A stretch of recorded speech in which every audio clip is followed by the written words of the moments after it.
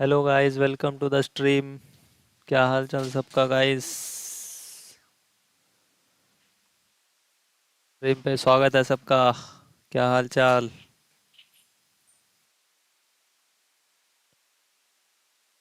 सब अपना अपना हाल चाल बताओ। क्या लगता है जोजी कितना पॉइंट लेगी? 50 पॉइंट, 60 पॉइंट या 40 पॉइंट?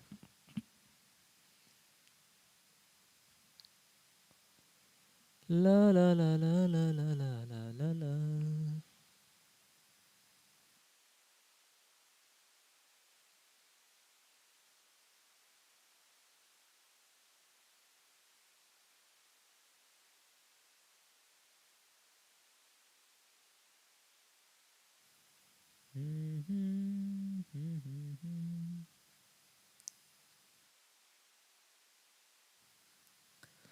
मैच स्टार्ट करो भाई, 10 मिनट में मैच स्टार्ट है गाइस, 10 मिनट में।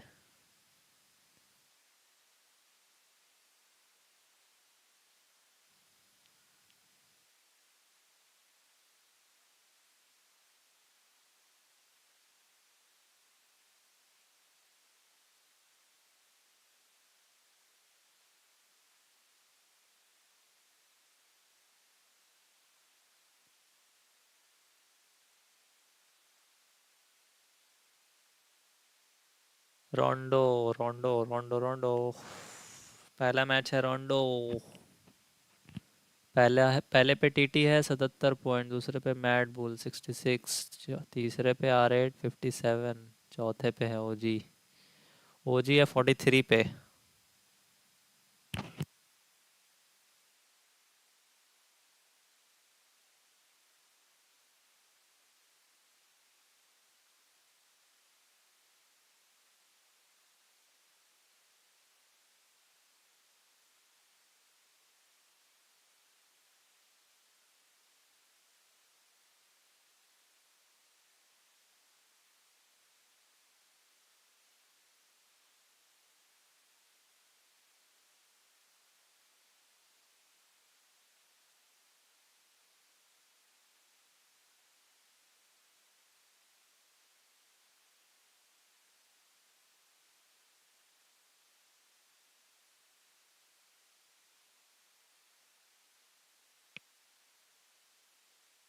गाइस, आज का प्रेडिक्शन बता दो चैट में, कौन जीतेगा आज का दिन, को इसके नाम होगा।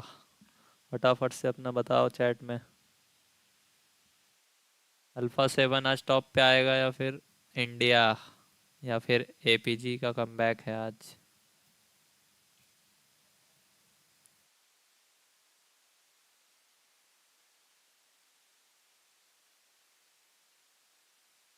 फटाफट से चैट में बताओ।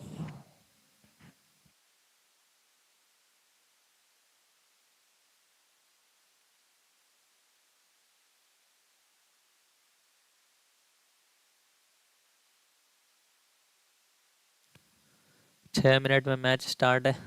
रोंडो।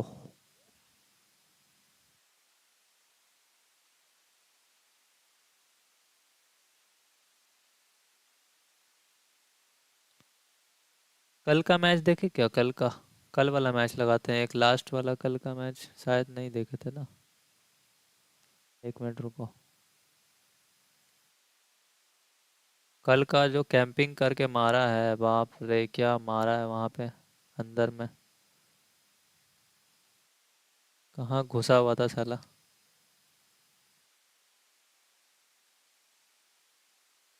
ये देखो, यहाँ पे मीरामार में।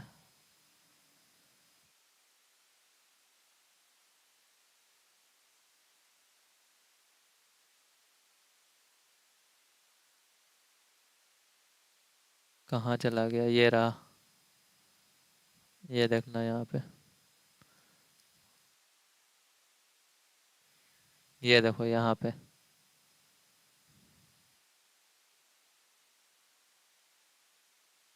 ये जो कैंपर है साला, यहाँ पे बहुत सारे नेट करा ओजी ने पहले। यहाँ पे डॉग को मारता है शायद, और आ गया इसके बाद। हम्म, यहाँ पे रिवाइव देगा, उसके बाद पुश। यहाँ पे देखो, यहाँ पे देखना, यहाँ पे नेड करेगा पहले ए के और आरू भाई।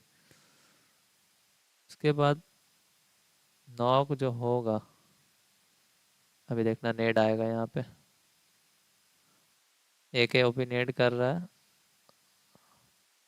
थोड़ा सा और आगे। हाँ यहाँ पे देखो, यहाँ पे ये यहाँ पर जो घुसा विस्गॉड, जो ऐसा एंगल पे था। ये देखो ये कहाँ झुक के बैठा हुआ है, गाड़ी के नीचे बैठा हुआ है, किसी को पता ही नहीं था। उसके बाद दो नॉक दे दिया, फिर आरू भाई आए, आरू भाई को ही मार दिया। कल यहीं पे सीन गलत हो गया थोड़ा सा।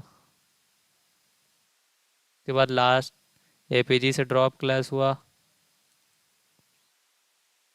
ड्रॉप क्लास में यहाँ पर,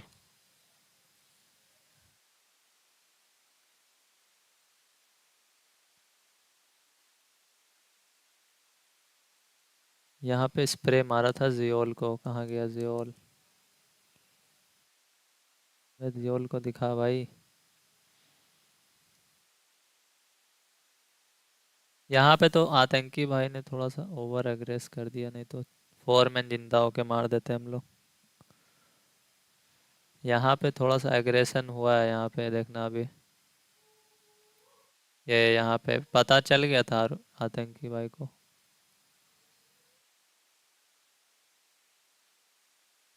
अभी दिखाता हूँ जहाँ पे कवर दिया है के बाद।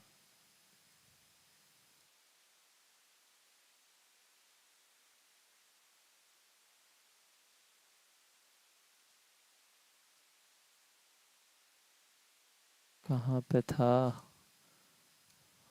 यहाँ पर।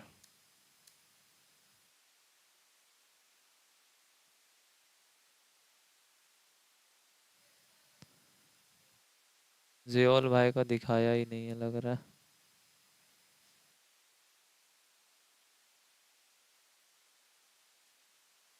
चलो कल का मैच देखते हैं।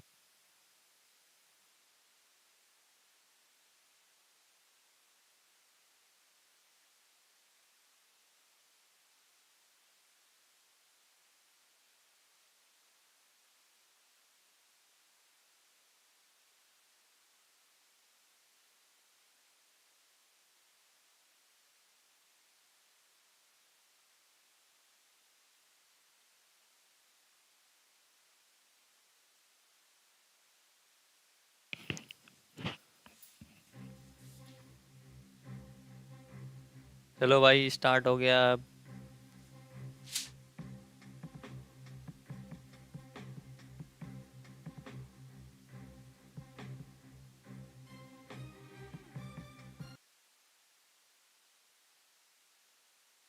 मैच स्टार्ट करो भाई।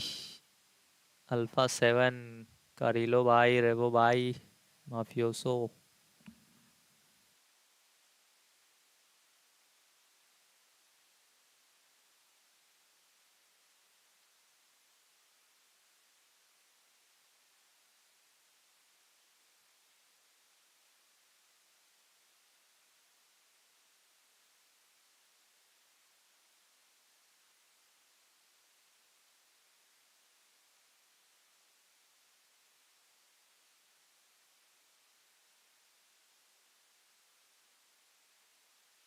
अरे अपने आरू भाई है।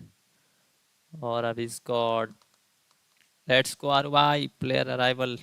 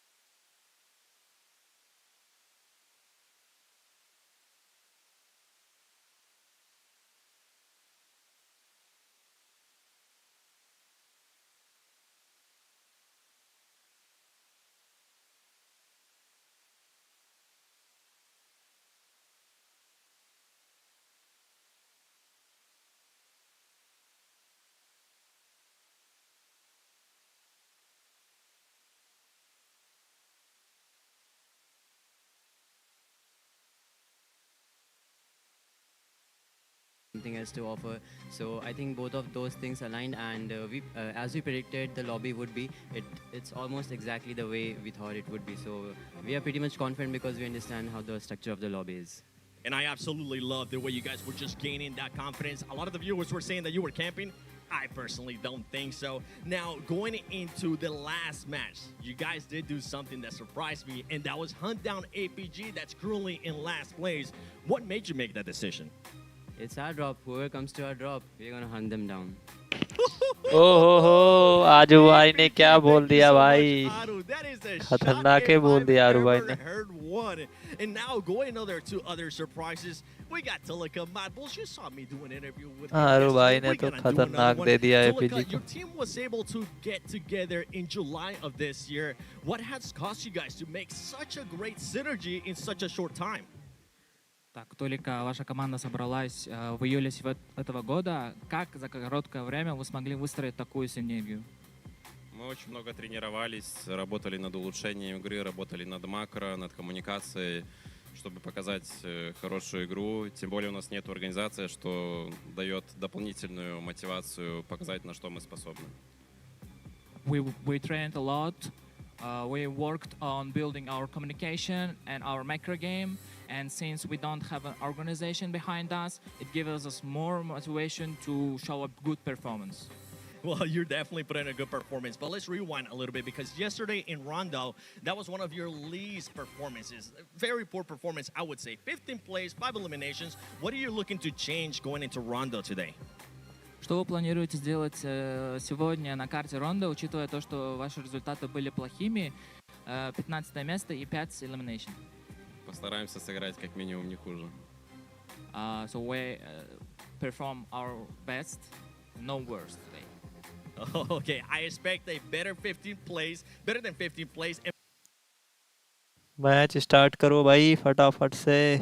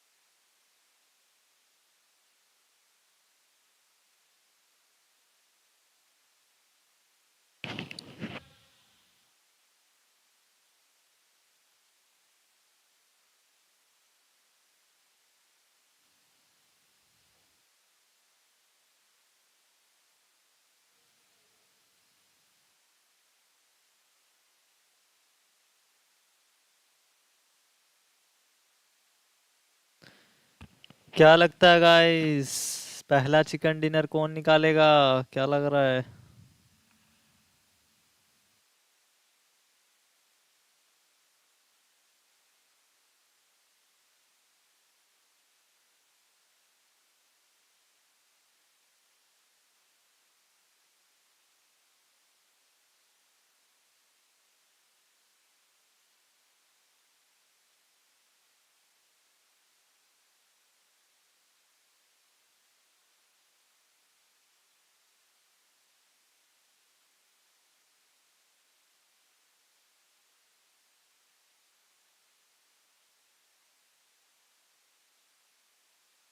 Baby, that's who we know to be that team.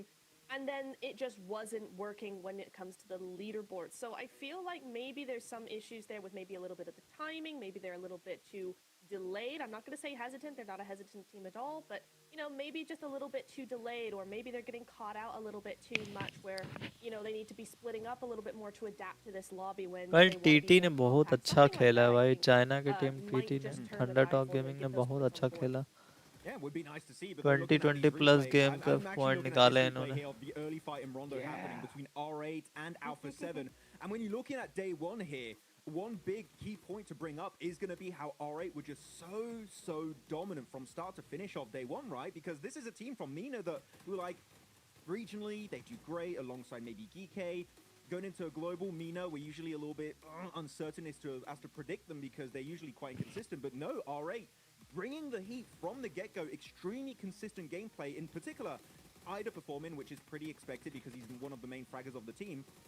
I'm especially excited here, Niptro, with Marth, because this guy is normally more of a support off-angle player, trying to set up his team. He's currently the 4th best player in the Gauntlet on day one with 13 eliminations on his lonesome. Marth, if he keeps this kind of momentum going, R8 might just secure an early spot for MENA in the grand finals. And what a surprise it has been, right? Because exactly what you were saying, we're not used to seeing this kind of performance out of R8. Yes, they're very consistent. Yeah, you know, they're doing really well. But third on the leaderboard, I don't think anybody expected that. So it's looking really, really good for them. We just want to see that consistency now. And it's the same for Thunder Talkins yesterday. We need to see a little bit more, or not more, but continuation of what that was. We need to see that through to today. Mabbles as well. We saw them in his interview earlier, Max, as well, right? So yes. I do want to see just not so much more from them, but just a continuation, because yesterday was really good for these top 7 teams. Yeah, it was like, what more can we do? The Pure's asking too much from us. What? We're already in top 7, but here we go, looking at our first. APG versus and of course here, ये दिखा रहा है is the main rival. APG versus Aiko Orangutan. 23 elimination है, placement point 20। कल तो one sided था, कल का इंडिया वन साइडेड है हेड टू हेड में। Can we expect more hot drops to happen just to ruin APG's chances of going to the finals? And I hope we see some more hot drop action because, I mean, we heard there from OG, right? They said, you know what, that's our drop spot, right? And they're going to claim it for themselves. They outperformed APG by a mile yesterday, right? The thing that we have पहला match start होने वाला है guys, फटाफट से like कर दो जो भी देख रहा है guys. We know what Alpha Gaming could do, Max, right? We know that the performance is pretty much imminent at this point. Do you think OG could replicate day one and hold off some of these monster squads that are on the second half of the leaderboards?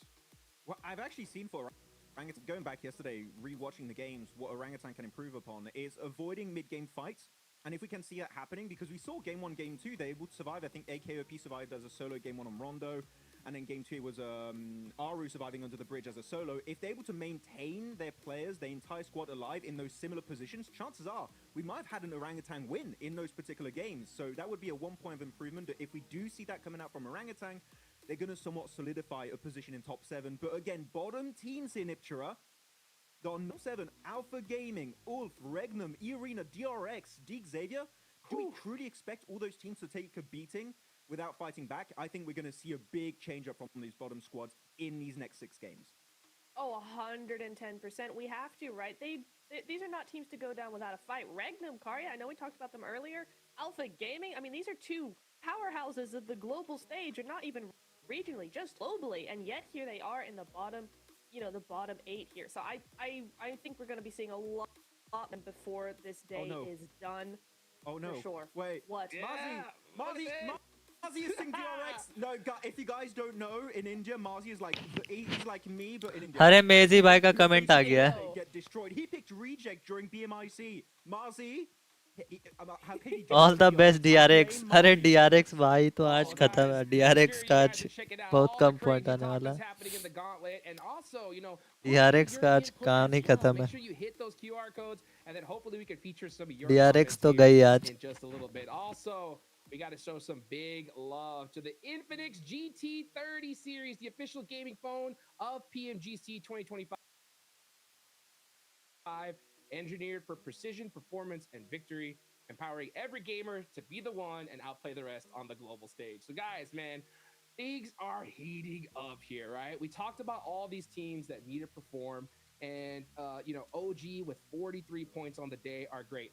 My big concern, Neptura, right, when it comes to OG, is some of these teams, right, that have a good solid day one will come back and say, you know what, maybe we should change things up. Maybe we should start getting a little bit more aggressive. We saw a little bit of that more aggression towards the second half in day one, right?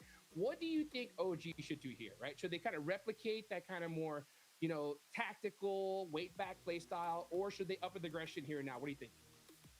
I think that day one was enough to build the from the interview. They're sounding very confident. I need to see them rack up those points in the eliminations because the rest of the lobby, they had day one, everybody was playing probably a little bit more quieter.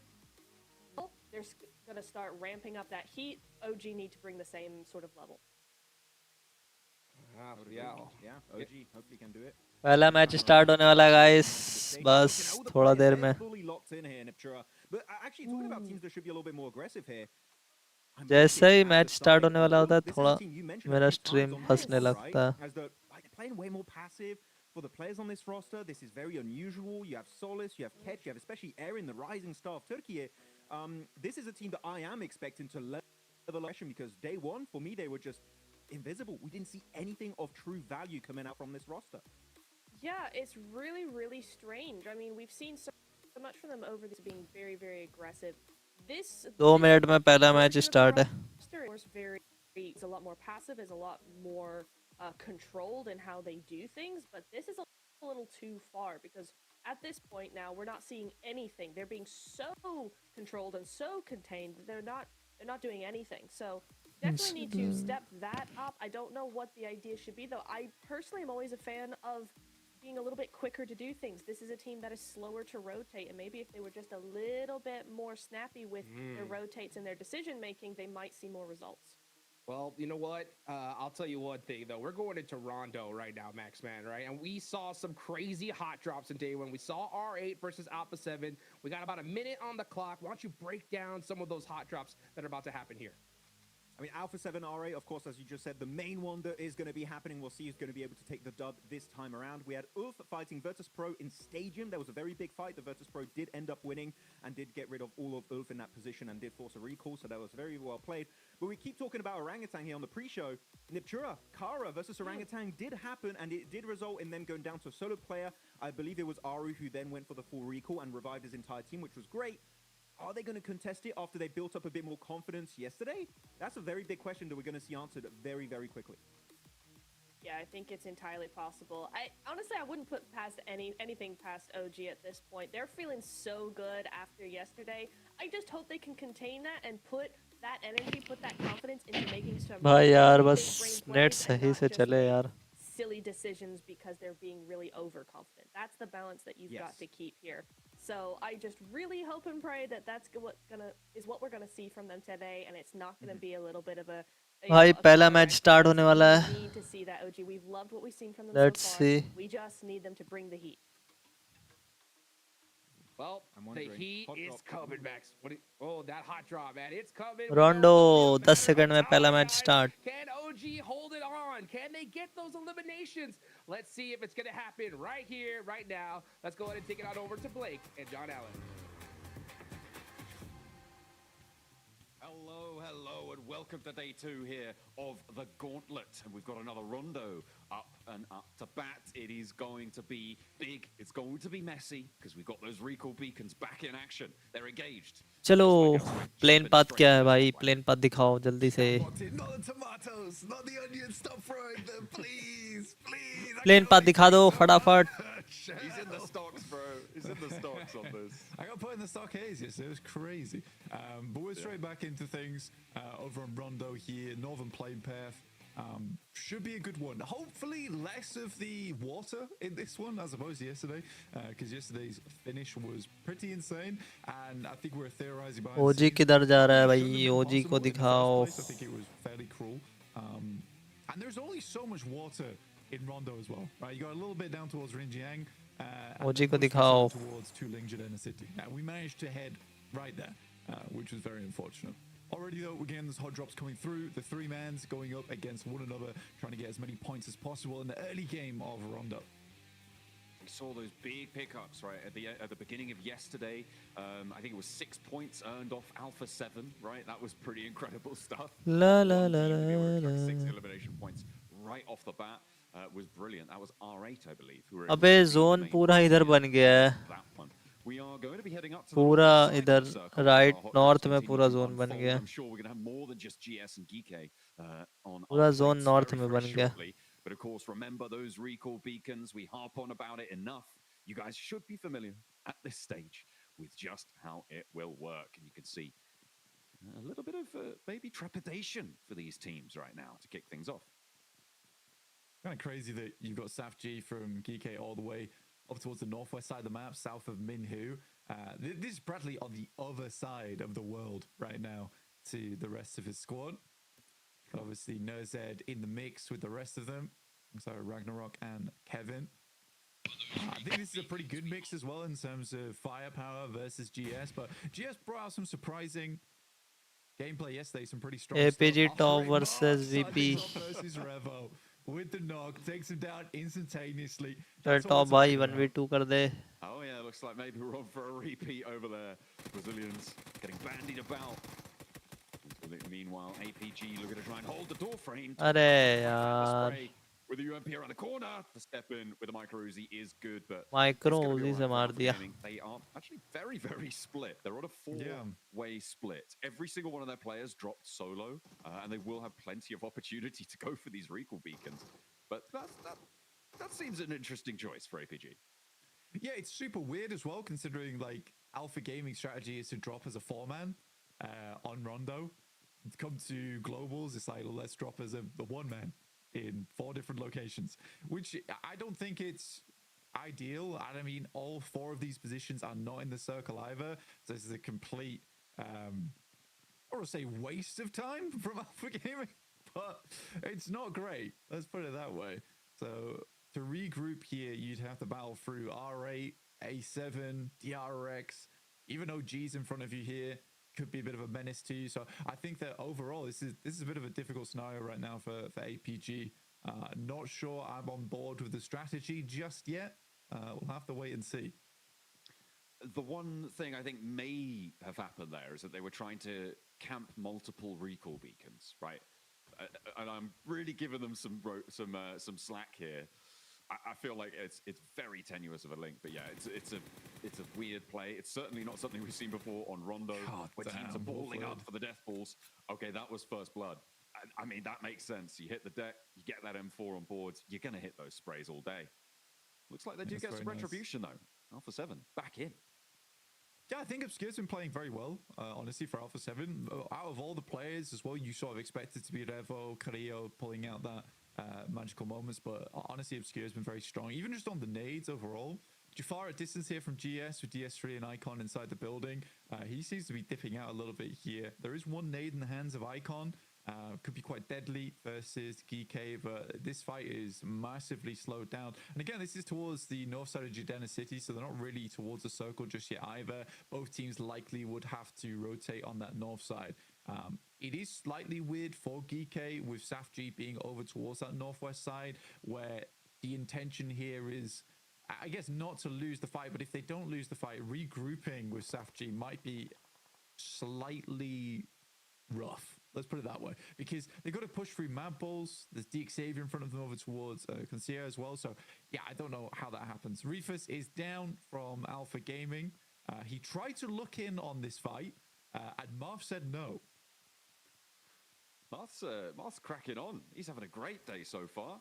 And R8 very happy to earn these points back. They do still need to get one of their teammates back into the fold. They did, of course, lose that one to Obscure. But Alpha 7 seem to have actually regrouped here now as well. They are all 4 players alive. He spotted an off angles there.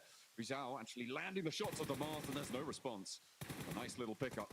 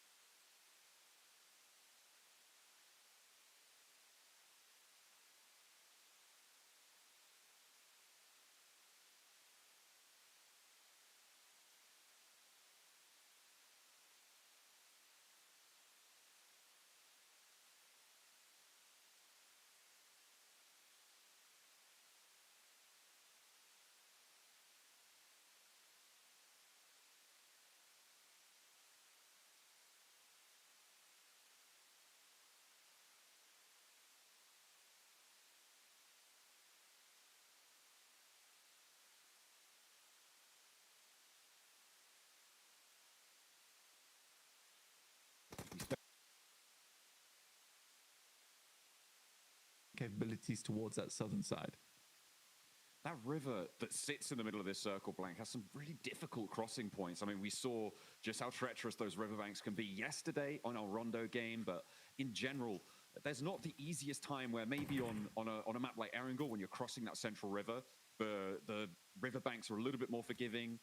I feel like there's a lot of verticality on the Rondo riverbank. There are obviously some places where you can get across, and obviously those bridges will be an option, but it's going to be pretty tricky for teams who haven't already made it to go straight through. So I'm expecting quite a lot of wide wraps from teams on the southwest. Yeah, I think getting over towards Ryan is probably the best idea, and then you can wrap down towards DRX's position, potentially take some high ground for yourself. But it does depend on this next circle, right? Because if it does shift down towards the southwest here, like you're looking at Test Track, you're looking over towards that hillside in the west, but it doesn't happen. We head over towards Hua-Sing. I think that this is actually fairly rough in terms of position of play. And GS, though, still going strong versus Geek here. This fight has raged on for quite some time. It shows no signs of slowing either. D3S wants to hop out with the auto shot. Wow. Doesn't find the first, the second, not so lucky, but there is still that trade around corner. Actually, only one player now remaining for Geek, I think. No, for GS, just Jafar. He's been in these spots before. We saw it against APG down in the C block fight that we saw in match 2 yesterday. But now he needs to find Kevin on the corner. The recall beacon just outside is beckoning, but he needs to get through this hurdle first. Kevin's running low on ammo, but he has got the other weapon in the back pocket. Nice. Jafar handles him low, not even going to be able to loose a shot his way. Yeah, that was a fantastic play there from Jafar. Some great baiting as well. I mean, both players had 0 meds to work with, and they would have heard each other using them. So Jafar just baits out the scenario, waiting for that desperation play. He has a full sweep on the edge as well, where he can swing wide. So it's really, really smart maneuvers. Wolves here going up against Regnum Kai. There was a lot of talk about Regnum Kai's day yesterday, which, as we all know, was pretty poor. I think losing a player pretty much... AKOP मार रहा है, AKOP मार रहा है. Definitely hurt them, right? They were playing as a 3-man, multiple maps, and they just couldn't get much done from there. But Regnum Kai usually... 1 point आ गया guys, OG के पास. Though I was a little disappointed in the performance that they put up. I thought they'd get a little bit more than 19 points overall. But already Rondo starts fairly decently in a strong central position as well. I'm liking the little pop-ups on the tower graphic on the right-hand side. I don't know if you've clocked it. guys at home. But if a recall does happen, we saw it just on the Wolves tab there. It will show who has been pulled back up and when it will happen. A little gold flash appears on the right-hand side of your screen. So if you're watching and we're not on board with your favorite team and they're looking to get a recall on board, that's how you can keep track of it. You'll see exactly when it happens. So you're nice and up to date with everything. Igor, just going over towards E Arena right now. Joker was pulled out yesterday for NC2. Learned his lesson, apparently. Come back into today looking a lot more fresh in the initial pick off there onto Wolves. I mean, E Arena didn't play terribly yesterday. I just don't think that they had these massive moments. They were consistently towards like those later portions of the game, but I think it's mistakes like this, right? I think they get step 1, step 2 correct, and then step 3 is where they fall short. I think that when it comes to thinking ahead, they don't really have that right now. Where they make this push, you're playing on the hillside, you're not worried about the backside angle. Again, in a global lobby, you have to worry about that. It's imperative that you worry about that. Ooh, Circle pops down towards the south, gives a little bit of a favor to Regnum Kaya potentially. Orangutan on that southwest side as well. Looking at the teams on the south, though, it's a bit of a difficult run up here for teams like Alpha Gaming, who have got all 4 of their players alive. They did manage to get those recalls on board. And E-Arena, who are moving very, very close. It's going to be pretty stacked up on this south edge with Kara as well, maybe poking their noses in. And a few teams yet to move as well. It's been an incredibly odd start for Alpha Gaming. I think that it's hard to say whether it was the correct decision or not. Personally, I don't think it was the initial 4-man split. Like you said, I think you were giving them a lot of credit for what they were attempting to achieve, but I think that that's more coming from the fact that they had such a bad day yesterday. They were feeling very worried coming into today. And then this first 12 minutes has just been about getting a 4-man towards that late game, which is where typically Alpha Gaming does shine, is if they have a 4-man towards that 18-minute mark, they're very good at sweeping. But we just haven't seen that because they've been torn apart by teams like OG yesterday in that final match. I don't think that APG is feeling very confident coming into this day. And unless we get something insane over the next 3 games, I'm not even thinking that APG gets into top 7. Yeah, gonna have a tough time of it for sure. We'll see if they can bring something to bear in these next 2 days. DXavier, they've spotted at least one of the players from Alpha 7. This is up on the north side, Blank, coming down from around Heme Town on that north east side of things. Alpha 7 struggling to get through. They got the Mad Bulls ahead of them as well. Not only are DXavier going to be harrying them as they try and move forwards, but you're going to have to deal with that too. The recall beacons not long in this game, so opportunities starting to dwindle to get yourself back up to 4 players. Yeah, we are really lacking on those still available. It's probably in Alpha 7's camp over towards Muhapan. I think that potentially Korea's able to pop that one off, but Mad Bulls is set up on a lineup right now. Takes down Guizao and Obscure, so leaving just Korea at the recall beacon to get the rest of his team up. But they will be dropping in with limited supplies.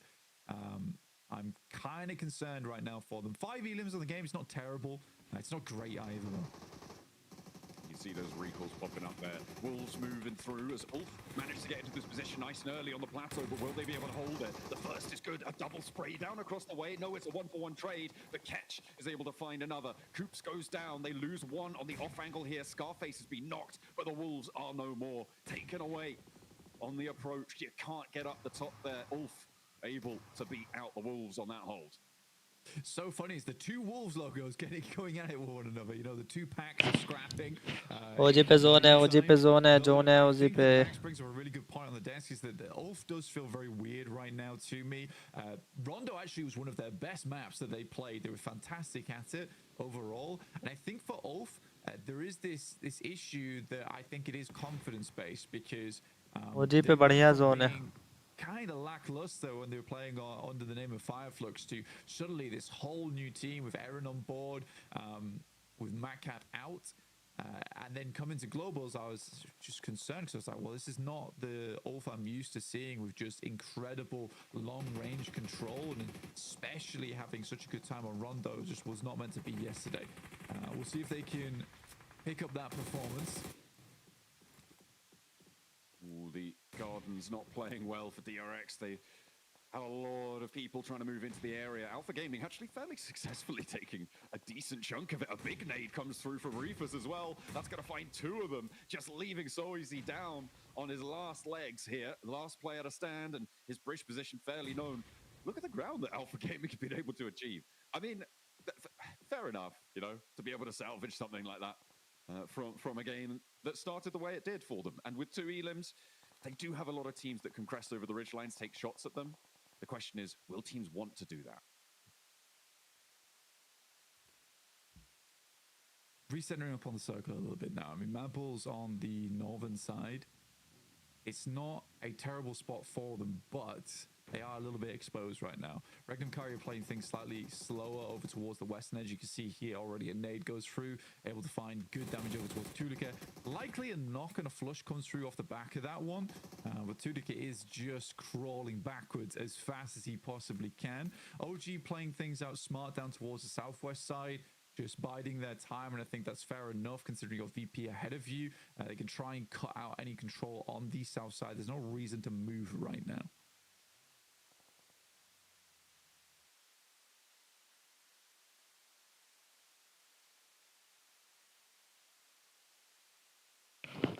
अबे अटक क्यों गया? Kara.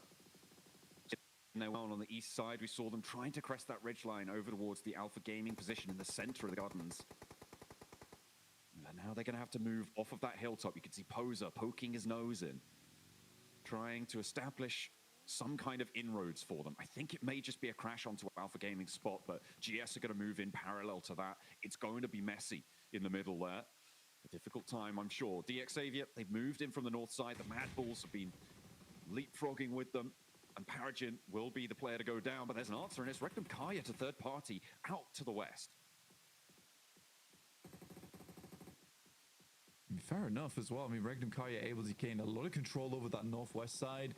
Mad Bulls continuing to take damage. Loxy finishing off some of the final players there from Mad Bulls. Just one last left alive now in Pusher, who is hiding in a field of Doritos. Oh dear. I've had dreams like that, I'm pretty sure. DX Xavier, though, a bit of a nightmare. With the nades bombarding them behind the tree trunks, but fortunately they're just stepping into the cover at the right time as the trucks to be excavated beneath their feet. Mad Bull's putting them in the ditch. I mean, I don't know how long Mad Bull survives here. I mean, they've smoked out as much as possible, but even so, that's a little bit tough. Now we're looking over towards our final circles. With Ulf playing this high ground, I think they have a great chance at this game. There is equally E-Arena, who needs to do a lot of work now to control over towards that northeast side. OG continues to put presence over towards the northern edge. I think they understand that Regnum Kaya right now is probably their biggest threat, and Silas is continuing to poke over that way and see what ओजी पे zone है रे भैया. ओजी तो निकाल लेगा. मार अथेंकी, मार मार सारे लोग को. ओजी का फाइट हो रहा. अरे लॉक्सी भाई, अरे अरे कहाँ देख रहे हो? And there's the trade. Loxy looks for a second and finds it. The back line now down to 1. Just a tanky there, looking for the shots. अबे साउंड नहीं आया क्या? Looking for now Loxy getting backed off the angle. Only one player now as the flushes are confirmed for Regnum Kaya. Silas unlikely to get rezzed here, Blank. I mean, they could put him in the vehicle and see if he can get on forwards, drive him on in, but अरे यार it एक might be HP. more worthwhile to just send your 3 players away, not try and spend that time, because look at this approach. I mean, the tankies managed to make it to a rock miraculously here for Orangutan. एक HP बचा. Surviving out for the final moments. We know they are able to do it. They've got it in the tank. Let's see if they can do it this time.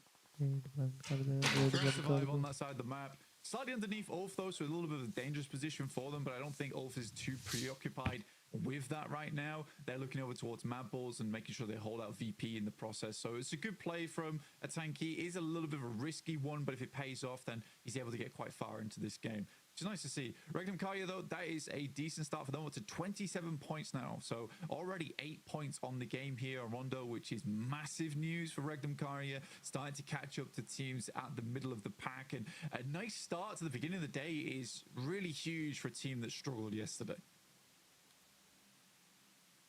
That's what you need to be able to find as well at this global level. finding that resurgence after a bad day, very, very important. Although sometimes you don't have that opportunity, especially when it gets to the smaller numbers of days, smaller numbers of matches that you're going to be playing. For now, though, Thunder Talk, I mean, we saw how much work they were able to do yesterday, right? Getting so many points and getting so close to what we expect the bubble to be already in just one of their 3 days. Nice. Is a beautiful turn up. Silas was picked up, but maybe not for too much longer as he's crawling back behind the deployable cover there, looking for another res. They are in this zone. Virtus Pro might try and put them out of it, though.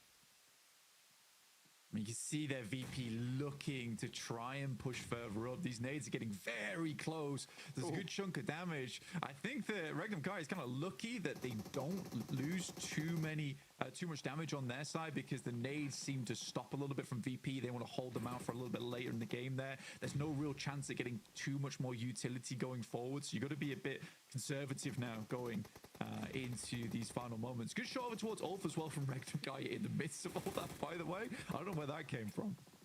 Silas very close to bleeding out here. Might, in fact, get flushed. I think he does. Oh, I think... Has he gone down? I think he's down entirely there, Blank. It's going to be very close to the wire. Might be just about getting rezzed.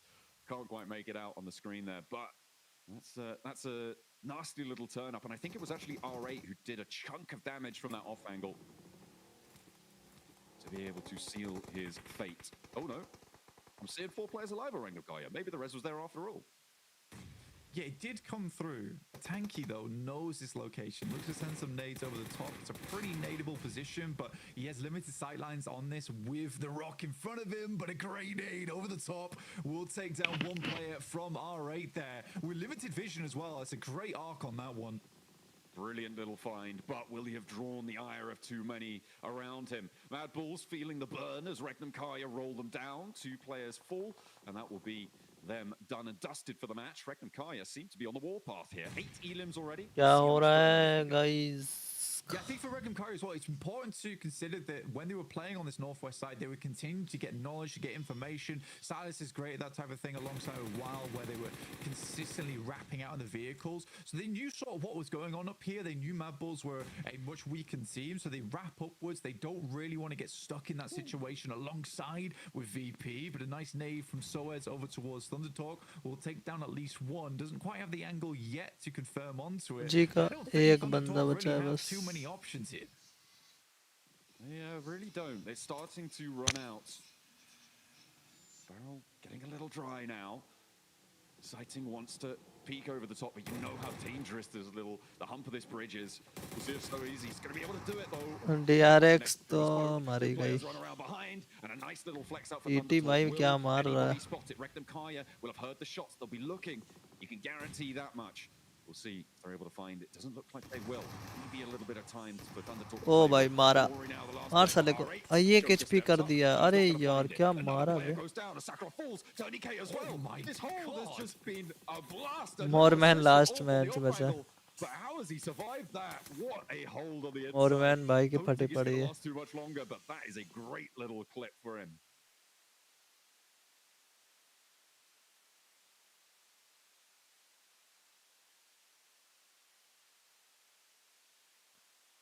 मेरा क्यों अटक रहा है भाई?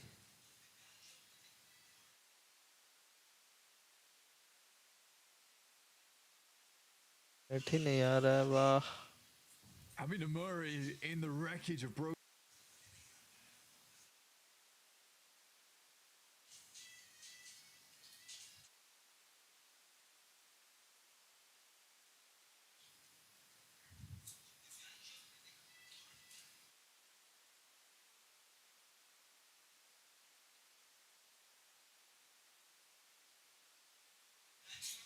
Vehicles, but sharp as the scrap metal around him, looks to put a little bit more damage on. Quick Molotov over towards Joker to try and confirm the elimination point and get some more underneath the belt. Has a little bit more to work with. Smokes out front side. Can't believe Murray lives through that. Mom enough in the distance as well, not likely to even try and attempt to get near him. Throws out another Molotov, and that should do the trick. I don't think he got the flush over towards that player, so he's looking to confirm it, but he's already gone. Not there. No more. Not a morsel. Don't worry though. surviving next to a tanky for Orangutan. Both of them hunkering down, trying to lock it in for their teams, get a couple of placement points on board because we are now into placement point territory. See if Ulf can survive on this push. They were able to defend against the Wolves. But Regnum Kaya might be too tall an order. They've already found a knock. A north side shift does keep a tanky in, but you can imagine that APG are going to be trying to bear down upon him. Amori already feeling the brunt of it.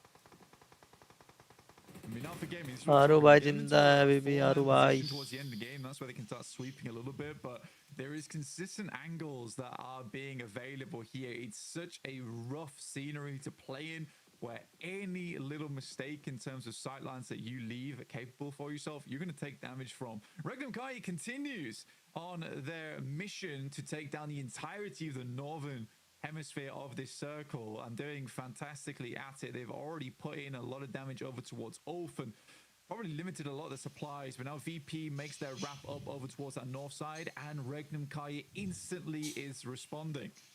And moving back on over, they sent a lot of their players out to that east. Virtus.pro read that quite nicely. Thundertalker actually managed to get a full reset here. A tanky finally may actually have to stand up and take a fight, but the nade is just too strong. Doc had the run out as well, and it will be the end. 6th place, locked in, 1 Elan for Orangutan there. And they will not be able to survive into the later portions of this game. Thundertalk make it across, and they will. And a player knocked as well. That just came through as a res, so they're up as 4 once more. But can the other 2 rejoin? This is great damage coming through from Sing right now. They have to drop down the tactical covers, try and keep themselves up, but a double in the backline will take down 2. Sai Ting walks straight past the nade there, takes it on the shoulder, and Doc now has to do the impossible. I think they must have been knocked multiple times. I don't think once used the recall beacon during this match, which is even more impressive. So I think this has been fantastic from Thundertalk. Now it's a question of whether they can actually close out the game, or will Regnum Kaya sweep through with their 3 players, because crossing this open ground is very difficult. But Thundertalks have 13 nades to do it, but no smoke. La la la la la la la la la. They've got all of them. They've been ordering them. It's all or nothing. Ulf have found a nade from somewhere. They've been able to pick one up from a Vox, but catch. He's going to be dropped down by King, and the 4 players from Thundertalk trying to take down the off angles from Ulf as Silas actually gets spotted. Nice. He would have gone down if they hadn't have taken King out on that spray. Oh, they're regretting that decision now. Thundertalk, though, mounting the pressure. Regnum Kai, I think they were up on Regnum Kaya ले जाएगा क्या या TT? Not going to be able to defend in the face of the onslaught from Thundertalk. Deadpool breaking out wide, and the 2-piece here for Regnum Kaya needs to be impeccable. I mean, I don't think it's possible. With all these nades available for Thundertalk, it is going to be so difficult. You know generally where they're coming from. Thundertalk looking to take yet another game in their favor. Zedwolf and Wild will have to pull out something extraordinary here if they want to win this one out, but I find it highly doubtful. Wild sending all the way on the side, but them using this little cliff towards their western edge, their advantage, and now it is Wild in this 1v4. भाई TT क्या मार रहा है? TT पगला गया, TT पागल हो गया. Looking for the spray, you're right. He's managed to get 2 here. Maybe able to give them the slip. This is the final zone. It closes central. Wild, if he can hold a central position for just long enough, maybe the blue zone will put TT का बड़ा chicken आ रहा है. 1v4 है. 1v4 कहाँ से मारा हुआ है? टीटी का लास्ट मैच में भी चिकन निकाला था. चिकन भी स्टार्ट के साथ हुआ.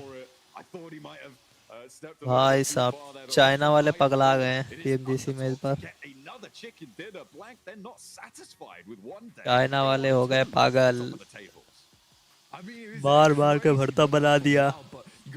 Thundertalk already had sightlines down that way. Knew the Wild probably would be rotating to get the clean lineup angle down the edge of that hillside. So really, really well done. I think Regnum Kai, you can be pretty pleased that game. Not quite getting the...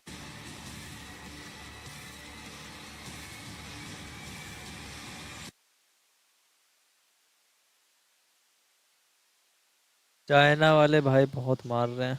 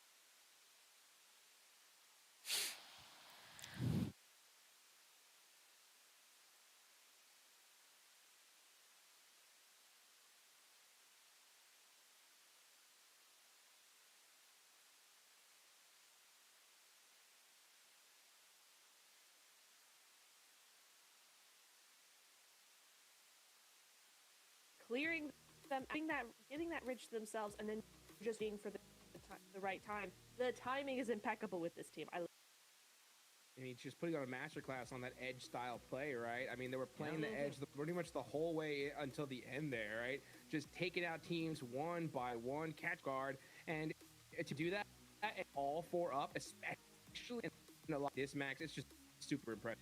It really is. I mean, in particular, they out-naded Doc, which we know, Doc, the nades, that's a specialty usually, but no, they were able to actually outdo APG on that eastern ridge next to the hilltop of Ulf, and the execution from that was really good. And especially not just the execution and how they fought, I would say, Nivchura, the timing at which they left, I would say, is when all the teams were at their weakest, and it was extremely well executed from start to finish. The timing was a 10 out of... Yeah, it was fantastic. Oh, And I want to say, I didn't see whoa, that. hang on. Oh, I didn't see that. Whoa. Unfortunate. Yikes! That's a clippable moment for sure. That's going on all the platforms for sure. But yeah, I love as well the timing that we saw Regnum, as well as, I mean, VP was a really nicely played in the last moments there, where they tried to come up kind of next to Regnum and take that hillside. But Regnum specifically, the timing was so much better than yesterday. I kind of wanted to see something a little bit better from them in terms of those timings, in terms of that, you know, a little bit more direct, a little bit more aggressive in just terms of, you know, how they do things and what time they do things and waiting for the right time.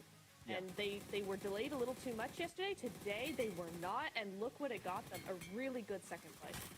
This is the Regnum Karia I expected to see entering on day one. Unfortunately, they were a little bit complacent, maybe not quite able to play their own game, but here they were able to do it because I would say the best way to describe how Regnum Karia played this game is not taking any unnecessary fights. Everything they took in this Rondo match made sense, and if they won it, they gained value out of it. That fight versus Orangutan on the western side, they clear Orangutan. Guess what? They've got a great scouting spot to check into the circle what the hell is going on. After that, they're sending up north next to Ulf. They got that symbiotic relationship situation where they can hold down the fort together, and it's just so perfectly for them. This is one of the best IGLs in the world. Sylat pulling the strings in the back end, and clearly so far, it gets them in the late game. I'm thinking this is the redemption arc that finally begins Hot Troops for Regnum Karia. I mean, it's about time, right? But they didn't just get TT number 1 पे है भाई, 23 point लिया है इस match में भाई. TT तो बहुत ज़्यादा लेट ले लिया. कल 77 था, आज 23 पॉइंट, 77 और 23 हो गया तुम्हारा 100 पॉइंट. 7 मैच में 100 पॉइंट, बाप रे बाप. APG as well. ऑलमोस्ट 14-15 का एवरेज लेके जा रहा है. It wasn't looking particularly good, but you know, it wasn't a win, but they came out with a much better performance. 14 का एवरेज, बाप रे.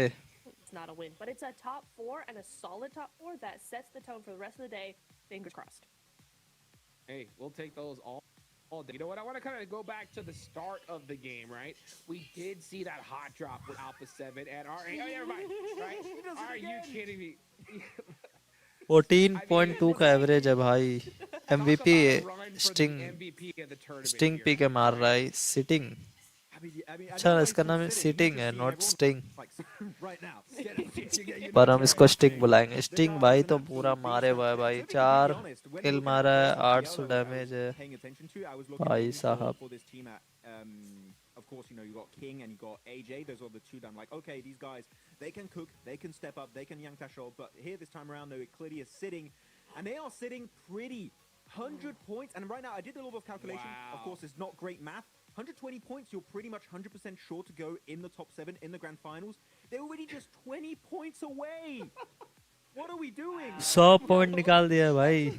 What is that? A 59-point difference from being Xavier here? India का point नहीं आया इस match में, मात्र 2 point आया. 3 point. I mean, I did not expect Thunder Talk to pop off this crazy Niptura, but man, did they show up. It was good to see some other teams as well. 3 point आया India के लिए. Bad match. A big mover and shaker. It's got to be Regnum Karia, right? I mean, where were they at the start of the day? They're in 9th place here, Niptura?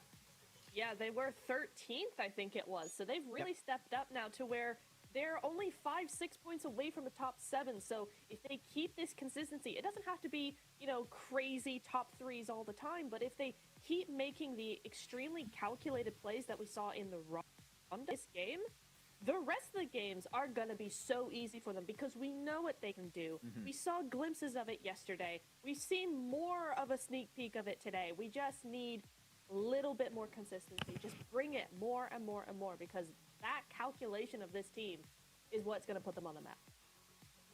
Oh, looking at the player stats here, Amori destroying my initial prediction of this game of E-Arena. E-Arena sitting it 1-1, and clearly that was abused by Amori. He was able to capitalize on that mistake and able to get himself multiple 1v1 clutches for himself, so very, very well executed on his end. And looking, of course, at AJ here in terms of utility, chucking a lot of it all over the place, allowing to make those transitions happen for his team. But of course, Jing, the man himself, able to also do something similar team throwables used. So yeah, I mean, the utility used by Thundertalk is the main reason why they were able to survive this entire game net, right? The smokes, the grenades in particular, to zone out, for example, APG on the cliffside was just paramount for them to make that movement happen in the first place.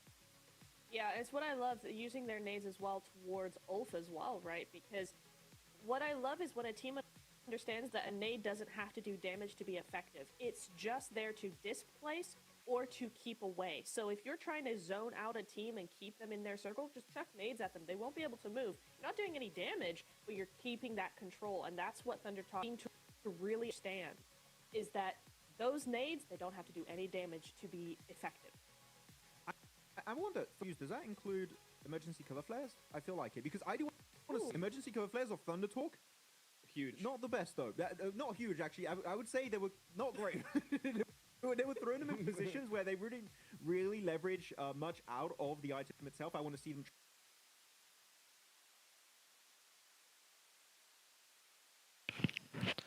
रुक क्यों गया भाई? try and use it as a leapfrogging tool instead of a more defensive. That you could make, right? One of the tweaks that I'm really starting to get a little bit concerned about, right? I mean, right off the rip here is because when you have a team like, this is what we were talking about at the start of the show, Max, right? We knew that a lot of these big names were going to perform today, right? Regnum Karya said, we're doing it right off the rip, okay? For a team like OG, right, which was playing very calculated, consistently putting up points on the board, right? भाई ओजी निकाले chicken dinner, लगला वाला chicken dinner निकाल दे ओजी, मजा आ जाएगा. Do you think that that's right, or what do you think OG needs to do here? I mean, I would agree. Orangutan, you know what I want to see from Orangutan? I want to see a bloody chicken dinner, okay? Yes, it's about time. They keep surviving into the late game. I think yesterday they had a bit of an issue where in the first two games it was just a solo. It was AKOP and it was, who was it after that? It was Aru on the Erangel game, surviving as a solo. If we see more of that, but they survive as a trio, as a full squad, there's definitely a win potential there for me to see coming out from Orangutan. So, Niptura, do we think we're going to see an OG win? I hope so, and I think they will absolutely get the win if...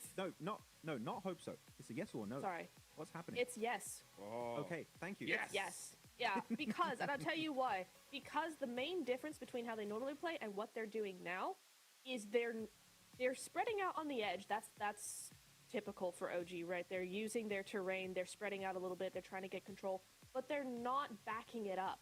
They're taking the position, and then the moment somebody comes towards them, they're kind of like, we'll try and defend, but they're not going forward and going, actually, this is our spot. You know, where is the confidence that we saw in the interview of, well, if APG want to drop our location, then they're free to do that.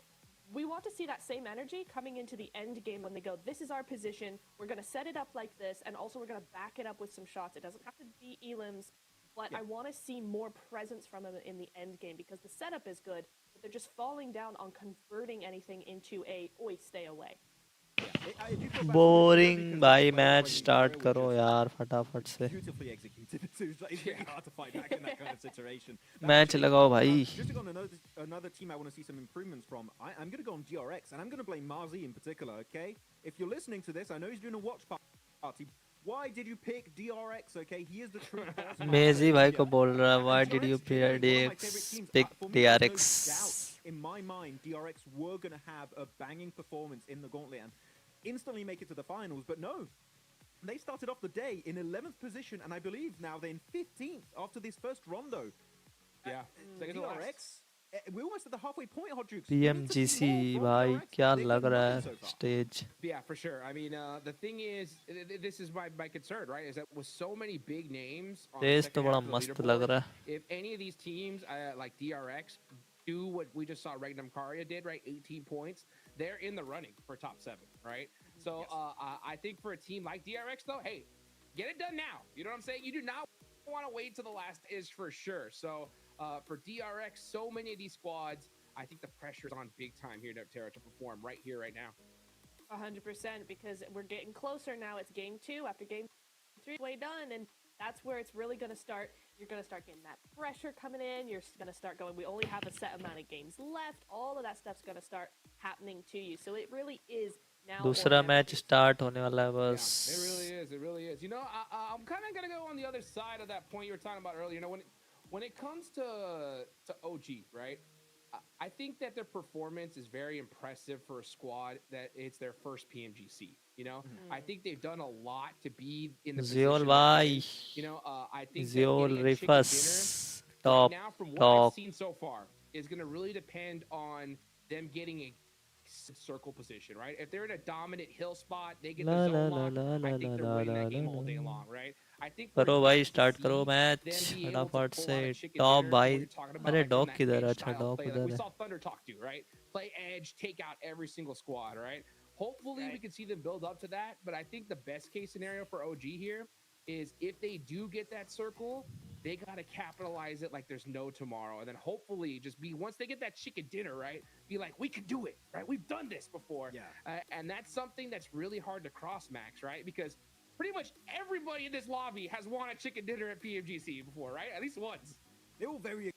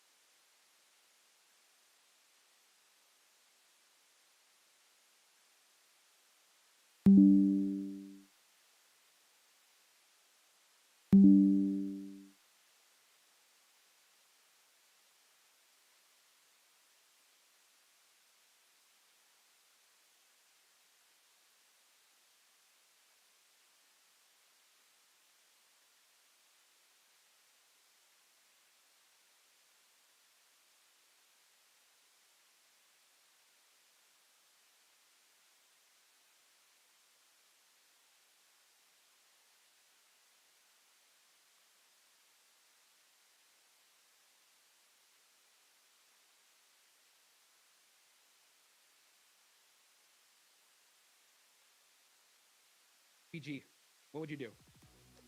hot shot because I think, on a very serious note, it would be extremely funny. That's my analysis. Because for the memes, go for the hot drop. But no, generally, I would like to see it not happen on a serious note because it just doesn't help the team. So hopefully they can fix it. Hot Jukes, it's in particular APG, because they can't afford another bad day here. They need to step up. They need to make military base their own. Let's make it happen as we take it on over to John Allen and Blank for match number 2.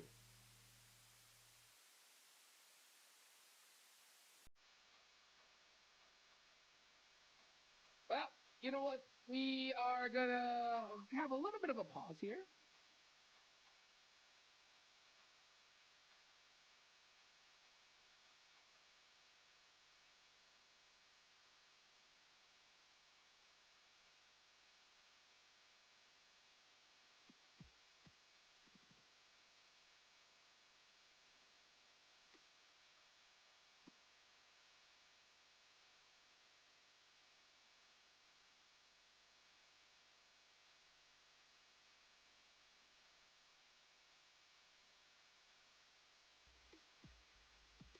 Well, guys, it looks like we're going to wait a little bit longer here to get into the next game.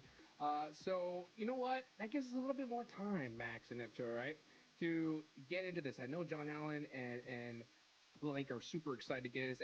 Nothing really happened, so I think we're chilling on that front. I think we're okay. I'm actually going to be paying attention to Virtus Pro and A7. We know they have some drops in common. They have Northern George Pole, they have and also VP tend to draw, which could be a clash between themselves and DRX, depending on how the drops go and how the playing goes in particular. So I'm looking at them. But Alpha 7, Nipture, I'm looking back at yesterday's Erangel games. Their rotations were so pristine, were so quick. They would get in a circle before anyone else and in really good POIs typically. So are we going to see that same Alpha 7 in these Erangel games? Because if yes, I think they're really going to solidify a high rank in the top 7. I mean, I would love दूसरा to match see chicken that dinner for कौन them. निकालेगा It's something let's that see they're desperately needing, and I दूसरा match think start करो they're यार going about it फटाफट the से right क्या way. You're कर right. रहा The है timing स्टार्ट ही has नहीं कर been रहा है pretty impeccable. They've been doing everything they need to do. They've been taking advantage of the teams they need to take advantage of. They're reading the lobby really, really well so far. That doesn't always translate into points, but what I always love seeing is a team that you can see what they're trying to do. You can see what they've got strategy. They're not just doing it randomly, and they've got ideas. And so for a team like Alpha 7, who are obviously a very good team, but have just been struggling lately, it's nice to see that we're actually seeing a team that is like, no, we're on the ball with these rotations. We're on the ball with this timing. It's very hopeful. What I'm really hopeful start about is not कर just the भाई regional match potential कर of this क्या team, रहा right? I है mean, क्या छू especially रहा है for you, भाई it's गलत covering गलत जगह Americas, हाथ but लगा it's रहा है so लो cool अल्फा 7 seeing वाला the rise of Guizhou and Obscure on this storied roster, on this storied org of Alpha 7. And last game ये on रेवो in भाई particular, बहुत oh my ज़्यादा goodness, they put up गलत जगह such a हाथ लगा great रहे हैं showing versus RA, and even I think there was a potential third party happening from खड़ा APG होकर and देख रहा Virtus है Pro कर in क्या the रहा है wings, and they were fully ready for that. So this is Alpha किसी 7 का इशू 2.0, हुआ है and लग I'm रहा है here for it. कुछ This storyline इसीलिए that's been स्टार्ट built नहीं हो up रहा in है front of our very eyes here in the Gauntlet stage is beautiful, and this is Brazil stepping up with a new generation of top tip players that are here to claim a trophy. On the start हो global जा stage. भाई I mean, you heard फटाफट Rebel say it himself in the interview with Seven, right? He was just like, you know what? I think they already surpassed me. And it's crazy to see just how well these other players are doing, right? Just kind of looking at some of the player stats, right? Obscure, yesterday, he got 10 eliminations, 12 knocks. The player below him, Guizhou with 5 eliminations and 4 knocks, right? Carrillo had 4. Revel had 3 eliminations, right? चिकना So चिकना Obscure more than चिकना doubled that of his second teammate, and that's Guizhou, right, Max? So Wow. I mean, Alpha 7, we know what these guys are capable of. We saw it in Airgale, right? They love that rotating to the hard shift side, kind of what we just saw Regnum Karia do in this last match, right? They did that, ended up doing that twice, got a good game under their belts. So when it comes to Alpha 7, I just think it's about just waking up on that consistency. I want to see that a little bit more aggressive Alpha 7 here. Neptura, because I see them just kind of playing a little bit more Patunki calculated Paji. rather than that hyper aggressive Alpha 7 they're kind of known for. Exactly, and you know what? I want to extend that point to the rest of the lobby, actually, because if we look at each team individually, a lot of them, there's very few teams in this lobby that actually play compactly, that actually play very much together, you know, kind of off to their own. Many of these teams spread out and take control from the other teams, and I want to say that so far in the Gauntlet stage, we've not really seen that. None of them have been playing how I expected them to play. We're not seeing the A7 spread out into the end game, you know, 4 or 3 players and just, you know, eating up as much of that zone as possible and controlling it, taking it away from other teams. Hara are not doing it. OG are not doing it. Regnum, we only saw them kind of do it in this game. So I want to say some of that is due to everybody's kind of tiptoeing around each other just a little bit. They're still trying to get a feel for how the lobby is going to be played. But the other half is these zones. I don't feel like any of these zones have been particularly favorable to most of these teams, because even if a zone does go towards a certain team, normally it's one compound in the middle of the field and it's kind of very play. So I want to see maybe either, you know, kind of take these bad zones and run with it as much as possible, or just relax the just play how you normally play, because that is historically how you get a win. Yeah. Hey, you know what? Take me back to Raheem. We had a Pachinki circle finish. You know what? Give me Dude, some of that yes. spiciness. कर you know? भाई Really start cross कर that. यार क्या We're कर gonna रहा है need Xavier to perform potentially. But yeah, circles have been a little bit very open-ended, I would say. They're not ending on any big POI. We didn't see that really happening yesterday, especially the one next to ended in nothingness, and you could see the I think you had Alpha 7 was like, pointer there's मार दिए literally सारे China no वाले terrain 100 to work with. Pointer How do we work with this kind of terrain at the end of the game? I'm hoping we do get some like more city or compound-centric finishes. I think that's going to show a lot of rotational potential from teams. Who's gonna get there first? Who's gonna play defensively? Who's gonna be trying to initiate those crashes? I want to see a bit more variety on Erangel because on day one, Hodrix, I would have to say, was a bit one note to me. So I want to see more variety from some of these teams, depending on, of course, how the circle tends to go. Yeah, I think we're going to definitely see that here in day 2. I think we did already in Rondo, right? We saw some of the squads that did underperform yesterday go nuts. So I'm expecting just absolute craziness here in Erangel because every team knows kind of how the end of these tournaments go, right? There's going to be quite a few squads that are going to be so far down the leaderboards that they don't have any chance of making it to the top 7 here, max, right? So when that happens, typically the last few matches are not typical of what the whole tournament was like, right? The teams that know that they're not going to make it are playing super loose. Maybe they go crazy, start pushing everybody, or they're just like, hey, you know what?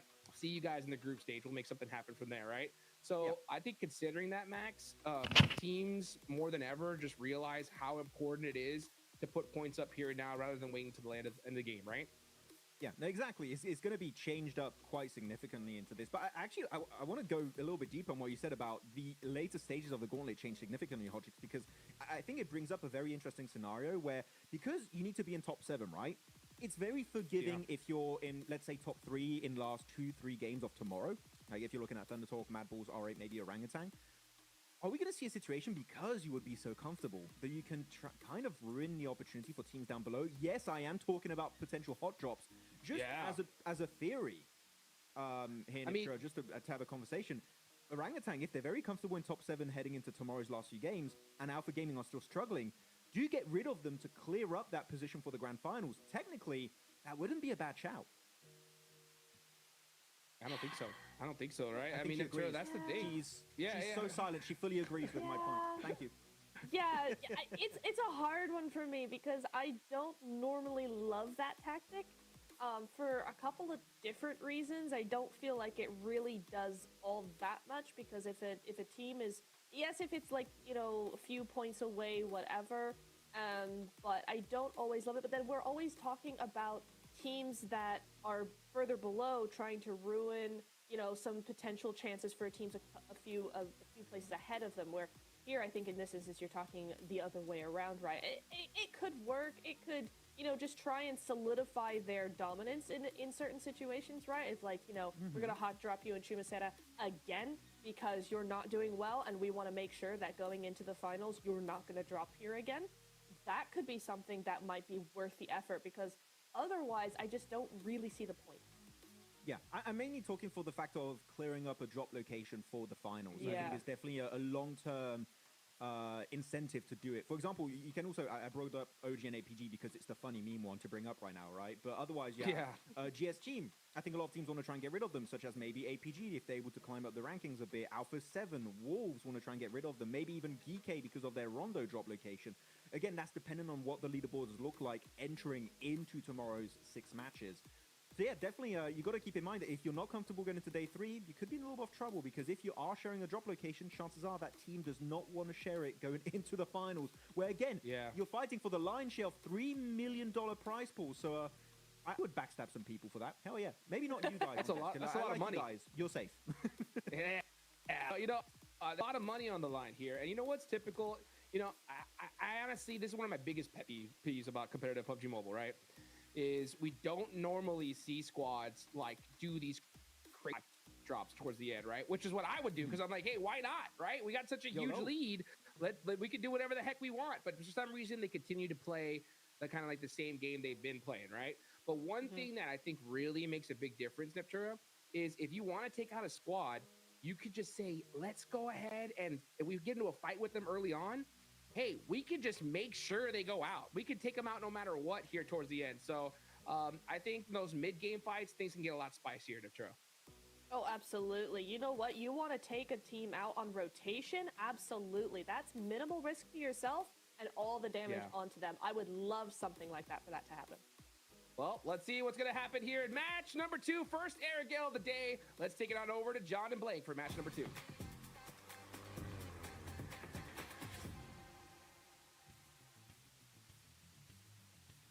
And you know what that plane means. We are heading into match 8 of our 18 match set here. And day 2 will continue to unfold. We put the recall beacons to rest. Don't worry, if you're not a fan, you're not going to be seeing them here on Erangel. We are going to be back to basics here. So APG, you can't be losing all your players right at the start of the match. That's a free bit of advice. I won't bill you for it. Very well done. It's good advice as well. Necessary advice on a map with no recalls.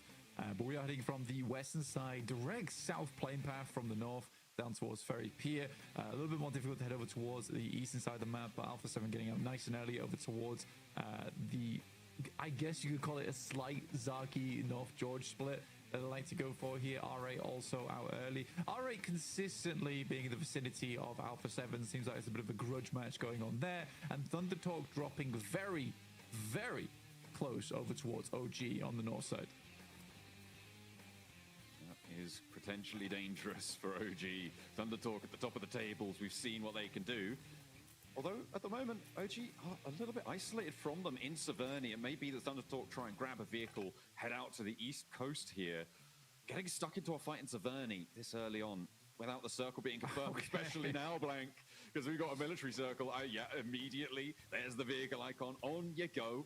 That might mean that the hot drop on the south side might get a little bit more intense, but it is going to be a military island circle here. Guys APG का chicken आने वाला है क्या क्या लगता है PG के पास मौका आया है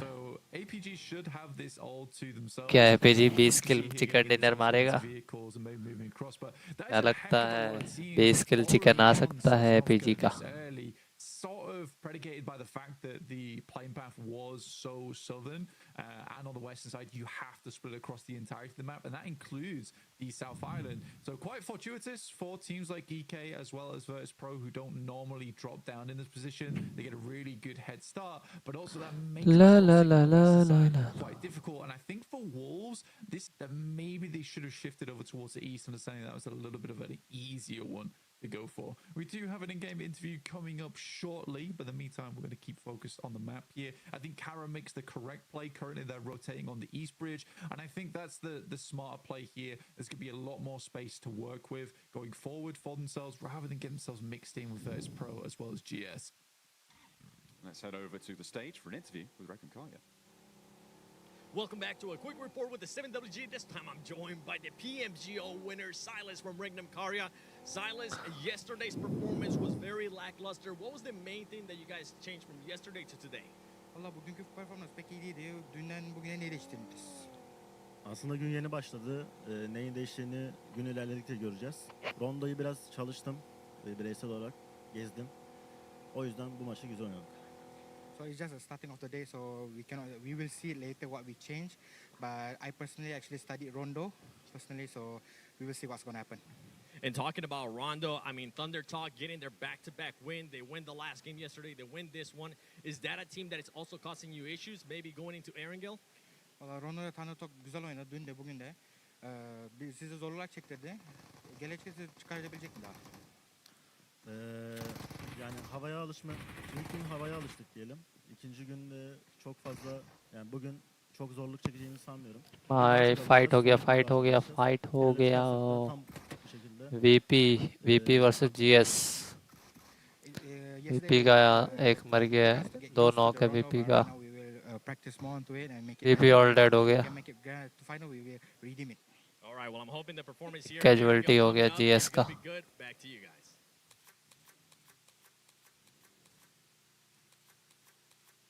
जीएस का एक अरे जीएस का सब बच गया वाह सारा बच गया नाइस वन बिना कैजुअलिटी के मार दिए That's pretty great. Big fan of that.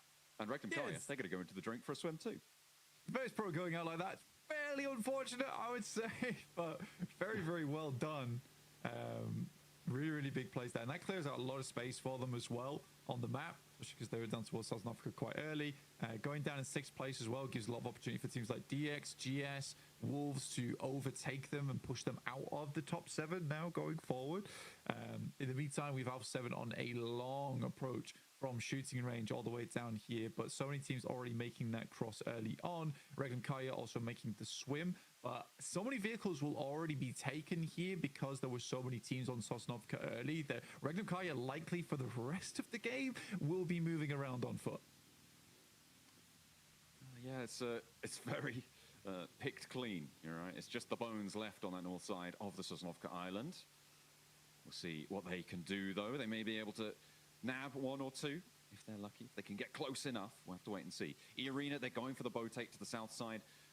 This is going to potentially be uncontested here. There's no one really overlooking this beachhead on that south edge. The rear duo for E-Arena as well. They're playing very, very split. Also on a boat rotate, so they'll be joining up with their teammates fairly soon. The Wolves managed to get through nice and early onto the military island. They are just south of that observatory mountain.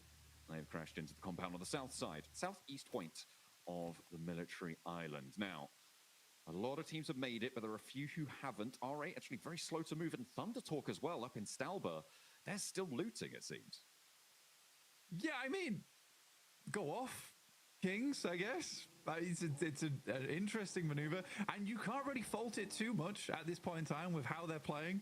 I mean, I just need to wait and see. I personally think this is a little bit late. It's very late, in fact, from Thunder Talk.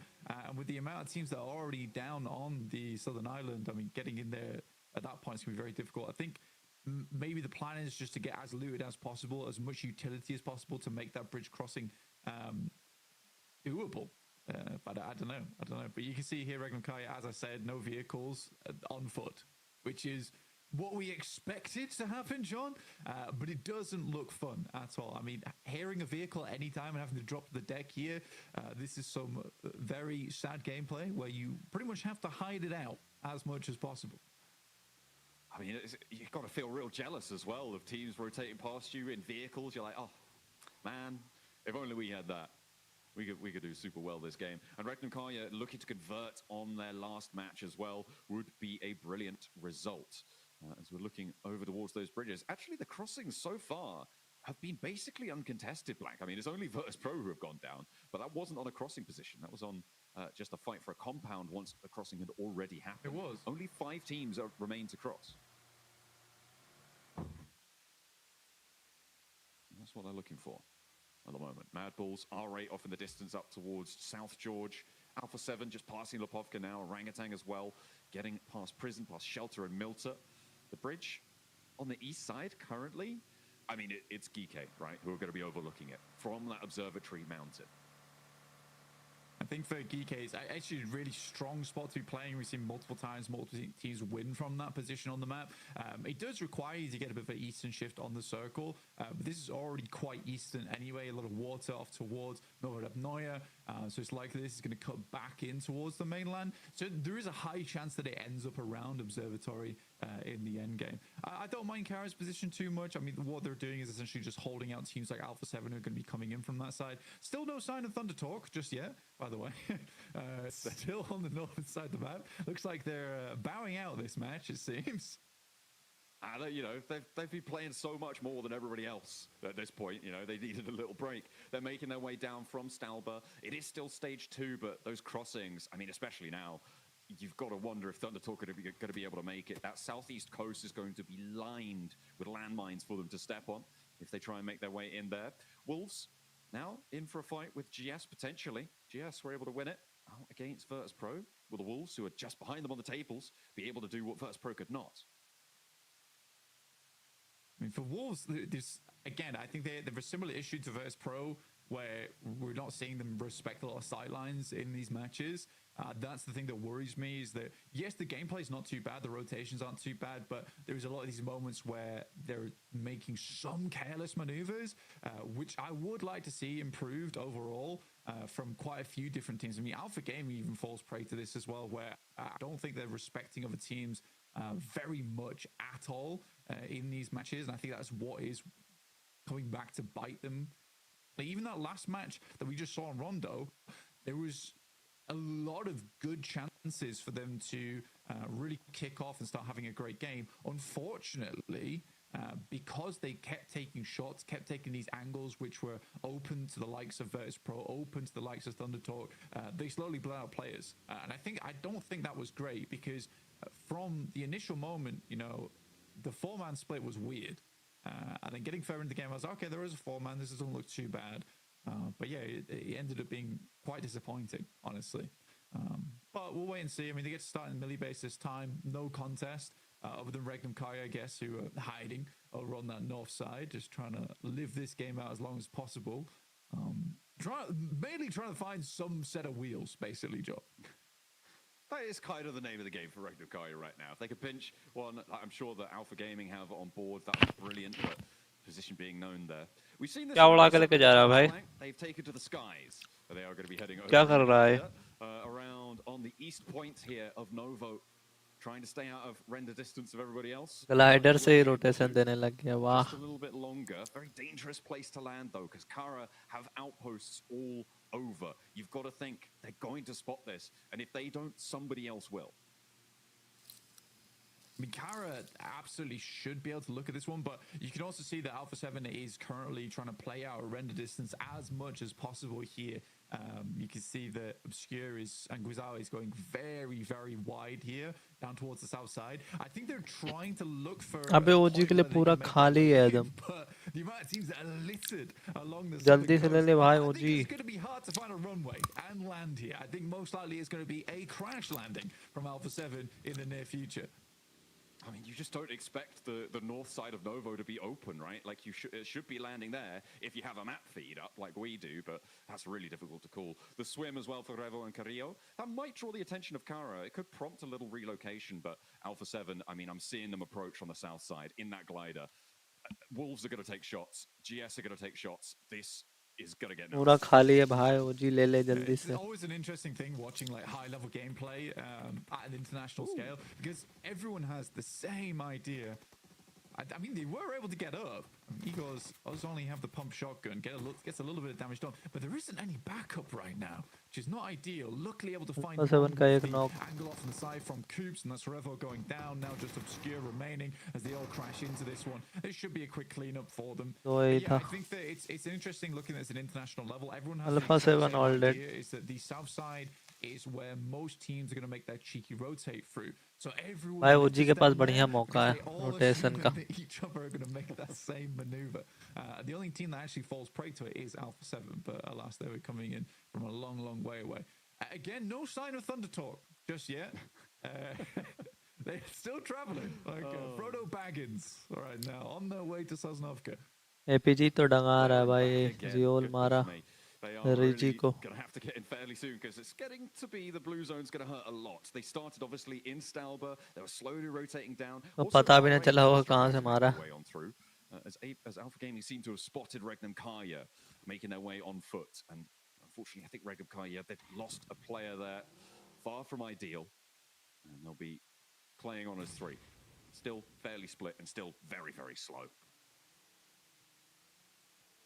Yeah, I think for Regnum Kai, it's a rough one. I mean, I think what you have to do there is commit a little bit earlier to an eastern crossing. I don't think that the swim is that bad, but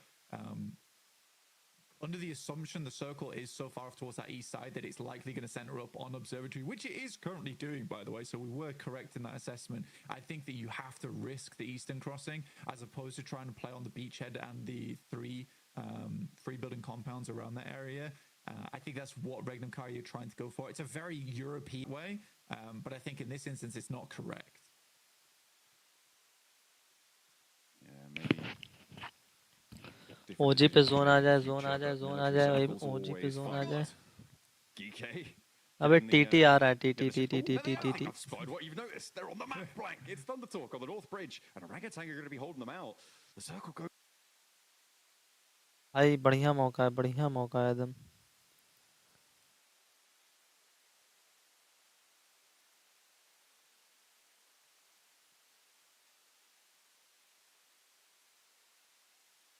अबे यार अटको मत यार.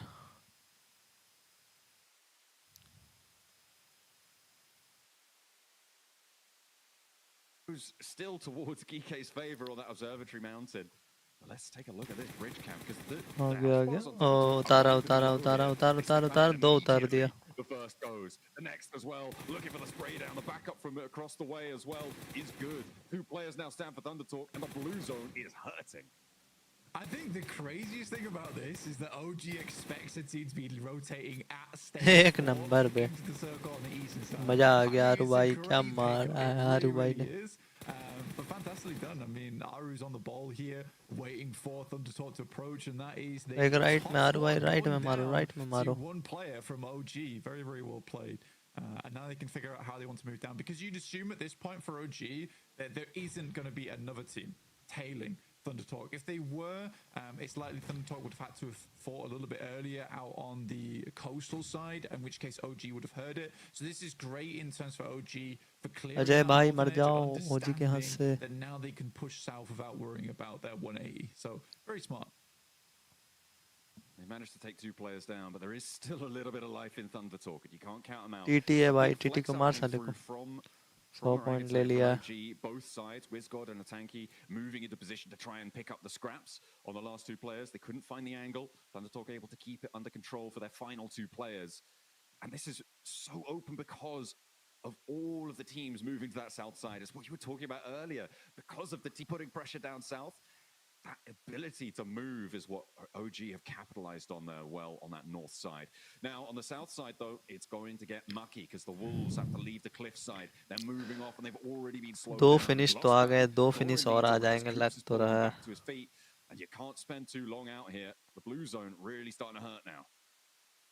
Yeah, basically instantly have to get that bandage off, and I think for Wolves it's pretty much रिफस over. I भाई think कहाँ Kara set knock up a हो गए. really, really nice lineup APG here का across the रिफस. hillside. I think that Wolves is pretty much gone. Egos is अरे likely to अरे go अरे down अरे as अरे. well. At this point, Kaido, it's one of the situations where do you just deny the point? Lewis picks up Doran. अरे एक And HP now बचा बे. Thundertalk with their 2 players look to put a little bit more hurt over towards OG, but मार I साले don't को. think that's घुमा happening. घुमा घुमा गाड़ी घुमा. Ooh, spray down, King spotted. And Atanki able.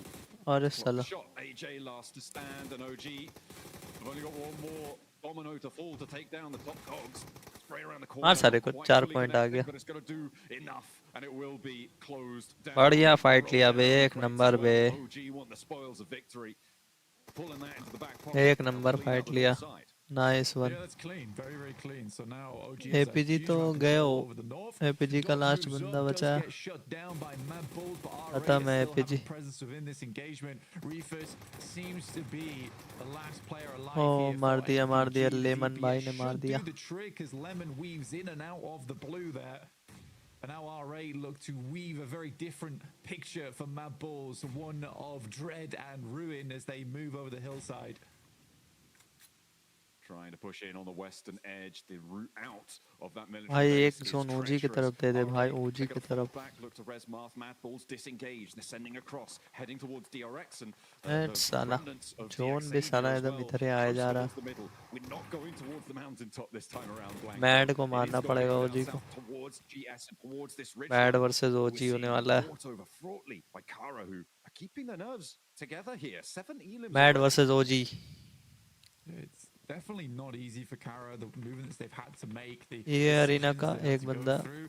5 But elimination हो गया. Wolf is बहुत definitely बढ़िया their रे. biggest target in the future एक over on that number. eastern side. But even they are sort of held out by the angles from Geeke. Now the circle does move away from Geeke on that observatory, so they need to find as एक much OP information as मारना possible, start कर देना decide एकदम where they're going to end खतरनाक up in the मारेगा. future, अरे because mad they भाग have गया to वहां से. move mad now. सेंटर आ गया It's और always difficult getting off from the top of observatory.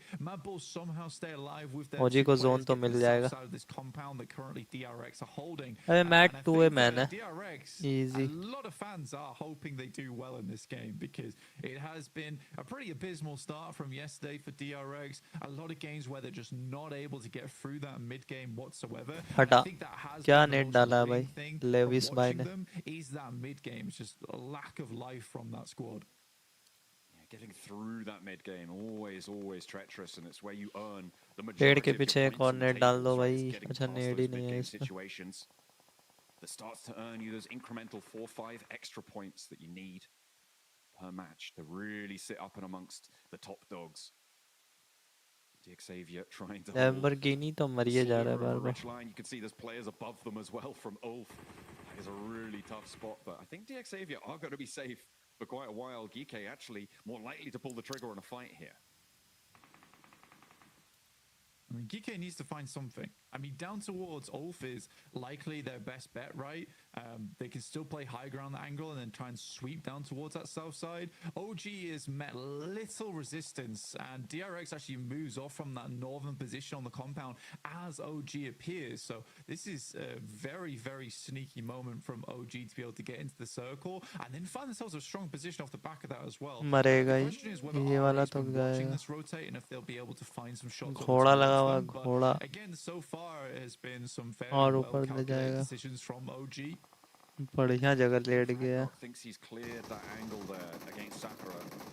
Did have a good old look there, spotted the horse, but didn't see a leg, didn't see an ankle or anything peeking out. Geeke, they're going to take shots over towards Ulf and back them off the angle. Actually, Ulf putting more pressure in towards the middle. Nice stuff, nice find, but that could all come a cropper if GS takes shots. ये arena वाला दिख ही नहीं रहा. Has his say as well. I'm very impressed that it's actually not R8 that takes shots over towards OG. It's OG taking shots to R8, actually finding a Mori here. And they don't have a lot of time to pick him up because the circle is enclosing. No, R8's put in a very, very difficult position where OG knows at least two players are on that northwest side. Rotate out. Wiscott, oh, I thought he was sending it there. I think he was breaking out. Two of them trying to flex through. R8 looking for that regroup, and they find it. They manage to pull themselves back up, grab in the vehicle, not go for the res out wide. Instead, use that little defilade that they've now been able to claim. Prestige backing out as well. Back up to that high ground. Wants the long range oversight, but will have to move back in with this circle shift. Ulf as well, putting pressure in. A potential scout towards GS. Ketch will get that info back to his team. And for Rectum Kari, you've been able to get quite far into this match. I mean, only you have one player left remaining, and that's Wild, but Wild is typically the lone survivor for the squad. OG really taking good use of this hovercraft. No one's really looked at them, so they're having this hovercraft far into the late game is really quite a big deal. Now he's starting to OG versus R8. OG a versus little bit of damage surely should be done, कौन but the निकालेगा nades just fight. bounce a little bit too far. Nade swings भाई भाई back भाई down भाई the भाई top भाई side, बढ़िया dribbles net down भाई. just a little bit. Another one goes अरे through. यार. More damage hill on hill hill towards अरुआ हिल जल्दी OG से. now. One player fairly low in Aru. And R8 can maybe leverage this, but a good off angle right now from OG is keeping them at bay. बढ़िया net है बढ़िया net है बढ़िया net Another है. nade, another knock. There's no punishment really being seen. A return. Finally, Marth goes down. Aru There was a भाई third एक और party as net. well. I think from Viscod Geeke on Viscod the high net कर. ground to take a shot over towards one of the players from Oh. OG who has now been flushed damage away. कैसे नहीं पड़ा बे? Trying to flex out. This is where the off angle from Prestige really needs to come in clutch. Damage कैसे नहीं पड़ा यार?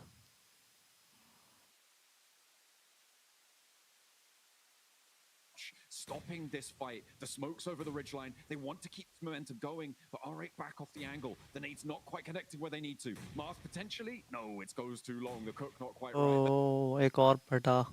फिर से भाई फटा. भाई नेट क्यों जा रहा है भाई? गलत टाइम पे ही नेट जा रहा है एकदम. But that one's good. A tanky इन लोगों sends का it ही back his अटक way. रहा है.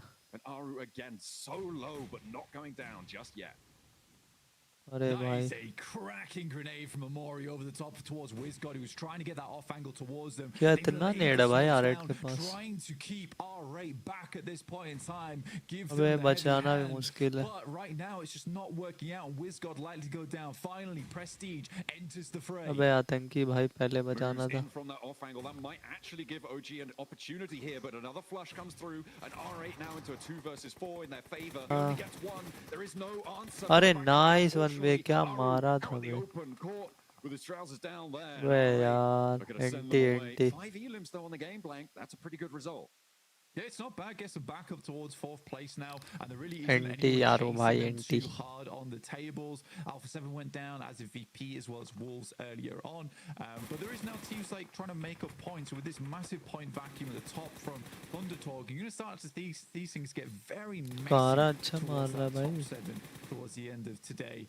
Ida finding solace as well, so R8 not done quite yet.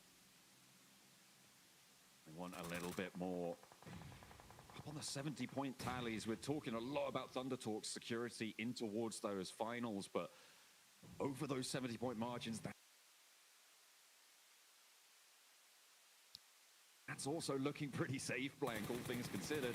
They've done a lot of work, and they've put in the effort. And at the moment, they're way over the average that they need to be able to see themselves toward those finals. फंस रहा है यार, net ही नहीं चल रहा है.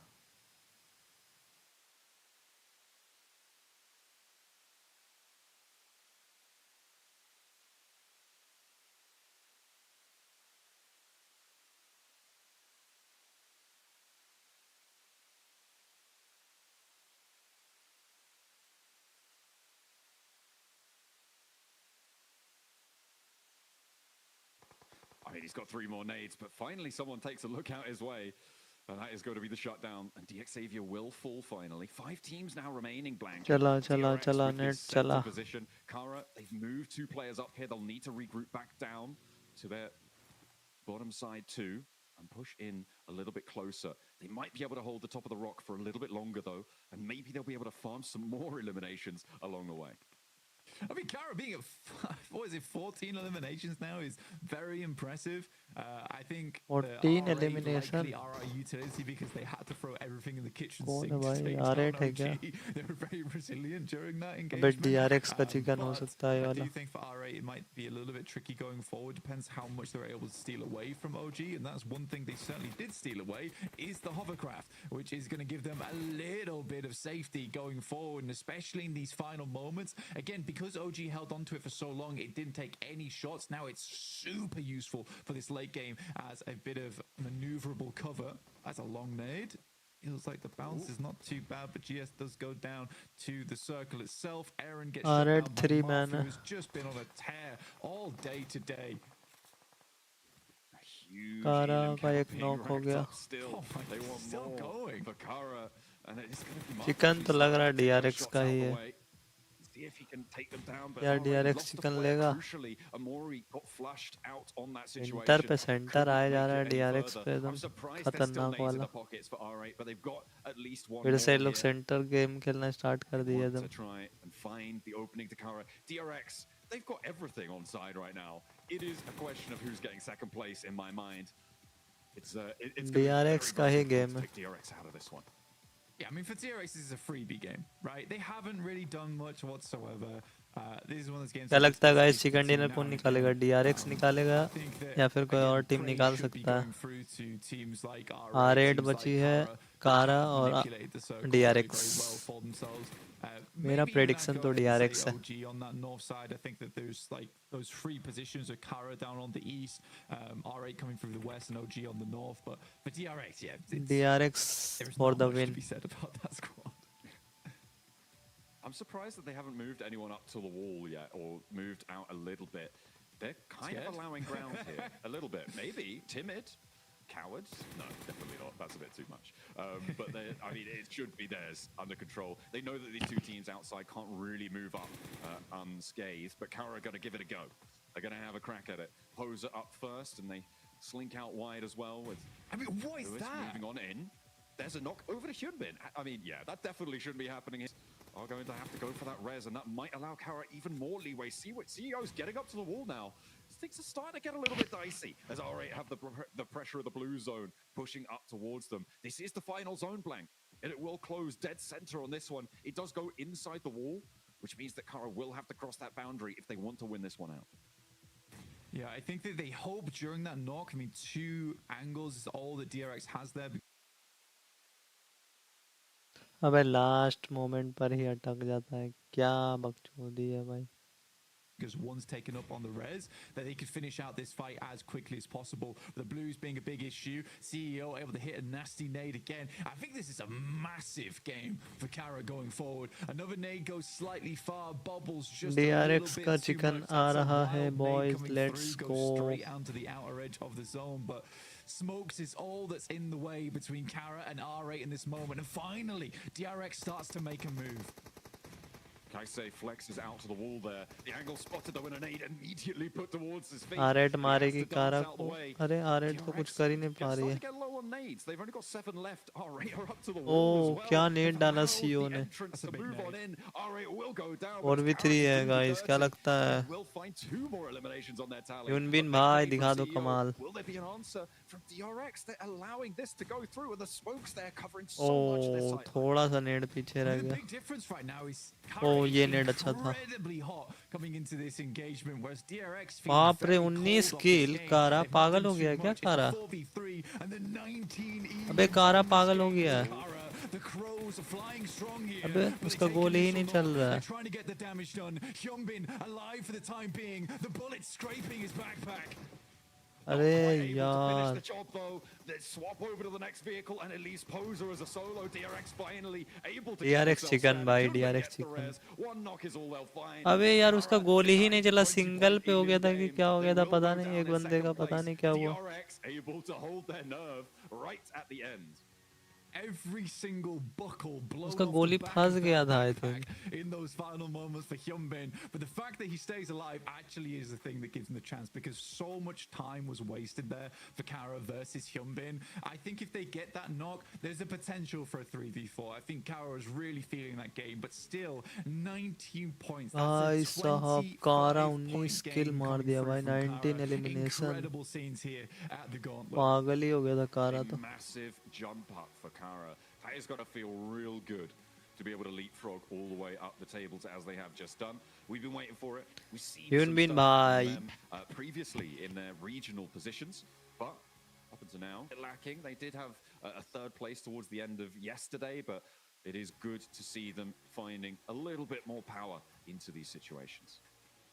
Absolutely. And I think for Kara, again, they played it well. They have strong players on side. They're not the most well-known players in the world from their particular region, but they have all played for multiple years and are all veterans of the game, which is very good to see. But again, I think for DRX, it is just a little bit lackluster win. In the meantime, we'll see what the desk had to say about that match.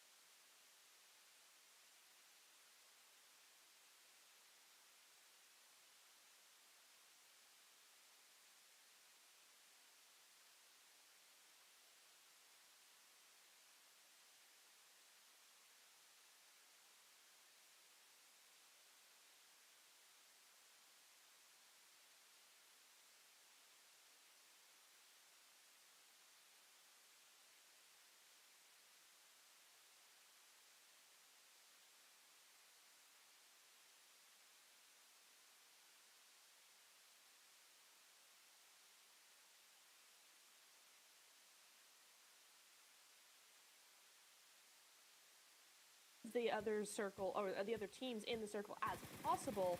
Exactly what I wanted to see. They went back to their playstyle. They stopped letting PMGC be a big pressure on them to change things up. Went back to how they play, and look where it got them.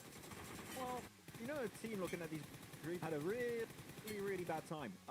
It was Alpha 7. The glider rotation into also 2 players swimming into Nova itself didn't work out. Unfortunately, they were trying to get scrapped here, and they got nothing for their troubles. As though on the northern side, we did see for a bit Aru clapping back versus Thundertalk. That was a really good double spray and getting 2 eliminations right away. Aru popping off as the IGL, and clearly can be a fragger from time to time. Clutched it, man. I'll tell you what, I mean, we're talking about, the confidence that we're going to see from OG building up. I mean, how much more confidence can you get whenever you take out the top team in the lobby, right? So, I mean, OG, great game for them. We also saw a little earlier, right? We saw GS be able to get the better up onto Virtus Pro. What do you think about that one, Max? That was fun to see GS actually not go for APG. They understood we can share it, but Hodrix, what do you want to do when you have a perfect military island phase 1 circle? It's just like, well, we're going to have people are going to want to try and contest those locations away. But yeah, GS just showing themselves as a true contender. This is a team, Nipturo, that qualified outside of PMSL MENA with a singular point difference, barely qualifying into PMGC. And this is a complete change-up. This team is looking way more confident, willing to take fights. They're not scared, which is definitely a true sign of success in their adaptation to this kind of lobby. And I do wonder, can they maintain it for the entirety of this PMGC season? I would love to see that. You see them on the here on the map here now. But yeah, I think also Jafar has been such a key player for them. It's been really, really nice to see them coming through what needs to be done, and really just helped his team as well here. But that zone, look at R8. They're like, yeah, exactly. I'm like, what? I saw that, man. What the heck? And then circle? We didn't play circle. What's the circle? I don't know. Dude, they're still over there. One is wild. That late wow, rotation. I'm surprised they got as far as they I was got born then. in it. Molded by it. And they picked some really good fights. Prestige had a really good off angle in that fight, North versus Orangutan. It really set them up for success. And once they do clear Orangutan, they start holding on the western ridge, which gives them not only just a really good angle to third party, these southern fights. I think you had Ulf, you had Kara. They can easily get a third party opportunity on that. It also keeps them relatively safe. And you can see here, they don't really take too many casualties until they have to push over the ridge, which at that point here, Hodrick, you saw the nades of CEO were on point. And because of that,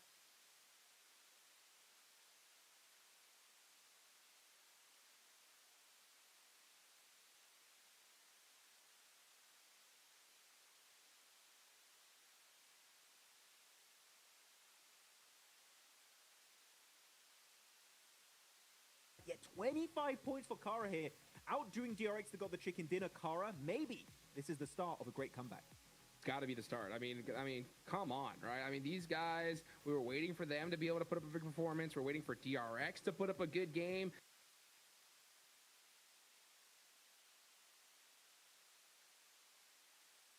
This is what we were talking about, Neptura, right? We knew that we were going to see some squads perform, and they did not disappoint. They haven't at all. It's nice to see Ulf as well in the top 5 of these points, right? That's another team we wanted to see more from.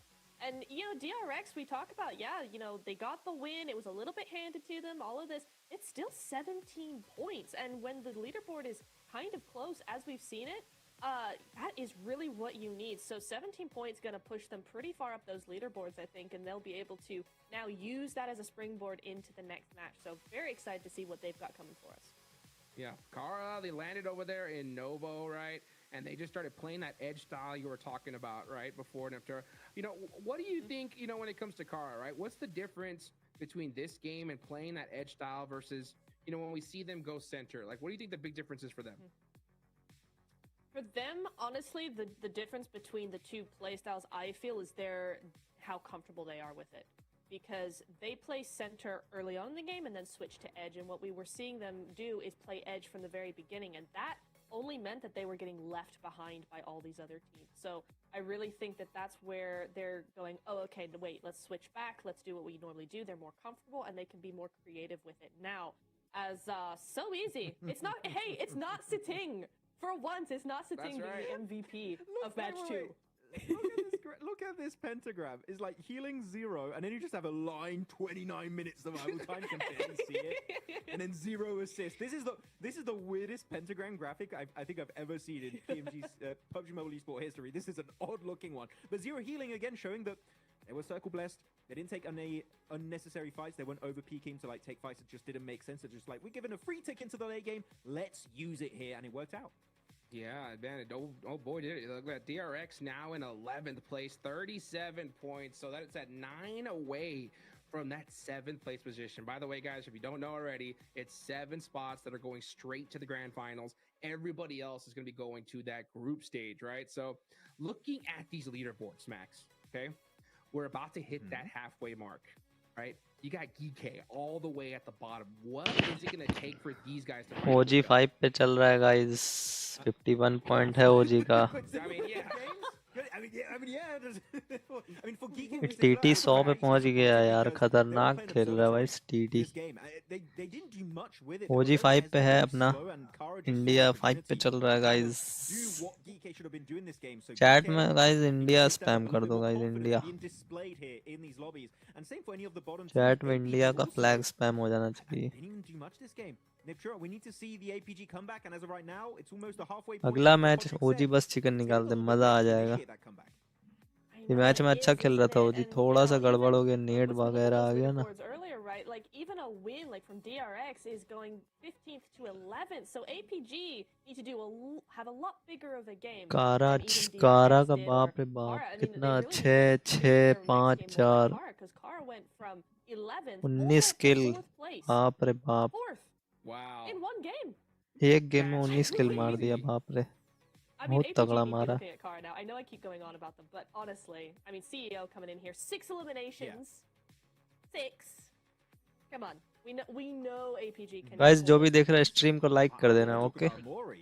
For R8, this guy has been consistently on these top 4 player graphics, right? I mean, when you're looking at R8, you're looking at Ida, looking at Skuton, you're looking at Marth. Also, there are some really good moments in day 1. But no, Omori is clearly the setup player. I don't think it's intentionally made in a way that he is initially the fragger. Match start करो भाई फटाफट से. Finds off angles to set up his team for success, and his off angles are genuinely Hodrick so good. He just gets 3 points, 3 eliminations every single time. So Omori is genuinely a genius when it comes to the off-angle plays, and so far, it's been really paying dividends in these matches. Well, you know, that's an interesting point here, right? Because Omori, he is definitely finding those off angles. You know, we saw in that later fight, though, one off angle that was from Prestige, right? Prestige was holding that huge off angle. I think that really set up that fight for them, right? What do you think about Prestige holding that off angle for so long? And then he finally grouped up with his team towards the end, right? But do you think that he should have held that there back a little bit longer, or do you think he joined up right on time with his team?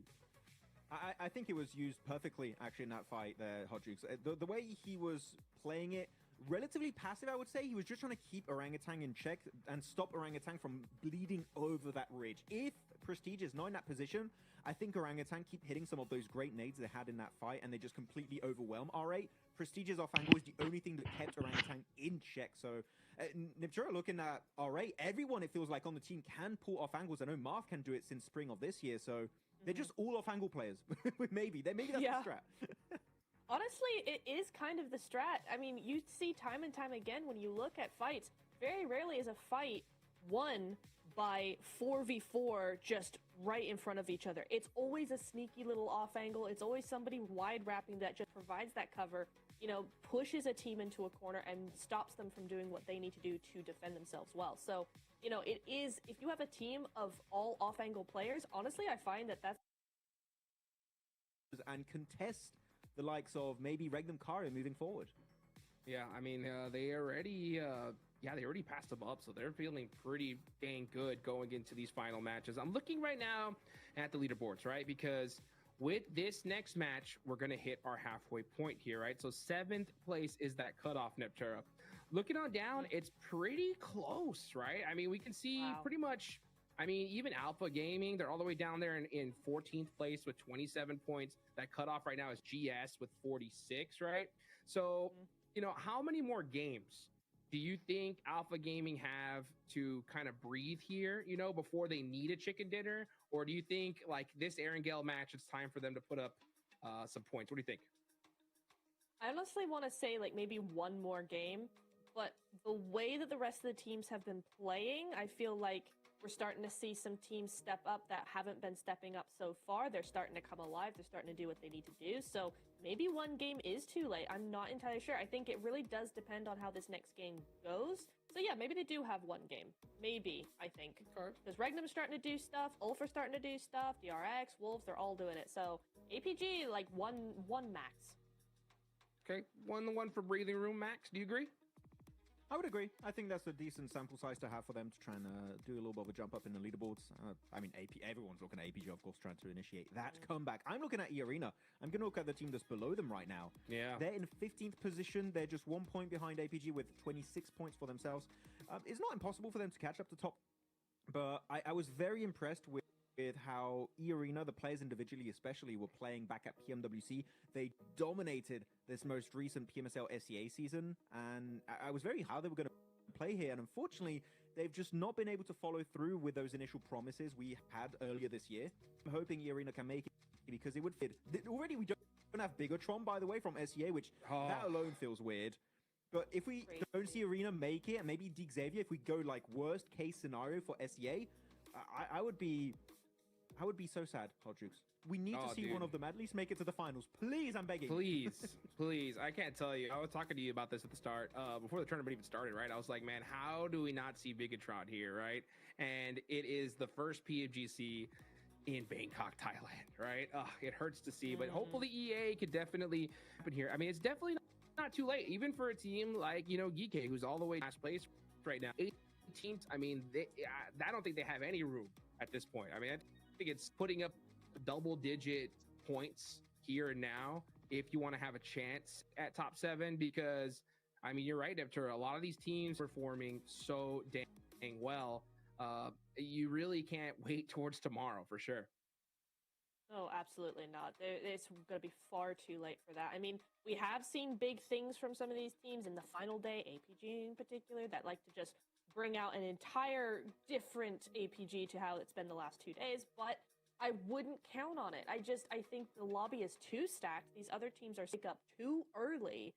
That, we're seeing things from Ulf. They're starting to make more moves. EA are starting to do, we've seen some things from them. It's a bit early just yet. No, they haven't been doing exactly what we wanted them to do, but there is still time for them. And I think so there's a lot of questions, I think, for the lower half of the leaderboard, because there's going to be the top half of the leaderboard that are just going to take advantage of that slowness now, because they've already stepped up to the plate. Now that makes it more difficult for the others. I want to touch upon your point of Ulf stepping up a little bit, doing a bit more. They are definitely a little bit more present in the later stages, but they're still not as aggressive as I would like to see them be. No, you have Solis, again, you have like the Rising Star, I've touched him many times. Aaron, there was great play on Zeus last year during PMGC. They are not. Then actually, I'm going to be very harsh here, Hot Tricks. They're nowhere near the level of play that I know these guys can provide in these matches. Sure. They're nowhere near. I want to see a big change up, because at this current pace, I don't think they deserve to be in the finals. So I need to see them at least attempt to take fights, and that alone would give me a little bit more hope that Ulf maybe could make it to the next step and reach the finals. Well, that's totally fair. We've seen a lot of teams on that second page do it. Will Ulf be able to do it right here, right now? Let's see if it's going to happen. Let's go ahead and take it on over to John and Blank to wrap up the first half of the Gauntlet.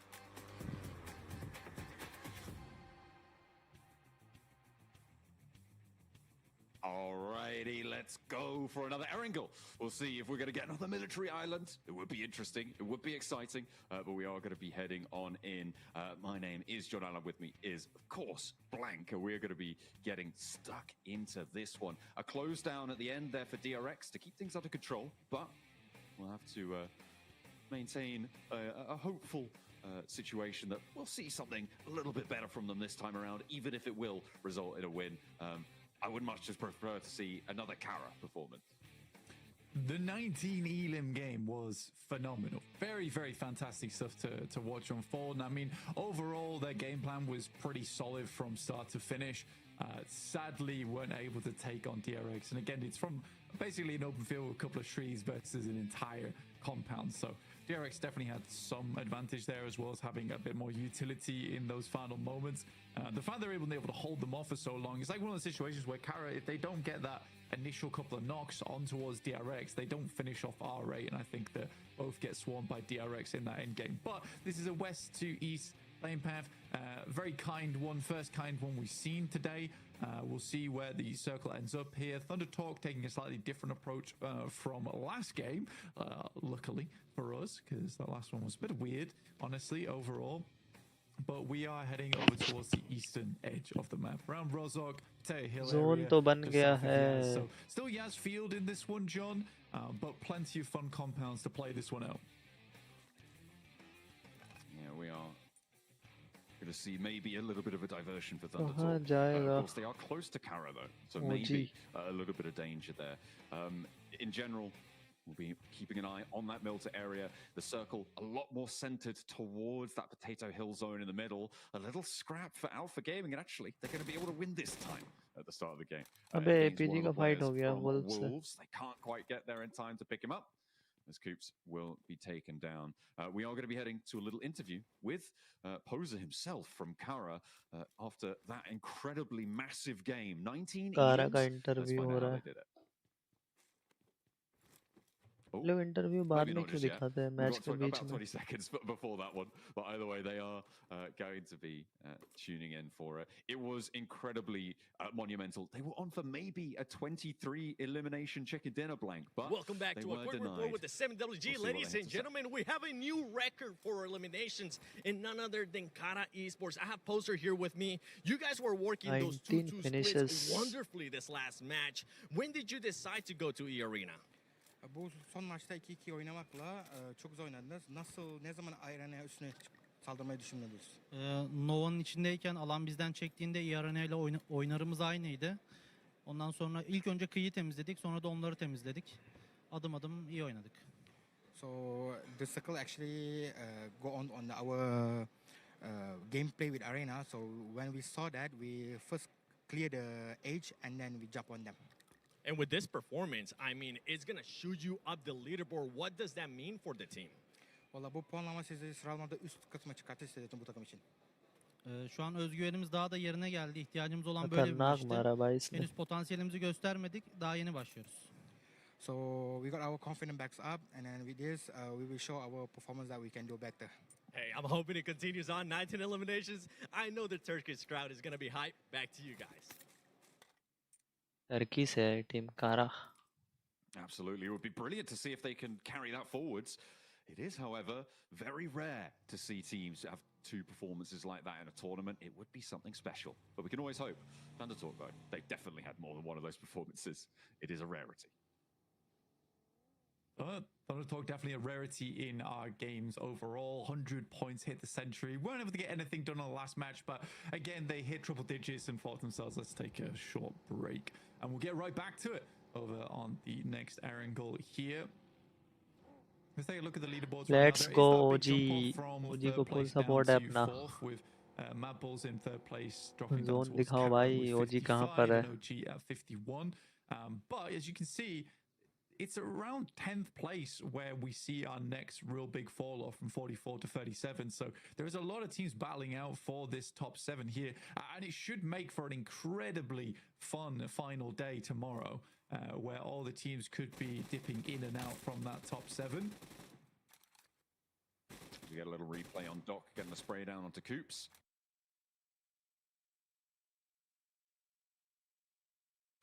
They couldn't quite get away unscathed with the vehicle. Doc happy to have that point on side. A nice pickup found there. As we hop towards the middle of the circle, though, we're on board with Regnum Kaya, who have managed to Regnum take Kaya a very, very center central आके पकड़ compound. लिया. Really important position as well, with a lot of sight lines out to control of the teams who are very likely going to be moving in fairly soon. We're now into our 6th minute of the match, and we'll see just who's going to be on the road Regnum nice and Kaya. quickly. Hopefully, yeah, Thunder Talk, they're already moving. So we're not going to see another massive delay until, what is it, like zone 8 or something like that. And they decided, oh, yeah, we should probably get towards the circle. R8 did it too, though. So, you know, it's not just them. It isn't. I mean, it was possible. I mean, it was fun watching that little breakdown of the paths taken with RA really on a bit of a journey themselves down from that northwest side, starting just underneath Alpha 7 there. But having way more success from their position. I mean, even just getting on that western side anyway was very, very tough. I mean, there were so many teams there at the start of the game. I do think Virtus Pro going down so early actually opened up a little bit more possibility for space taking on the western side of Sosnovka. So some fortuitous stuff did happen. I think for Kara, they didn't quite get that benefit. They really did have to fight it out for that position, indicated by obviously the amount of eliminations they were able to pick up in that last game. You got OG here on our screens, just the western side of Shelter. OG भैया है shelter Just पे, wait to see what they want to do next in palm terms के of हिल पे आ scouting. गया है shelter Where के players are ऊपर. coming from. Regnum Karya left fairly early from their नीचे वाला position, कंपाउंड पे तो heading रेगनम around कार्या है. where Dip is. And we'll just hold that out. With एक Ulf bar coming in zone from that दिखा देना. northwest side, that is something they'll have to worry about in the short future. Zone दिखा एक बार. Moving in on that north edge. Over that Rostock bridge, uncontested on the crossing. A little bit more treacherous down towards the south. R8 moving out now. 1 minute में zone बन जाएगा guys. 1 minute 20 second में. Foothills of Everest, trying to head out east behind the Mad Bulls though. OG तो almost centre में ही है. देखो zone कहाँ बनता है. Have to go through the Mad Bulls there. Or try and find another way around to try and get into this one unscathed. It's easier said than done.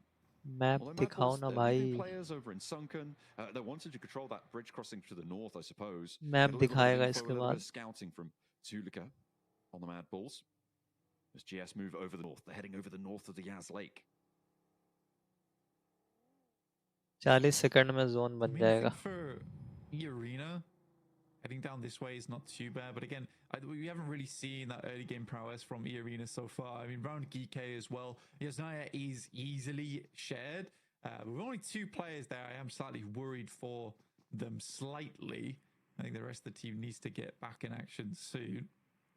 The Mad Bulls, though, like you're saying, over on the western Rozhok side, coming through past school towards Chopsticks. Zone बनने वाला है guys. बस 15 second में zone बन जाएगा.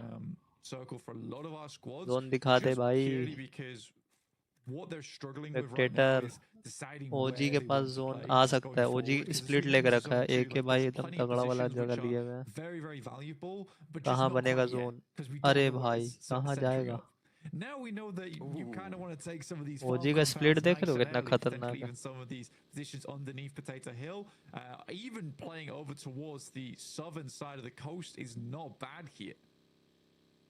I mean, it makes the decision-making process a little bit easier. The execution OG phase, का though, split a बड़ा lot मस्त more था. tricky for our IGLs, for our teams to try and enact their plans now. Everybody on a mad dash south, trying to get into a very limited set of positions. Ulf got to be charging in from that north side, a little bit split. They've got a backstop there for Solus. DRX भाई ने तगड़ा जगह लिया. Crashing with DRX on the inside of a compound. But Ulf अबे putting खुद pressure के on the Ned north, मौली से can't जल afford गया. to go for a crash, as well as on the south coast Lamborghini को entirely, जला in the दिया. warehouses. DX Xavier.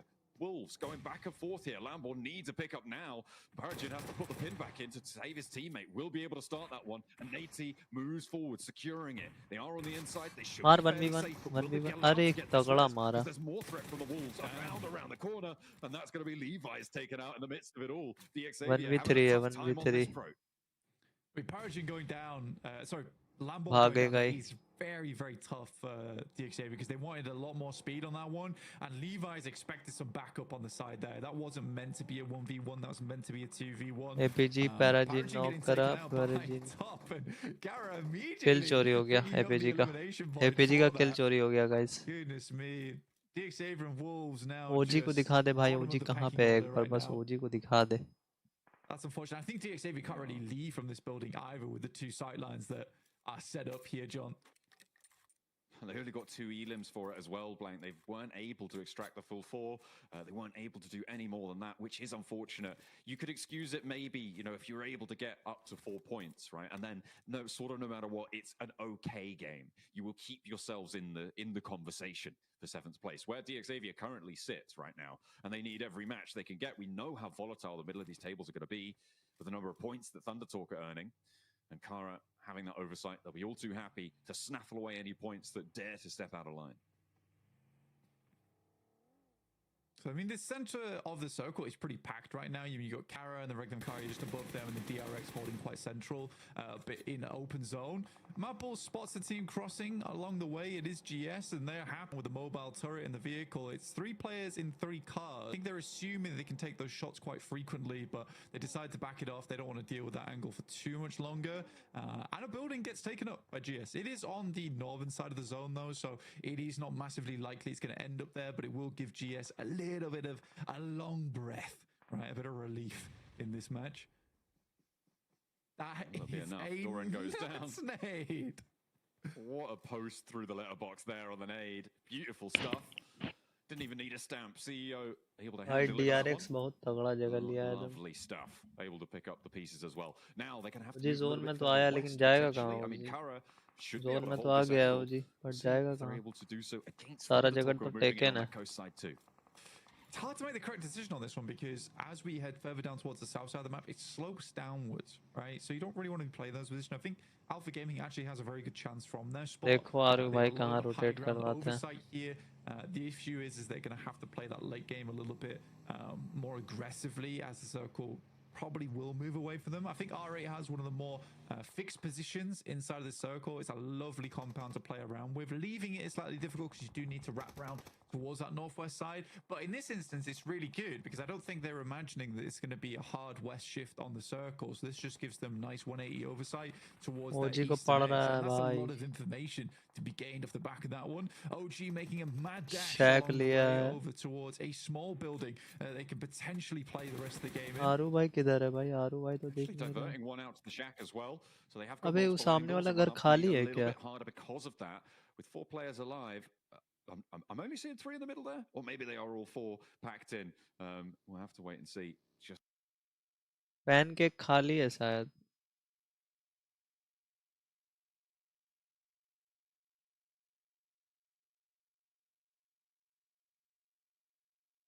अबे यार नेट तो ऐसा हग रहा है ना,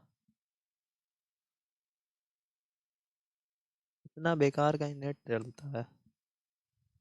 how they can hold the dead center here. They're in a little bit of a valley blank, so it is very much a standoff. They are committing to this location. It will be very, very difficult, if not impossible, to leave MG3 it. आया है So drop they में। need to get the value in the mid game here with Elims.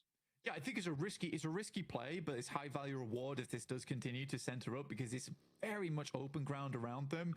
Like you say, leaving through that open ground is treacherous, but if they have to deal with teams walking up towards them, it should be a fairly easy hold. So I think for OG, it's a case where you play this position and, like you say, you are just committed to it now. But it is fairly central. They had no real other options other than playing sweep on the edge. And I think they're more comfortable playing this anyway. They're quite decent when it comes to holds. So we'll see what OG can do from this spot. It's a slightly early commit, though, at stage 3. But because it is so dead central and in a compound, I think you make that call here and now. Too far.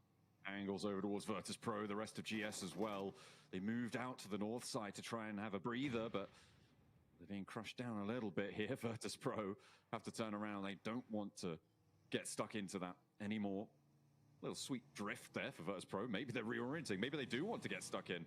Okay, no, they're just biding their time and leaving tire marks on the grass. Someone's got to look after that. That's very inconsiderate to the groundskeepers. It is indeed. Undertalk playing down towards the southern docks as all 4 players. There is a chance it does go down towards that south side. It's not always the greatest and latest of positions, but with a little cover and the little positions available in that spot, docks is not that bad. The question is how well you can hold it as a solo team. भाई It does get to zone those कहाँ points जाया later जा on रहा where है? you end up sharing that फिर position से TT पे जा रहा है। on the east and the western side of it, often leaving the warehouse open as it's a bit easier to nade out. But I think that for Thunder Talks, this is a good spot to play in going forward. Now, OG has an option now because most teams are going to have to wrap around on the east and the west side, is whether they want to move a little bit close to the circle, play out in the open with some vehicles, or just stick to their guns. Refus on the inside, not going to win that one. Arena able to find it in an immediate shutdown. Alpha Gaming not in a position to go for the backup there, and Zyol caught out in the open by R8 across the way. That's a couple of 100 meters out there. A long shot coming on through. In the meantime, Kike, Regnum Kaya clashing on the inside here. You've got DRX on the north of this fight too. Those nades are coming on through, but it is Regnum Kaya to draw first blood. However, it's faded off. Flushes need to come through now, and Safety will be able to find it. Unfortunately, it is taken down in the process. Kevin on the outside, though, looking to try and hunt down more Regnum Kaya players here as he steps forwards to Loxy. Low HP on Zedward. Not really step too far in, but with a third shot party on हो the गया, player third gains, party हो गया, third you know, it's party हो गया. probably not super likely DRX third that party you कर were दिया. gonna go down through the consistent spray. Oh Regnum Kaya, shotgun however, से क्या go मारा down अबे to उसको. DRX on the approach, and मार that is दिया going to be DRX, an और लेट कर दिया overwhelming सबको, मार force दिया from DRX on the DRX. north side. Not timid this time around. I think the craziest thing is Kara gets a shot OG in को there, दिखाओ by the भाई, way, OG from किधर है. all the way down the southwest side, able to pick up Loxy as he jumps out the building.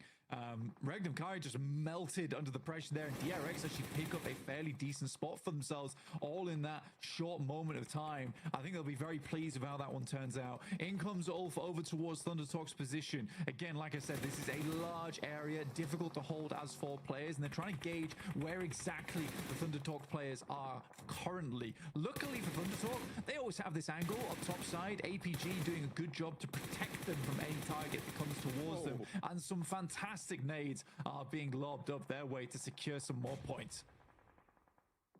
Goodness me, Ulf, they try and move into the hills on the north side of this compound, but they're denied entry. Everybody with the third-party angles. Aaron, though, has actually Doc managed to भाई make it उतार on the उतार. south side, so a last player alive Doc for अभी Ulf. मारेगा In the देखना meantime, guys. Doc now has more arena players to worry about. 3 players actually अबे taking shots out dog his को way. क्या You can see the rest पेला of them है trying to भाई. move through. अबे दूर से Forced मार out दिया wide and डॉग taken को. down as soon as he moves. दूर से Sakura मारा clocks डॉग him. को, डॉग And को. now Top has to try and find something in response because Doc is not getting back up. Yeah, it's a good third party coming through from E-Arena. They noticed there was fighting going down on this side, but it her seems to be जगह only fight one हो रहा है player. एकदम. But RA currently in an engagement between them and VP. One player left alive for R8 and nowhere near this engagement. It's Prestige looks to send some Molotovs in. It's a good position to throw them out, but VP immediately moving forward. Amori in the backlines in the shack, priming a nade of his own. It's a long toss on it. A big gamble, but doesn't hit on target. Prestige down in the smoke has been spotted now. Voston keeps his head on the swivel, spots the player down in the dirt, and leaves Amori the last to stand for R8 across the road. And actually, OG are moving in on that north side, so that could be a big problem in their very near future. अबे OG पे zone है, OG पे zone है, OG पे zone है तगड़ा. OG capitalise कर ले बस. OG पे बढ़िया जोन है. OG बस कैपिटलाइज कर ले. This question of where do they go next. I mean, luckily because they cut out so much their position on that northern edge, they don't really have too many teams watching in of where they're going to be maneuvering next to. I do like the way Thundertalks is currently playing this, though, is where they're not splitting up into a singular area on docks because they don't want to give an opportunity for a team like Ulf there to swing all the way around and crash into a singular part of the docks. Instead, they're spread across it. They take fire as teams come in and then rely on teams playing on the cliff to basically do the job for them once they lodge them on that hillside just the north of it. It's an interesting play, and it's working out very, very well for Thundertalks. E-Arena going to have to make a move, and maybe Thundertalk will take some shots out their way, but I think Virtus Pro are going to be more preoccupied with holding them out. Maybe a drop down the cliff face, maybe go for a swim here for E-Arena. Tourniquet certainly taking that option. The question is, will they be spotted? Alpha 7, they're biding their time on the southeast side, but they do have to make a charge across the open ground here towards Mad Bulls, or, well, what's left of the Mad Bulls, rather. There's only 2 still standing there. Game's going to slow down a lot, but Kara actually has a very strong spot to work with. There are 4 players as well looking for another huge game for themselves. They also have been consistently taking pot shots at teams, so they've been very proactive from their position. Even if there is a squad 200, 300 meters out, they've been very aware and been taking shots that way. And the more casualties that they can cause within this lobby, the easier their end game is going to become, because again, as teams start to get crunched towards the center here, more and more fights are going to be taking place out in the open, and these are not fights where it's likely you're going to live with 4 of your players. You're likely going to have to sacrifice 1 or 2 just to win an engagement. So seeing they're actually stepping out onto the docks for Thundertalk, and Aaron laying low, not wanting to get involved, may have sightlines on it. The question is, does he want to pull the trigger here, expose his position, let them know he's there? Tourniquet moving up to the pontoon there. Trying to hold it down. I have no doubt that Aaron knows exactly what's going on here. And he is opting not to take these shots. You just can't confirm the point. It's much more valuable to play with the protection of Thundertalk around you. अबे क्या reflex मारा टर्नी के, क्या reflex मारा है भाई, क्या reflex मारा है टर्नी के, मार दिया, क्या खतरनाक मारा है भाई। अबे क्या पंप मारा ये वाला, कुछ भी मार रहा है भाई, कुछ भी मार रहे हैं लोग, इतना खतरनाक मारा है ना भाई साहब, ऐसा इंडिया में मार दे तो हैकर ही बोलेगा। बच भी गया टर्नी के, बहुत खतरनाक मारा गाइस। ओजी पे जोन आ सकता है गाइस, ओजी पे जोन आ जाए प्लीज प्लीज प्लीज, जोन एक जोन आ जाए ओजी पे। अबे ओजी पे जोन है, ओजी का, ओजी का चिकन हो सकता है गाइस, ओजी का चिकन हो सकता है।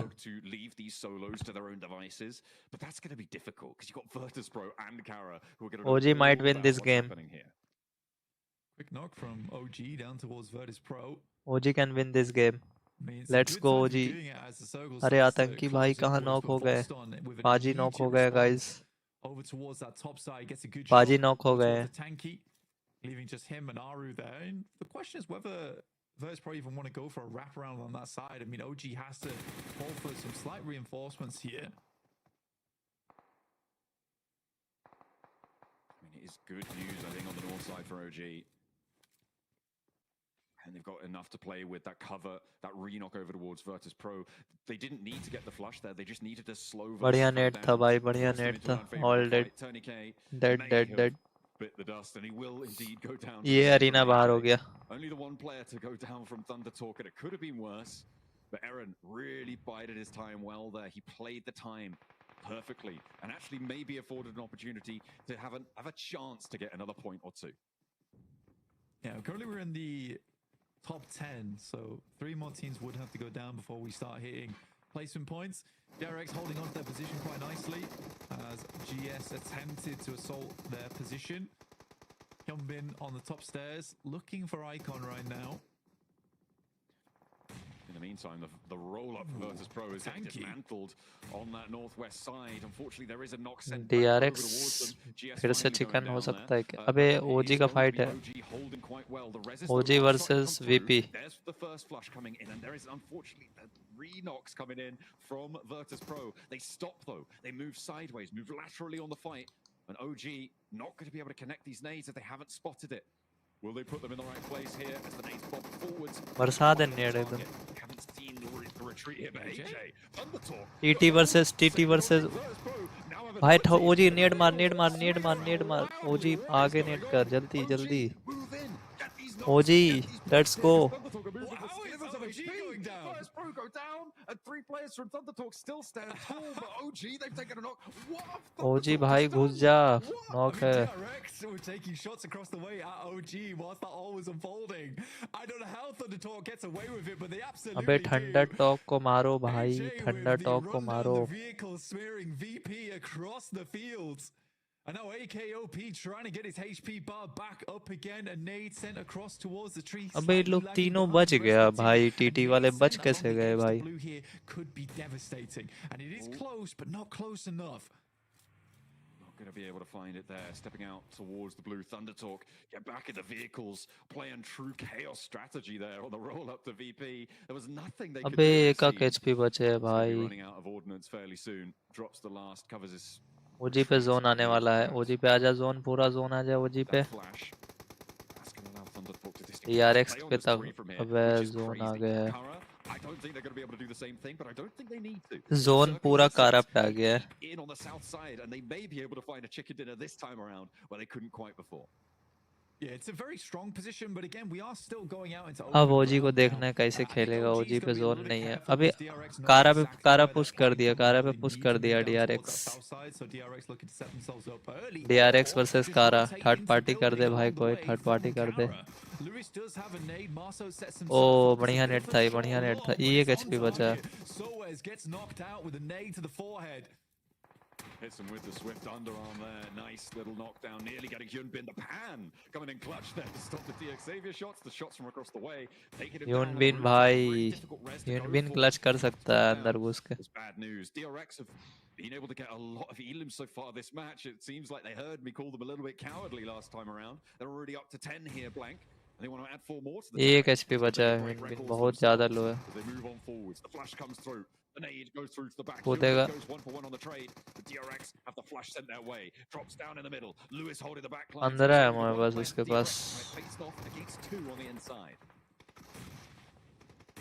Thunder Talk just rock straight up over towards DX Xavier and handle them. This is so weird from Thunder Talk considering it's a very different style of gameplay. अबे दो knock हो गया इसका 2v2 बचा है Nade from Nate T himself over towards Singh, leaving Thunder Talk, I believe, just on the final player now as OG remains stalwart on that north side. They can get the reses in the shack for Thunder Talk, though. There are still 2 of those available.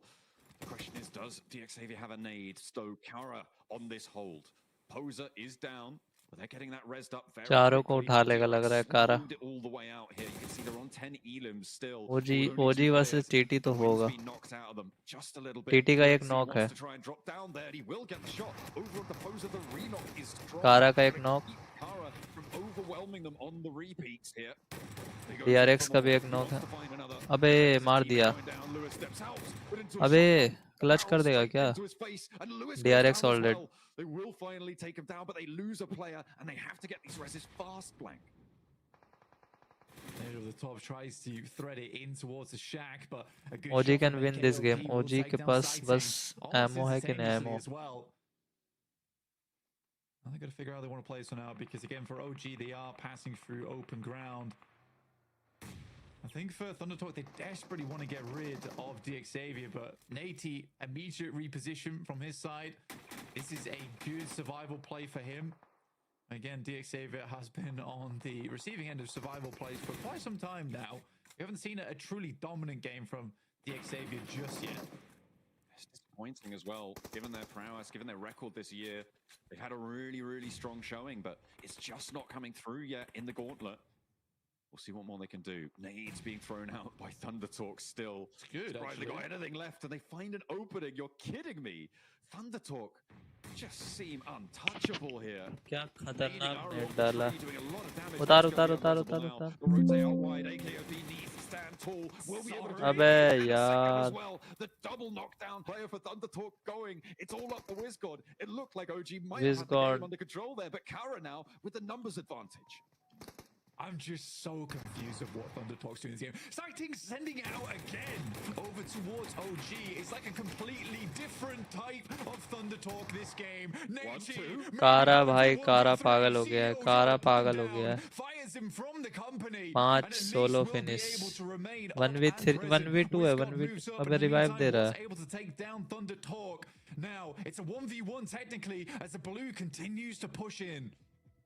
I think they've got time to get these reses off Blank. The blue zone's not going to move. अबे revive हो Seconds, जाएगा they may सब just revive be हो able to जाएगा get through. Marso will heal. Poser will be able to get up and step out for another sight line. Unlikely that भाई Poser's solo gonna be chicken able to निकाल दे heal, भाई though. Wiskott So भाई might still have time here. They do. Goodness me. This means a full 3. But WizGod अबे have health to भी deal नहीं with है him, health and भी he low doesn't है have any nades in hand. With a nade, ji this could go a OG different चल way. भाई But OG WizGod might be able to find 1 or 2, but the 3, I'm not sure. When Marso goes out, drops the smoke train towards him, they know exactly which rock he's on. As soon as they get in range, they don't have to अबे make नहीं बे steps out, and that's a little बहुत sliver of damage HP ले taken लिया away, and he doesn't have any meds to play with. This is nasty. Big stun grenade. WizGod just has to hide it out for the time बहुत being. मुश्किल है But it's looking close. Can WizGod close this down? It's looking slightly unlikely. Regardless, he has been through नहीं the नहीं war नहीं zone this कोई game ना and anti will anti go out anti valiantly. But it will be Kara health to भी come नहीं up from था the second place and 19 points into a chicken dinner. What a sweep from these guys. With 11 elims, they find another game really, really strong. It felt like they were the winners in that last match. This time, it rings true. That south side shift playing well to their compound. And Kara are on a massive resurgence here. It's what Neptura said she wanted to see from them over on the desk while she's being treated to a repeat there. Orangutan as well, playing very well on that northern side, doing a lot to control. It was just so unfortunate that Thunder Talk somehow are able भाई to कारा operate chicken wherever dinner they ले want लिया to भाई. within the circle. That was पिछला some game भी crazy 19 किल rotating मारा, with इसमें it. भी चिकन डिनर. Oh, बाप bro, रे I बाप. just couldn't believe we were just watching Thunder Talk just go hell for leather in the vehicles. It made absolutely no sense to me, John. It was like watching them go from tactical gameplay to suddenly, you know what? We're just going to give it our all here. Get in the vehicle, put the metal to the pedal, and just get things going. Yeah, it's really quite impressive how they were able to do it, but I have no idea just what what happened there for Thunder Talk. I'm sure the analysts do. Let's take a look.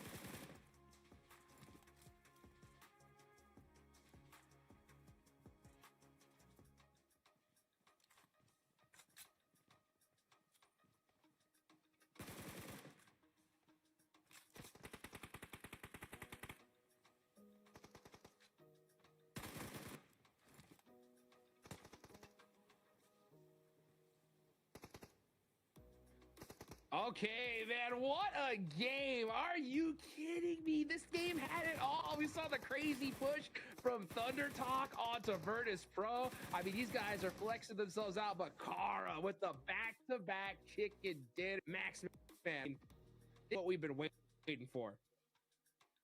Hey, Kara, back-to-back win. Niptura, you are the reverse curse. Less right now for this team. You wanted to see step up, and like the thing is, they drop arm, right? This is their drop location through and through. They love this area, and it was just so lucky for them that the circle ended up going that way. But it was not just a game like we saw for last match.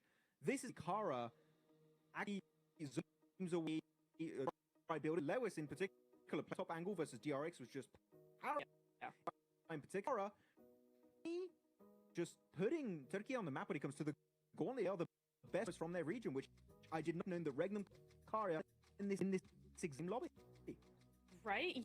Yeah, prize coming here. I did know Kara were gonna be a foreskin with it. Took a little time to get beat, but once they have, I cannot them the edge, the controls that they've got. You know that, like you said, that roof angle was just demolishing for DRX. Really good game, all right, but no match for that angle. And rest of Kara just able to support those angles. Great shots and big stuff coming in from them. I don't know why in my mind this was a back-to-back Kara win because they got such a elimination. I'm like, wait, in place. It was DRX that did end up winning. Okay, he's going to rename. He's taking Tony K's name now. Okay, he's going to rename. He's taking Tony K's name now. It's him. He's him. Oh my goodness. Crazy after crazy play. I loved this game so much. It was just, what was this game? It's just such chaos.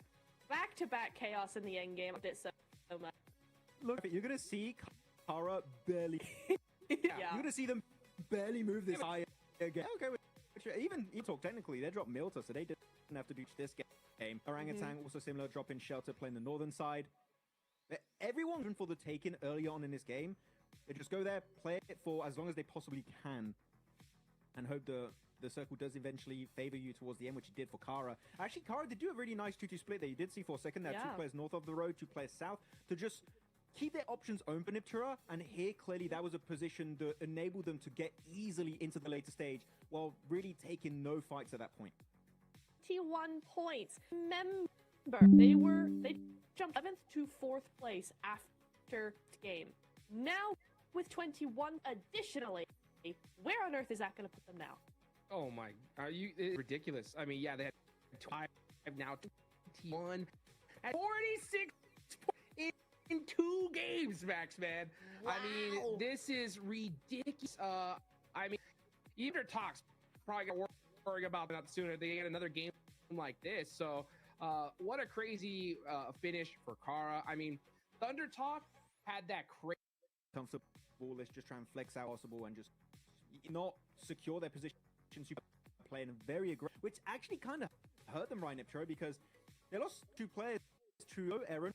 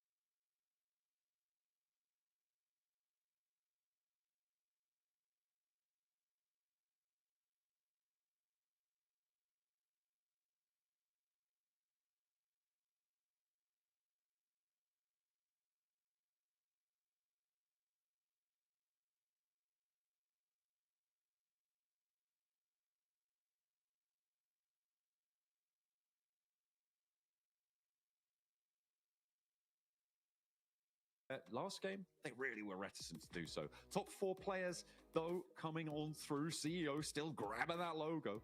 Like a tiger, like a lion, maybe. I don't know. But either way, he's top of the pride right now with 6 elims and 688 damage on that match. I like how you went for tiger, lion, and not the wolf, like the logo. But yeah, it looks more big cat than big dog, but either way, he's simple. Yeah, I guess so.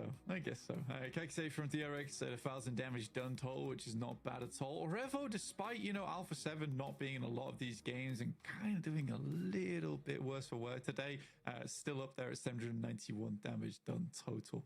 But yeah, I think for Kara so far, just an incredible suit of games overall today. The 19 elim into, not quite getting the chicken dinner, into just getting the chicken dinner. Really does take the cake there, though. Very, very fun stuff coming through. And Thundertop with their back-to-back at the start of the day.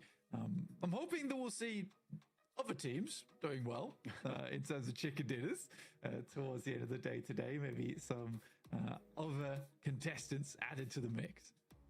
I mean, it's still very possible for anyone to jump up towards that boundary. It is starting to get a little bit more unlikely for teams like GK, who are currently very much lagging behind everybody else, to see what they're going to be able to go for in the rest of the matches that they have. But they still got half of the games they have left to play.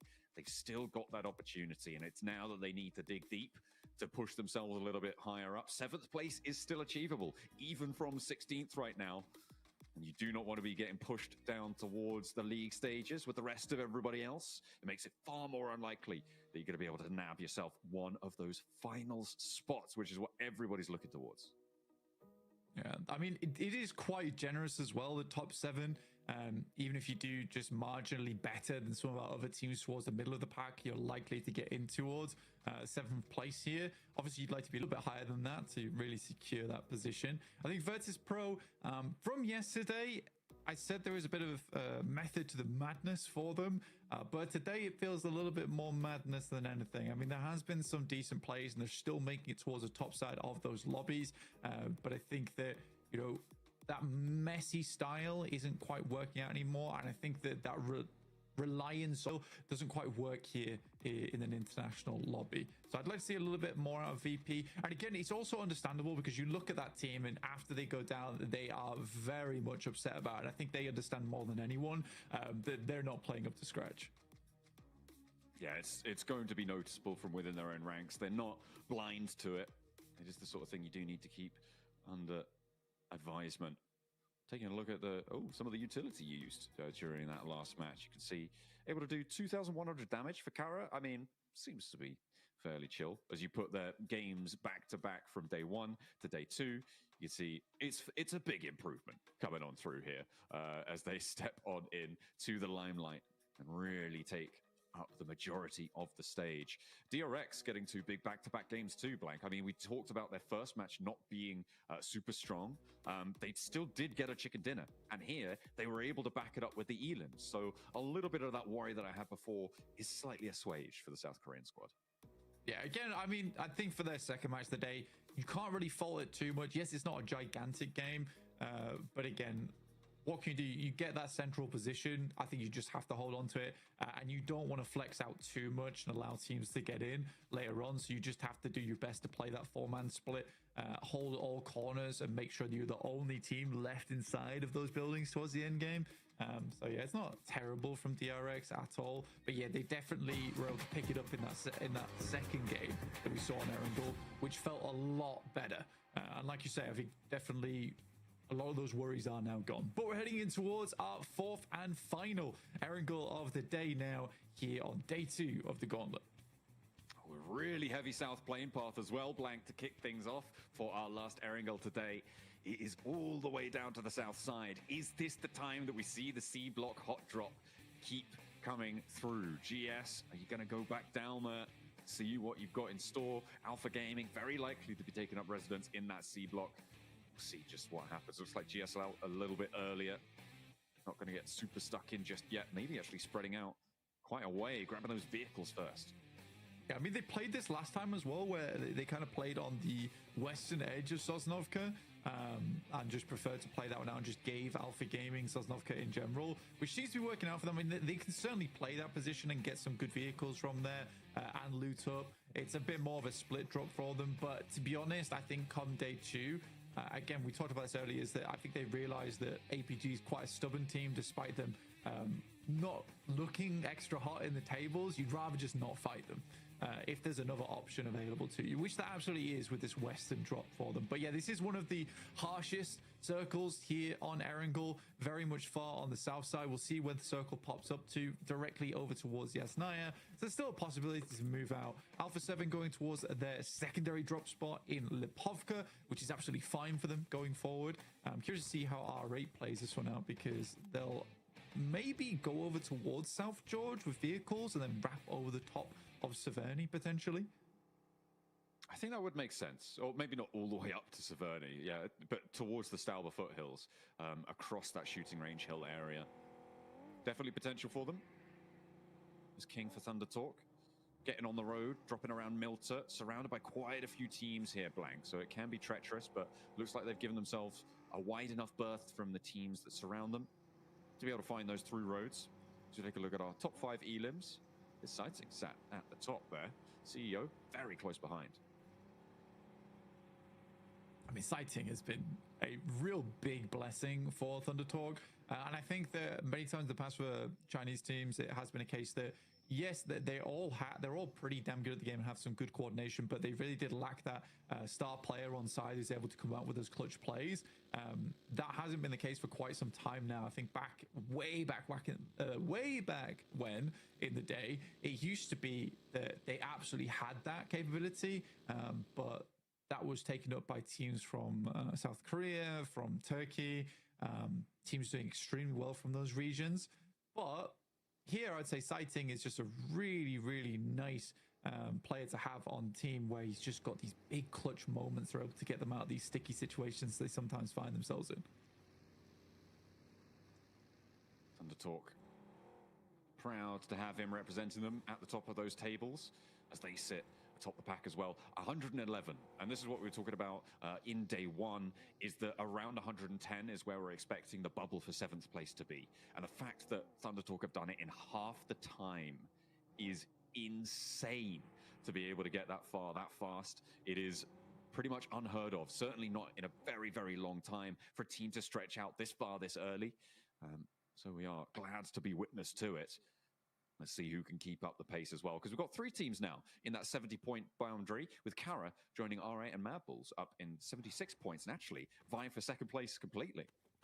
Yeah, I mean, it's good stuff. I mean, Kara right now, the fact that they went from kind of being like towards the bottom of the pack to suddenly now challenging out R8 for 2nd place is just nasty work from them over 2 games. And it just shows how quickly that these things can shift around if you just have some good games. OG currently topping the pack when it comes to the main peloton underneath here, 52 points chasing with Virtus Pro. But yeah, OG being at 61 is a pretty solid place to be in for them going forward. But they still need to keep putting up those points if they want to stay ahead of the rest, because people are starting to catch up now. It is necessary to keep pace going. Unless you've done what Thunder Talk have done. They could basically sleep for the rest of the tournament and probably be okay at this stage. Wolves, GS trying to make their way across this western bridge from the military island. They're not quite able to find any knocks, and now Batten under a lot of pressure. A lot of players bearing down upon him, and he will not be able to pass that one off. That is going to be Wolves losing a player. First blood is drawn. Baton had a bit of a panic moment there. We've all been in that situation where you got 4 players all barreling towards you. I think that he didn't really quite know what the protocol was for that situation. The rest of the team left him behind in the dust, kind of providing himself a little bit of a scouting position, but sadly not meant to be, as Wolves go down yet again to 3 players. They've not been having the greatest day today. Been a little bit dismayed by their performance. It's been obvious to see in their faces. Hopefully they can bring things back up to speed again. And for a North American team, I think they're performing pretty admirably well in the international tournament with some of the best teams in the world here inside this lobby.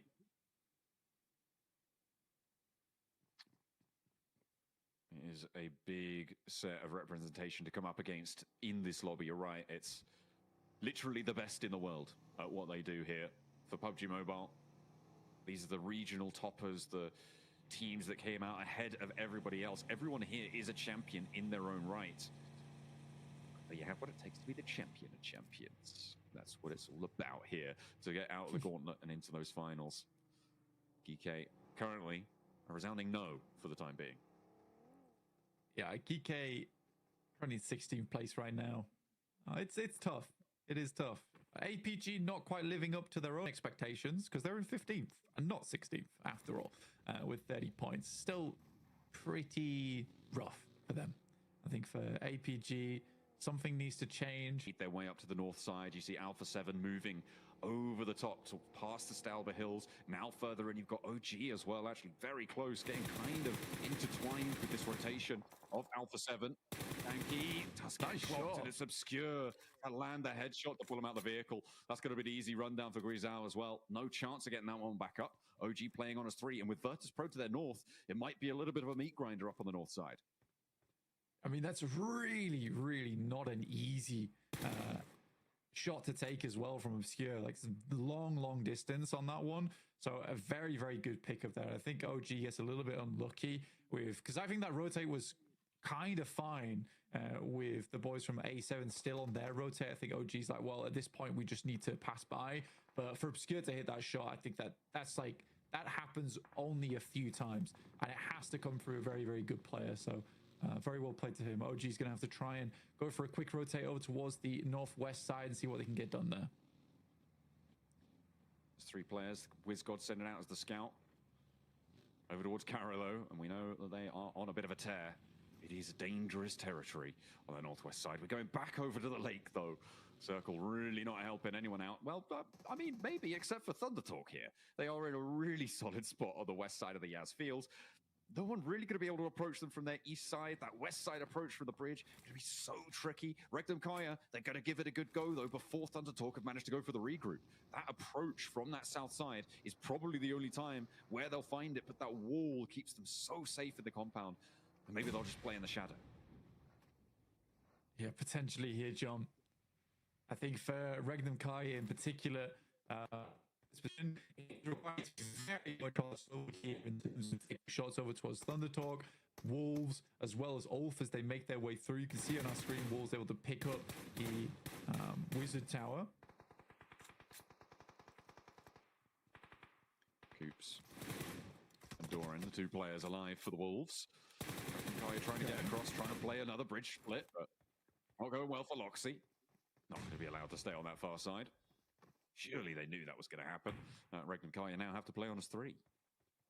Yeah, I think that Loxy knew that it was happening, which is why he was trying to cross back in towards the rest of his team. But Thunder Talk got there so quickly and set up so fast. I mean, the rest of the team is not even in position yet. This is an awkward circle, right? With Yaz Lake being over towards that northeast side and the river that splits in between, you know, it's very undecided where this is actually going to end up. So I think teams are struggling a little bit. I think I would prefer to be over towards the southeast side, though, just because it's where a lot of the field is. If you can pick up a position here early and it does shift down towards the southeast, you're going to have a much easier time than a team that confirms over towards that northwest side, and you have pushing over towards there is a little bit easier. There's more cover, more hillsides to work with. I feel like one of the sleeper positions here is maybe the bridge to the east of Roshok.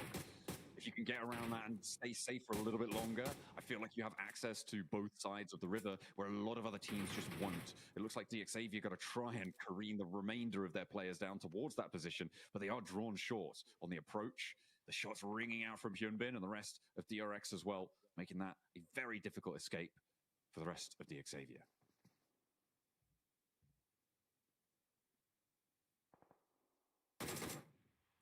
And Paragin trying to stay alive on that south edge. Kike on the northwest in the meantime with the blue zone pushing them in. Kara are their guards, and that is going to be a real tough approach. Regnum Kaya chiming into the backstop for DXAV. The other 2 a little bit closer to the river. And now OG making their dash, trying to regroup with WizGod. Moving across the open ground, they manage to get through the first salvo of bullets, and they find the cover. Will they be able to survive long enough to regroup? There's already a knock, there's already a second as well. They desperately need to find some sort of cover, some sort of respite, but the shots are ringing out from every single direction around them. R8, Arena, you've got Kara as well, who are going to be putting some pressure onto this one, and OG are having a real tough time of it on their approach. Not allowed in at any turn, and they will start to fall, start to crumble in the face of it. AKOP, the last to stand. Nobody quite making their way on through. He's playing dead. I love it. Dealing the final blows. He's actually working right now. Oh, damn. I actually thought he got away with that as well. I think it's a cool play to make because you just stop dead and you're like, I am not here. Trust me, please. But yeah, unfortunate stuff will go down. That's OG going out in 6. Will not be a good result for them. Unfortunately, the Arena somehow getting through on the hovercrafts, giving themselves a nice big burly buttress to keep themselves nice and safe. Prop themselves up on. Kara moving over towards the lake because there's a lot of water in this final circle. Well, these final circles here, Blank. It is a real tough time. Keeps the whole lake in, but doesn't keep the far side of it in through the next zone, which makes it impossible to rotate around that way after the next maybe 30 seconds have elapsed. It's kind of frustrating for Thunder Talk as well because they played this 2-2 split and it actually was such an insane play. I will say though, it was very, very greedy, but if it paid off, they would have both been able to move down towards this southeast compound and they would have had a very good game off the back of that. Now it's up to APG to move towards that north side and pick up that compound off them. But APG still doesn't really know whether there's only 2 players within that building. And it's likely something they'll think about doing a little bit later. They have to clear Mad Bulls as well on the southwest side. Carrot's still going strong, but only with 2 players also. This is a very, very rough circle to play. And this is exactly why I say that you kind of want to confirm down towards the southeast side. If you were already there, you didn't want to move just because it is so difficult now for teams to find purchase in the circle from the northwest. It is really difficult. You're right. GS, R8. I mean, it's more important for GS really to be able to get through this one unscathed. Their score tally right now, very much in the throes of it. R8 a little bit more secure. And they're already picking up points towards Wolves. Already more damage being done to the America's champions. GS going for a wide wrap out to the north now. They're trying to get around all of this engagement, get away from R8, get away from Kara, but they are heading straight towards Alpha 7. Alpha 7's position, there's actually a lot of little bits of cover here that they can play. Skill has to hit the deck. There's some good shots initially from the vehicles as they pass by. They need to find one of them, break this train apart, but GS are able to get onto the other side. Immediately pins need to be pulled here. GS Icon already finds Obscure in the backline. These first couple of nades have to be massive, and they absolutely are. Revo and Guizao holding their nerve in the face of the approach from GS, but the first to fall is there. The second not so good though, and it's going to be Guizao and Carrillo holding the line for Alpha 7. One player did get taken out there, but GS, they try a wide wrap, but it was not going to work. In the meantime, plenty of damage being done around these bridges, and R8 are going to be moving out on the south side.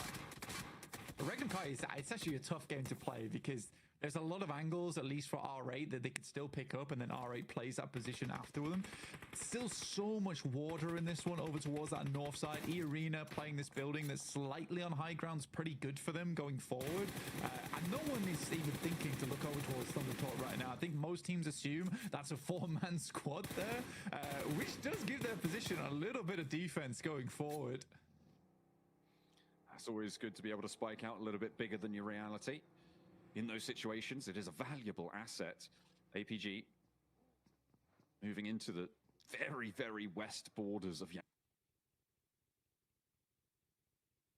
DRX, QXZ, playing underneath. Regnum Kaya were picked to pieces. Only Wild left remaining, as per usual, as is customary. Alpha Gaming still playing as 4, but it's a rough approach for them. Ooh, he doesn't doesn't have too many meds. Look at that, only the 2 first aids. Doesn't want to overexpend himself. And needed to try and get a re-knock there. Levi's actually chiming in, but a nade bobbles its way over. DRX have to cross, and the blue zone's putting too much pressure on to make this one realistic here. I just don't think they're getting out of it. With Grisao as well on the far side. The nades coming through from the DXavier duo. Oh, it's dastardly. It's mischievous coming through from Paragon and Levi's. They are doing a lot of work for DXavier on this west side. They're up to 5 elims. I know, it's paradoxical, but it works. This is what's happening for DXavier right now. I don't really understand it. I mean, the fact that they're in top 7 is wild to me. But as Pro go down to just 1 player as the Arena take some very big shots towards them, and with Aragon down towards the south side, very unlikely VP gets back up into the picture. Whoa. Good step up from DRX, jumping into the boat from KAIF to get a separate, different angle. More shots from DXavier, trying to weaken them as much as possible, soften them up for this initial nade that's going to come over the top here. DXavier not really going to have sightlines on them for too much longer. The nades need to be on target now, because stepping up and over, you're going to have Ulf starting to take shots at you. APG maybe even from a distance. But DRX may have just done the impossible. Getting across this river seemed like it was just not going to happen. But here we are, in a position to see it maybe coming on through. The Wolves surviving with a solo, by the way, on that south edge. So maybe that's where DRX go next. Yeah, I mean, Doran's doing quite well for it. Alpha Gaming got torn apart. I mean, that position they took is not terrible, honestly, and I think Mad Bulls wanted it, but the speed at which they were plucked out of this game was quite astonishing from the Mad Bulls, who finally are having a bit of a resurgence today. It's been slightly less impressive towards the start of the day, some points here and there, but nothing crazy. But from that spot, you have a lot of control over the rest of the lobby. You're mainly just worried about Aragon and E-Arena, but you control these roadsides very well, and as long as that's possible, you have a great game in your hands. They still have to hope for a southeast shift on this one, and then it's very likely to be a Mad Bulls win.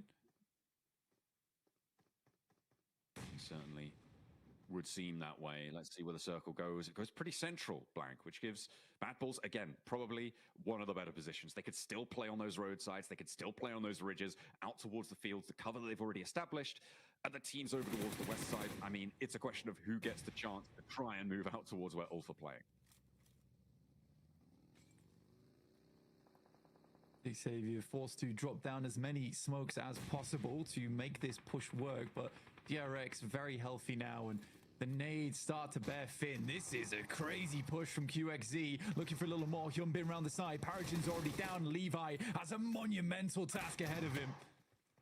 They gave him too much trouble on the river crossing, and now they want their revenge. KAIF moves on in, but is going to be taken down from the backline. QXZ able to get the final blow there. Arena from the rooftops, making it a little bit tricky, but that res definitely will be possible. The smoke just about to fade there. And they'll get Hyunbin back up. KAIF moves in, stopping Arena, or trying to anyway, on that angle. Drops down. DRX have to make another move now.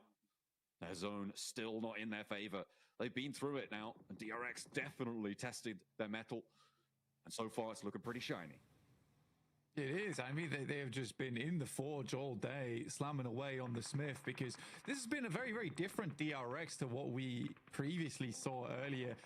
I've been quite impressed with what I've been looking at so far from DRX in these last couple of games. I mean, it was a bit of a weaker start on that chicken dinner, but then they stepped up from there. And I mean, it's always nice to see an interview come through and them stick to the guns from what their plan was, which was to get a little bit more aggressive, understand the lobby a little bit better, and they certainly have done that here. Shots going through over towards Mormon, but this kind of cover is very difficult to deal with, and DRX will need to use smoke to slowly work their way down on this cliff, because eventually this fight between E-Arena and DRX has to conclude. I mean, the fact that Doran's still alive as well for Wolves is pretty crazy, especially given the compound he was sat in seemed to be prime real estate. Nobody really had the gumption, though, to go for it. He's been allowed to live for a little bit longer, despite obviously not having that many meds to his name. It is a tough time for Doran on that western edge. Next zone will pop on in. It goes very, very central again, and it keeps the Mad Bulls divots in. It keeps Ulf in, too. This is right. I mean, this is the exact circle that no one really wanted. I think E-Arena and DRX probably most favored by this one. For the Mad Bulls, they have a very slim amount of area to play with. It depends whether they've got vehicles or not, John, because they could technically swing round the back of E-Arena and play off that. But yeah, it's a difficult push for them. Ulf sends a nade in and will find Pusher off the back of this one. Scarface looking for more, though, as he primes another grenade in the back pocket. Ooh, sends it longer, does tag on to Pusher, but Lemon sails in for the rescue to re-bolster their position. Just making sure that Ulf are a little bit slower on it. There's that second nade, that third nade coming in through as well. Flip looks to try and back off the angle. Lemon draws attention. The res is necessary here for Mad Bulls to make the move. Lemon doing a lot to distract here, but it seems like Scarface is dogged in his pursuit. The nades will not stay away, and Pusher is burnt out. But it was a little bit a step too far as Joker able to land the shots to Scarface. That is devastating for Mad Mad Bulls का chicken हो on this सकता है. south side. Losing a Mad. player like that, it's really quite painful. Aaron's Oh भाई still क्या up and net डाल available, रहा है. taking some pot shots, but more DRX का pouring दो on the बंदा top as zone से the arena knock हो starts गया. to realize where they are. DRX down to just one player in QXZ as the rest of the team attempts to crawl ये back का over 3-man towards है him ये. for some emergency triage. Doran finally falls in 5th place as Ulf remains up and in this game. The arena trying to move through. Tony K goes down, and it's now just Joker ये remaining. मोरमैन revive हो DRX पाएगा. playing Ned uh the रहा है. solo as well. If they don't get this res, a nade is being cooked now, and QXZ wants the shot, wants the shutdown. नहीं Looks बचेगा for मोरमैन नहीं Joker, goes a बचेगा. little bit long with it, but Mormon might not No be long way, for it come either. on. The nade in response, QXZ breaking out wide. In the meantime, the Mad Bulls are making moves too. Zone भी start है. in the fight too. And trying to stay alive in and mad amongst का it. Chicken Mad हो Bulls सकता now है. still mad have का the numbers mad advantage. Bulls का The chicken हो nades, the सकता है. Molotovs, putting pressure on Arena. Mad What's bulls going can on check the the south chicken side, dinner. Blank? Who's going to be able to Revive take control मुश्किल of है. that roadside? QXZ looking for the full squad wipe over towards E-Arena. Joker on the low ground, starting to move up. Nade sent long, slightly off target though. Immediately sends another, lets it bubble through. He's just littering the ground with those mines, but is it enough right now? QXZ needs to step up, knows roughly the direction he's coming from. Turney K attempting कितना to net provide that डालेगा information भाई back from साहब. inside the 5 bush. Net डाल QXZ चुका है already. extremely low now. ये Needs to छठा step net है. up soon, but Joker might just make it happen with this final nade.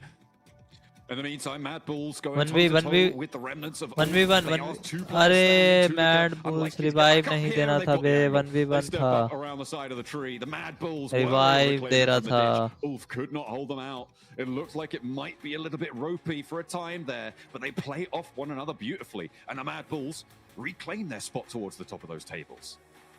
I mean, for Mad Bulls, what a great way to finish that out. I mean, taking down the entirety of APG in such short order as well on the position that won them the game. I mean, it wasn't even massively advantageous. And I think the thing that does win the game for them is just how long QXZ lives out in that engagement. The amount of knocks he's able to pull through over towards E-Arena as they push towards this position. If not for that, I think Mad Bulls might have had a slightly harder time against a re-bolstered E-Arena on that side of the map. But they were so distracted for so long by DRX. Getting that picture line up just perfect. Why not? Make sure you're looking fresh, looking hot. Is everyone giving them the mad dog down the lens? Love to see it. Love to see it. No smiles. They're not celebrating. They're just going to do it again. We'll see just what they're able to do as we head over to the analyst desk as well. Represent, had to do it hella big, had to run it back again, light it up, hella big, light it up, gotta do it.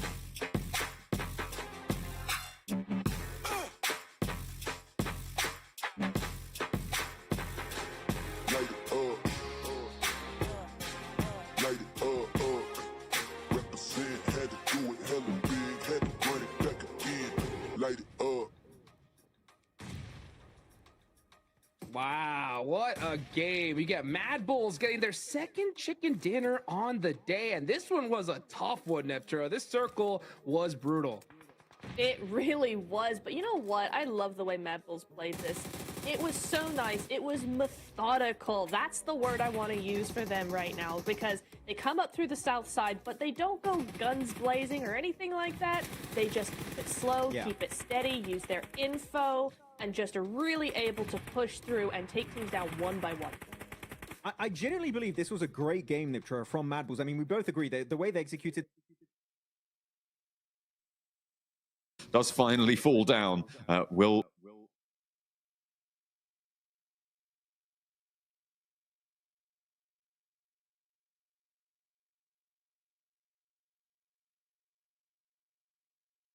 Mad Bulls. I mean, we both agree that the way they executed.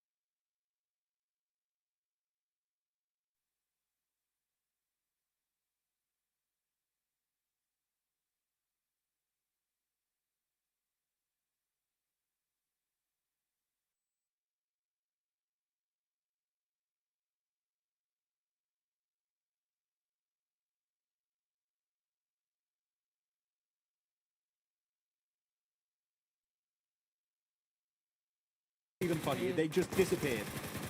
Yeah, you know what I would almost have liked better if they did want to go for the crazy play, is just send the vehicles into, not over the bridge, but over the water. Flow over the water, get to the other side, get to the other bank. You're low ground, but at least you don't have 6 teams looking at you. I mean, that would be so much better.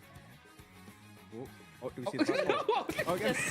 We should have gone down the middle earlier, right? We should have listened to Max, man.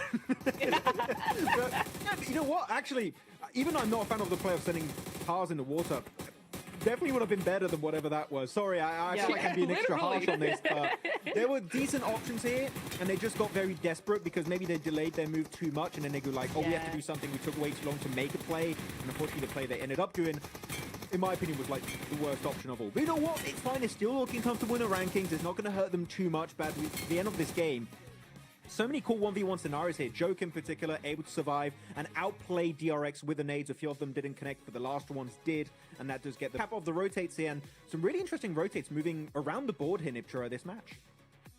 Yeah, I really want to... Wait.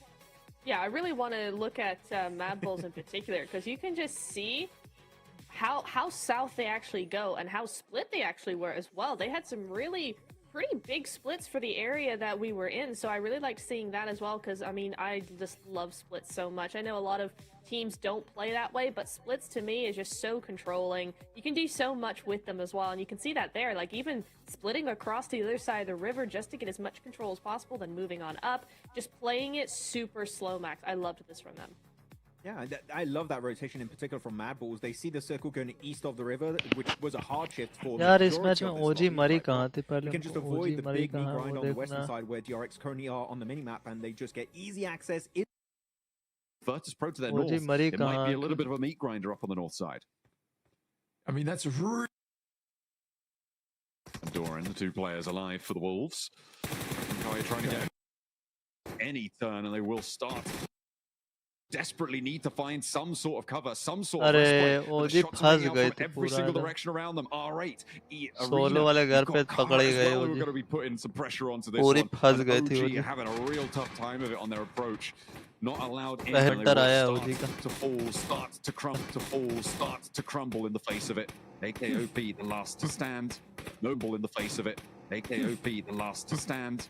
Nobody quite making their way on through. He's first game 0 point. Dealing the final blows. He's actually working right now. Oh, damn. I actually thought he got away with that as well. I think it's a cool play to make because you just stop dead and you're like, I am not here. Trust me, please. But yeah, unfortunate stuff will go down. That's OG going out in 16th here. La la la. Will not be a good result for them.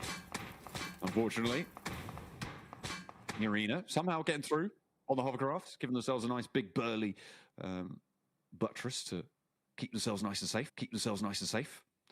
Prop themselves up on. Kara moving over towards the lake because there's a lot of water in this final circle. Well, these final circles here, Blank. It is a real tough time. Keeps the whole lake in, but doesn't keep the far side of it in through the next zone, which makes it impossible to rotate around that way after the next maybe 30 seconds have elapsed. It's kind of frustrating for Thunder Talk as well because they played this 2-2 split and it actually was such an insane play. I will say, though, it was very, very greedy. But if it paid off, they would have both been able to move down towards this southeast compound and they would have had a very good game off the back of that. Now it's up to APG to move towards that north side and pick up that compound off them. But APG still doesn't really know whether there's only two OG players इस in game में that पूरा building. फंस गया That's था likely guys, something they'll think about इसीलिए doing a ना little bit later. They have to clear Mad Bulls as OG well का on the 0 southwest pointer आया इस side. मैच में, पूरा फंस गया था OG. Carrot still going strong, but only with two players. कोई Also, नहीं, this is OG a very, निकालेगा very अगला well match. solid play, and मेरा this is मार है exactly ना why I अगला say that you match. kind of want to confirm down towards the southeast अगला मैच side. OG खेलेगा अच्छा at the से. start of the day, right? And just like that, they rocket launched themselves. I mean, think what they were in 13th place with 19 points, right? Yeah. Going with this kind of performance. OG का I mean, they 61 have gotta be point है, so excited. #6 पे चल रहा है They OG. really do. अभी I love बचा है this for कितना them. Match? Top 5. I mean, a pretty 2 good match और buffer बचा है. placement-wise, you know, in the top 7, right? To be top 5, you're not hovering on that edge there. But points-wise, they kind of are because we've got 2 ties. DRX and OG with 61 points, A7 and Dick Xavier with 59 points. There's only 2 दो points match में separating 20 them point आ जाए between ना. 8th and 5th place right now. So definitely not in the safe zone yet. 85. But what a start it is for them. And it's really looking very, very good. We see here top 4 fraggers. Lemon's looking good. 5 eliminations. You got Joker as well stepping up. We saw him a lot in that game as well, didn't we, Max? I'm just laughing at Joker's pose, like, gentlemen. Yes. maybe time for a win. Joker 4 Maybe. किल मार दिया. Every one of these players performing here, Lemon, Joker, Parajin, and QXE on their respective teams. But yeah, it's good to see a bit of variety in this team and who's able to dominate and do well. So very, very excited to see how that's going to continue moving forward. But that is it for Erangel, right? So our Erangels are done. We're getting now into Miramar. Excited to see who's going to be मेरा taking मार the best आएगा team wins here this time. ओरेंगुटैन का clash होगा. man, I'm APG so के ready साथ for होगा Miramar, guys, and मजा आ one जाएगा. team I'm really APG के gonna be साथ looking क्लैश है. at, right, is gonna be OG, right? We OG heard at the top of versus the show with APG. Seven say that, hey, Let's it's see. our hot drop location. We're gonna take it. The thing is, though, Max, right? 0-point game in the last one, right? We're seeing a lot of teams, DRX surpassing them. A lot of big names now starting to perform. Are you starting to get a little bit worried for this squad? I am a little bit, because this lobby, it's very obvious to me, Hodrix, we're looking at day 1 compared to day 2, the teams now, they're feeling comfortable. You know, they're fully playing into their initial strategies. They wanted to fully play around going into the Gauntlet. Now day 2, they're just flexing what they can really make in this lobby. The teams at the bottom, except for APG, you could say they've still been kind of invisible these matches. Everyone is stepping up big time, just like DRX as an example. So teams at the top are starting to slip. Orangutan is one of those teams. We said it at the start of the day, right, Niptroy? We wanted to see an Orangutan win to kind of secure top 7 spot. We have yet to see that chicken dinner. I still feel like there's time to make it happen. But again, we're at the halfway point, past the halfway point now. So you don't have that much time left to secure that top 7 position. Yeah, I mean, I'm starting to feel a little bit worried about OG. I mean, we came so close to a win earlier on Erangel, right? They got 2nd place with a decent amount of eliminations. I was surprised how they turned that game around because that first rotation into that building, I was like, guys, what are we doing? This is crazy. They made it work, right? But I think now it's this weird thing of they put up more points yesterday and we saw less from them. Now they're starting to make moves. They're starting to be more confident, but the points just aren't coming. It's just like it's been flipped now. And we need to see that balance come back where it's like, yes, that aggression comes up. Yes, try to get more points, but you're actually able to make it work. And as we get further and further on in the day, I'm just like, oh, come on, guys, do something. Come on, please do something. It would be nice to see something change. But I'm seeing Orangutan a lot of the times when they get involved in fights, they're very split. If we can see them just before a fight breaks out, regroup, and maybe just like 10, 15 seconds faster, I think they would definitely have a chance because, come on, like fragging power on Orangutan is very high. WizGod, AKOP in particular. We even saw Aru get some great bridge eliminations onto Thunder Talk earlier on in today's matches on Erangel. If they regroup here, Hodrix, I feel like a win, or at least a strong elimination top 5 is definitely available for them to pick up on these Miramar matches. Yeah, I think that's a good idea. I mean, because especially considering what we saw in that last Erangel match, not the one before this one, right? We saw OG do that super bold push, right down the center. They get that center position, and it works out for them, right? Because the zone ends up going that way. They try to do the same thing, a kind of similar strategy of that bold push down the middle in this last game, and it didn't work out, right? So I think I do agree with you, Max. I think I want to see them, instead of kind of going for these super high risk rotates, right? Just kind of group up and just push your way in with your M4s, right? They got the gun skill. They need those eliminations. Do you think that's something that we could see a change in here in Miramar, especially considering that we could see a hot drop from them? What do you think?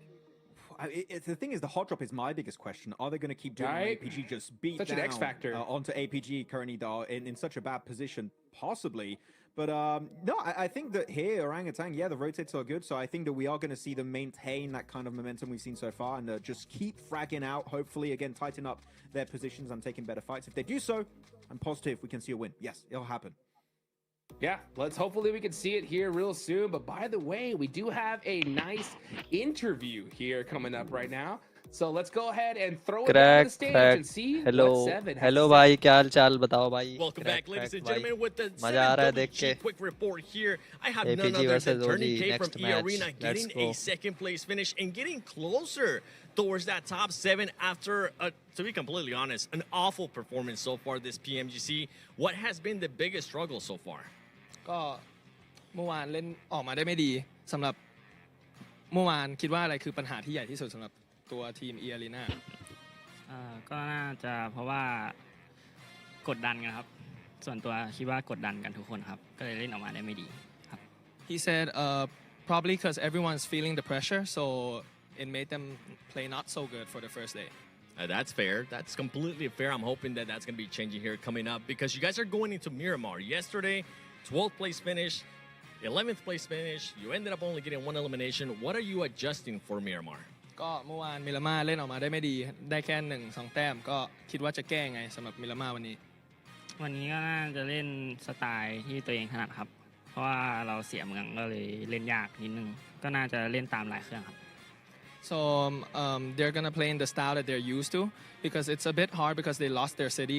So San Martin, they could not get that city. So they had to make a change. But today they're just gonna try to be themselves and play according to what they can play. Okay, does that mean that there might be a chance of a hot drop? คิดว่ามีโอกาสที่จะลงทับไหม ก็ถ้าคะแนนเราเข้ารอบเราไม่มีปัญหาก็น่าจะเอาเมืองคืนครับ He said if the points are looking good, he will probably go back to get his city. Okay, well, I mean, you're currently 17 points away from being into that top 7, so points are starting to look good, but play it safe. Back to you guys.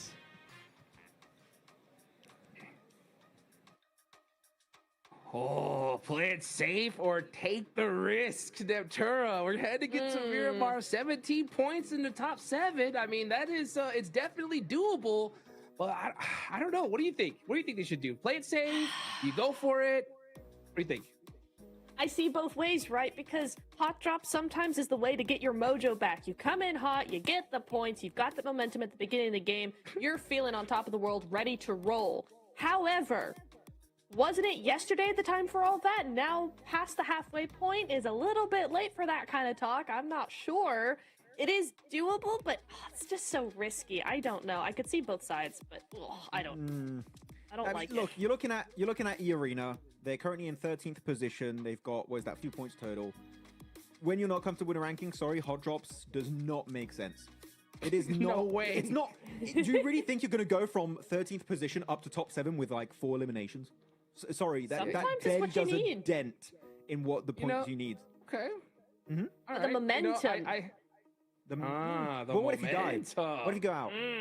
What momentum? Your momentum is go back to the lobby, play DPS. No. TDM, If you get 4 elims, then you get the momentum, but it is insanely risky. I don't know that I'd do it personally. But what if you lose a player? There you go. Counter to that. exactly. What if you That's lose the a thing. player, then you're like High you're not risk, going to high get the reward. win. I don't know. It's a tactic, but is it a good one? I don't know. I'm just saying. I don't like it. No. Yeah, I don't Sorry, love it either. No, I would have to fully disagree. Oh man, he's flexing. Oh, Hey, let's Sheesh. go. them guns. They in should game be. and out of game. Look at that. Yeah, literally. Yeah, you know what? It's so crazy. You're right. You know, if you get that successful hot drop, yeah, it is just you're so hyped, right? But honestly, at this stage, yeah, you lose one player, it's like utter devastation, right? Because the thing is, Max, is that these squads that are winning, they're not just. It's not just getting handed to them, right? They're putting up some serious eliminations, big numbers. So any squad at this point, right, with a good chicken dinner, I mean, you got GS. They're sitting in 11th place with 51 points. That's only like an 8-point difference from that 7th place spot. So if they get it right here, they're going to rocket launch themselves up, Max. So yeah, it's super risky at this point. Hey, anyone, Hot Jukes, in the leaderboards can still reach top 7. Even Geek currently last place, 21 points. They have a horrendous Gauntlet stage. And yet, there's still hope that with a win, they can close that gap and actually be in a position where they can try and contest a top 7 slot away. It could still technically happen.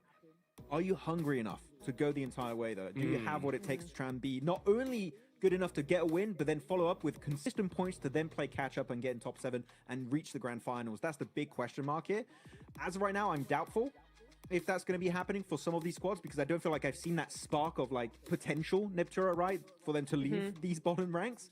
But maybe a hot drop would, as you said, maybe that's going to give them a bit more momentum and confidence, but I still feel like that's not the right path for these guys.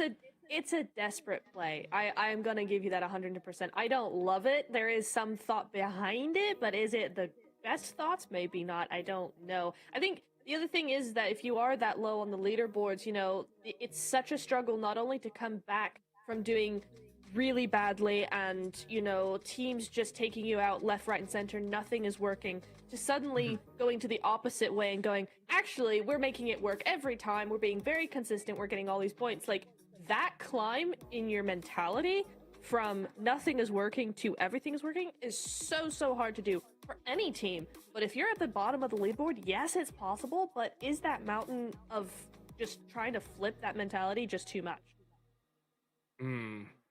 Yeah, that's a big question here. You know, one team that is on that second half of the leaderboard, because that's what I'm looking at right now, because this is where things are really starting to get interesting. You know, it's got to be Regnum Caria, right? I mean, I think we definitely saw a flash in the pan for them today, right? I mean, they had 19 points going into today. Now they have 39. So they put up 20, but they're still 20 points away from 7th place here, Max, man. We know what the squad can do. They're going into Miramar.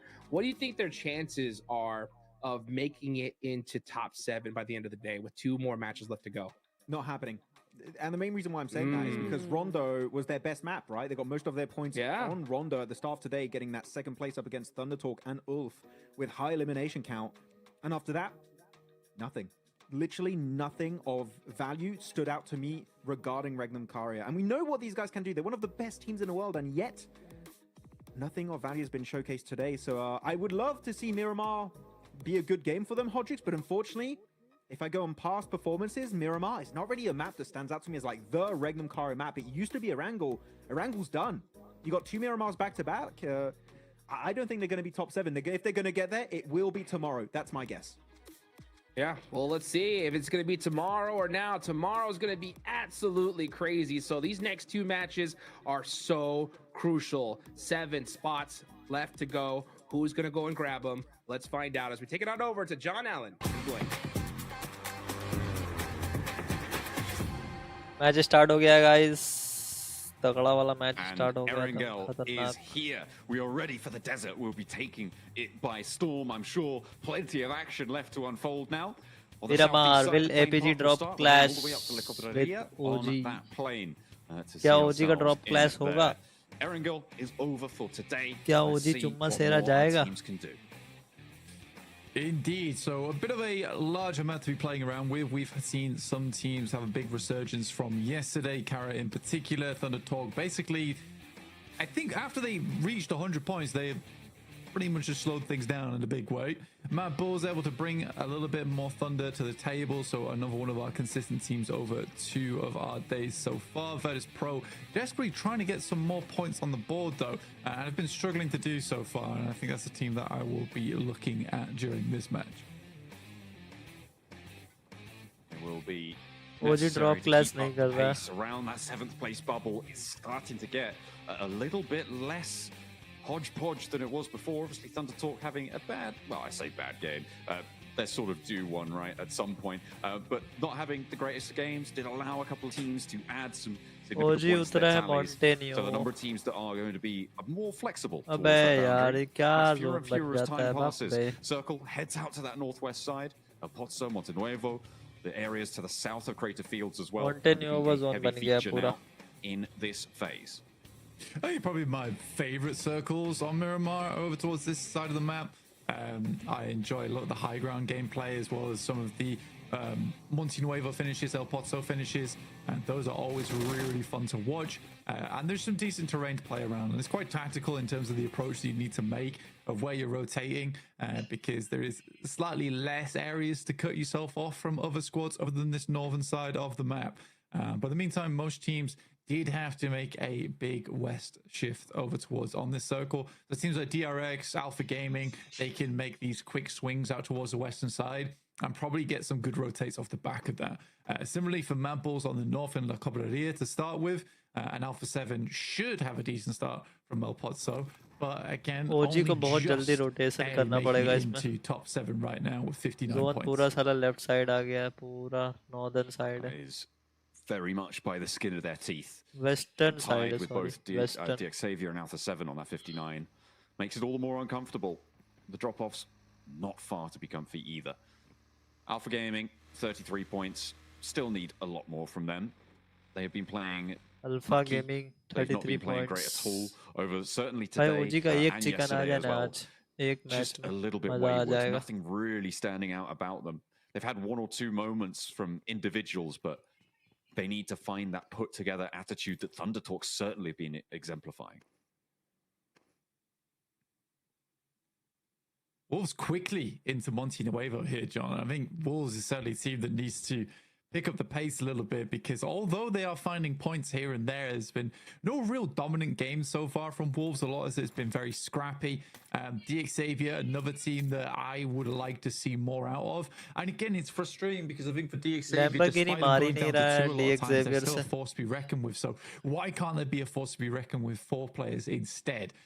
I think that if DX Xavier starts to get things rolling, we could really see a quick result in towards that top 7. But for now, I think if they consistently are losing players towards that mid game, that's going to be something that always holds them back. I mean, even saying that, currently in 8th place with 59 points, it's actually incredible that they are here in the leaderboard right now, John. I mean, yeah, especially when you consider the teams that sit behind them, not least of which Regnum Karya, right? They are currently now 14th place, 39 points, a very disappointing start. You said that, you know, they were looking to that first day maybe to try and speed things up, but they haven't really been able to keep pace at all today. The first half not going their way. Erangel now done. They've only got 2 matches to start to pick up that pace, and I don't think that you're going to be able to take 2 research days very often at all. And Regnum Kaya certainly falling by the wayside. A disappointing showing. But on the flip side of that, you've got Kara still representing the region and having a great time in 3rd place. Yeah, much better stuff from them. I mean, Ulf's also trying to get in towards that top 7 at 45 points. It's a little bit more of a journey for them. Again, I think the desk has talked about this at length about how Wolf, you know, really aren't displaying that same caliber of gameplay that we saw from their region in particular. And we'll have to wait and see how things pan out for them, because I do think Ulf is certainly a strong team, but it feels to me like they're very much an off and on team. Right, you know, it could be one set of 3 days are fantastic, the other set of 3 days pretty rough, and I hope that's not going to be the case. You need some consistency as a team. And again, it's so funny, like looking through the list of teams, because the conclusion you come to every time is that we know these guys can perform at a high level, but then again, you know, we can only have a top 7 team. I mean, yes, it's the sort of leeway that you're afforded by having that sort of legacy on the global stage, right? There's a little bit of room for breathing on some slightly unsavory days, we'll put it that way. Virtus Pro, though, it feels like Virtus Pro, I mean, you're talking about, you know, needing to step up that pace. Virtus Pro, it feels like they'd be doing much better than they've actually put the points up for, right? I feel like I'm seeing them quite a lot in these late games, but they are having several catastrophic results. They're not having the floor level of their performance rise high enough to match where we're seeing them in the later parts of these games. I mean, early mid-game rotations, pretty damn good from Virtus Pro usually. It's those mid to late game that are actually like what is causing them such grief at the moment, where they'll go out around about 19, 18 minutes into the game, but because they haven't really got too many eliminations and placement points haven't kicked in yet, they just don't get a whole lot out of it. I think most of the points that we see Virtus Pro get were from yesterday and then some scrappy games here and there. So I do think they need to tighten up some of that gameplay towards the end game because, you know, early to mid game doesn't look too bad for Virtus Pro at the moment. I think that a lot of teams don't really play the same way they do, which is quite quick and loose a lot of times in those early moments. And because they're able to quickly adapt on the fly, they're able to do that. And there's not many other teams that quite fill that same category. It's been a difficult road for Virtus Pro. They've got a chicken dinner, though, on the first match of the tournament. Indeed, on Rondo. Able to get 11 eliminations there. Nice stuff to find. On the eastern side, looks like OG have found themselves a scrap with current lobby laggers, Geeke. They are very much behind everyone else by quite a margin now. As teams start to accelerate away from them, and in fact, आ गए Aryan. Hello Aryan भाई, बोलो. More stuck in, maybe over towards Thunderclaw. क्या लगता है ओजी का कितना point आएगा last match में? मतलब फिफ्थ मैच में कितना पॉइंट आएगा? अल्फा 7 का फाइट हो गया है guys. No, sorry, top maybe actually finding a shutdown. 1v1 है टॉप का, 1v1 है आइकन के साथ. कौन निकालेगा देखते हैं. नेट कर रहा है टॉप. आइकन घुस गया है. पीछे से डॉग मार दिया.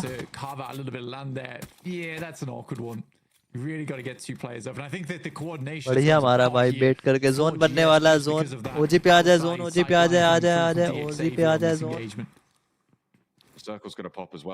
अबे यार जोन पूरा मोंटे कट गया है. ओजी जल्दी जाओ. जोन ये कहाँ कट गया है? जोन बहुत खतरनाक जोन है. Looking to try and hold this western side. Alpha 7 primed and ready to rotate into the west. Regnum Kaya as well could give the slip to Montenuevo, try and get out there nice and quickly. But they may want to stick around and pick up a point or two here. इतना खतरनाक zone कैसे cut गया? Though, as other teams are definitely not going to waste any time. Yeah, Wolves getting a very good start to the game here, starting in Montenuevo and now being able to send a little bit over towards the west. We've got a lot of unplayable terrain in this one over towards the western side. That cuts out quite a bit of the circle itself. And you also have like that nasty terrain on the western side. And APG finally is able to put an end to GS there, taking down Jafar. Reaper straight back into the fire though, which is not great. The Xavier in the meantime just taking shots over towards the vehicles, but they know better than everyone else that they need to get a move on. They're currently behind APG in the queue towards the circle. So whilst APG is getting reset and ready to go, they're going to take a quick rotate, probably down towards the south past Ladriera, I'd imagine. So very difficult set of rotates for the teams on the east. ओजी के लिए rotation बड़ा तगड़ा देना होगा. ओजी को rotation बहुत तगड़ा देना होगा ओजी को. Actually, a very treacherous approach to the centers areas of this circle. I wouldn't be too surprised to cut a lot of teams out, even here in stage 2, and not really be able to make it. Either that, or we'll see 3 or 4 teams in Montenuevo and El Pozo. Kara currently lining up towards the concretes on the north side. Not a bad How spot. OG will rotate, guys. On the map for Kara. हर तरफ तो बंदा ही बंदा है. भाई ओजी पूरा rotate करके जा रहा है. लाडरीला की तरफ से जाएगा आई थिंक.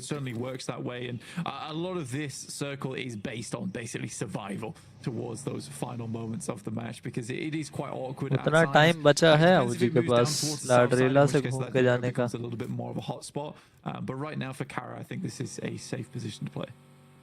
बहुत मुश्किल है यार zone entry. Arena as well with a high ground out to their west, a little bit less maneuverable, but potentially more profitable if they're able to find those shots, to find those angles onto the teams, trying to find any remnant of cover that is remaining on this one. Geeke, they have the point to the north of Montenuevo right now, under control against Ulf, but Ragnarok going to be backed off and will fall back in with the rest of his team. Meanwhile, on the southeast side, You got Alpha Gaming. APG साला यहीं पे है। OG approaching. अबे क्या कर रहे हो? Split again for Alpha Gaming. They are not close to one another. Oh, a little bit of a trouble on the road there, but they do manage to extricate themselves from one another. ये VP Keeping वाला themselves कौन nice से and tidy पहाड़ on पे it. चढ़ गया? Big. Whoa, hang on a minute. He's all the way up. भाई the top. Monte Montez ही जाएगा climbed तो। all the way up, and now Aragon sat on his mighty perch. Gonna take shots down. Yeah, I mean, रेगनम कारिया बहुत he तगड़ा got जगह there में है इस and बार now रेगनम immediately कारिया। leaving. Okay, interesting. Wasn't worth it to him apparently. Doesn't take too much fall damage, at least with this next circle moving away. Again, that spot would have been really good if this shifted hard over towards the western side. And I think Virtus Pro, you try and take the gambles where you can. In this case, they were already on the western side of the circle, so you may as well try and take high ground off the back of it. In the meantime, Circle moves a little bit more comfortably towards the center here. There is really awkward ground over towards the western side of Regnum Kaya, which is dead center, by the way, which is very, very open. But I think the Regnum Kaya could get some decent results off the back of this game. I also like where the Xavier is currently playing on the high ground just on La Driera, watching as teams rotate in from that southeast edge. Yeah, it's 2 minute में पता चल a जाएगा। real roadblock on that south side. You're right. It's going to force teams like OG, like Alpha Gaming to go through a city which is already starting to get pretty packed, or try and go over a ridgeline out in the open. Ulf have spotted a player from R8. Aaron able to find that shot, find that shutdown. R8, one by one almost, are leaving their buildings here. They flexed a player out now to try and combat on this high ground, but it's just not really too many easy positions to try and take against it. The arena, they've descended from the mountaintops and then now up to the Mad Bulls to try and slow them down. Lemon under a lot of pressure here. The team sallies forth to go for the ये arena का fight हो गया mad bull के साथ। and they're getting lit up for the arena. Yeah, Arena backed off that position. भाई भाई क्या net डाल रहा है? क्या नेट डाल रहा है? 2 नॉक हो गया मैड का। वुल्व्स ऊपर से मजा ले लिया। From up on high, that's from the Wolves already finding good value off of this position. ओजी को दिखा भाई, ओजी किधर है? ओजी को दिखा। On their south side, and because this fight is taking place, they might be able to get the rest of the team towards there, which भाई is a लोग little कौन bit से more कोने में central, घुस गया है a ये little arena? more playable for them as well, as opposed मार to मार this साले concrete को। on the northwest.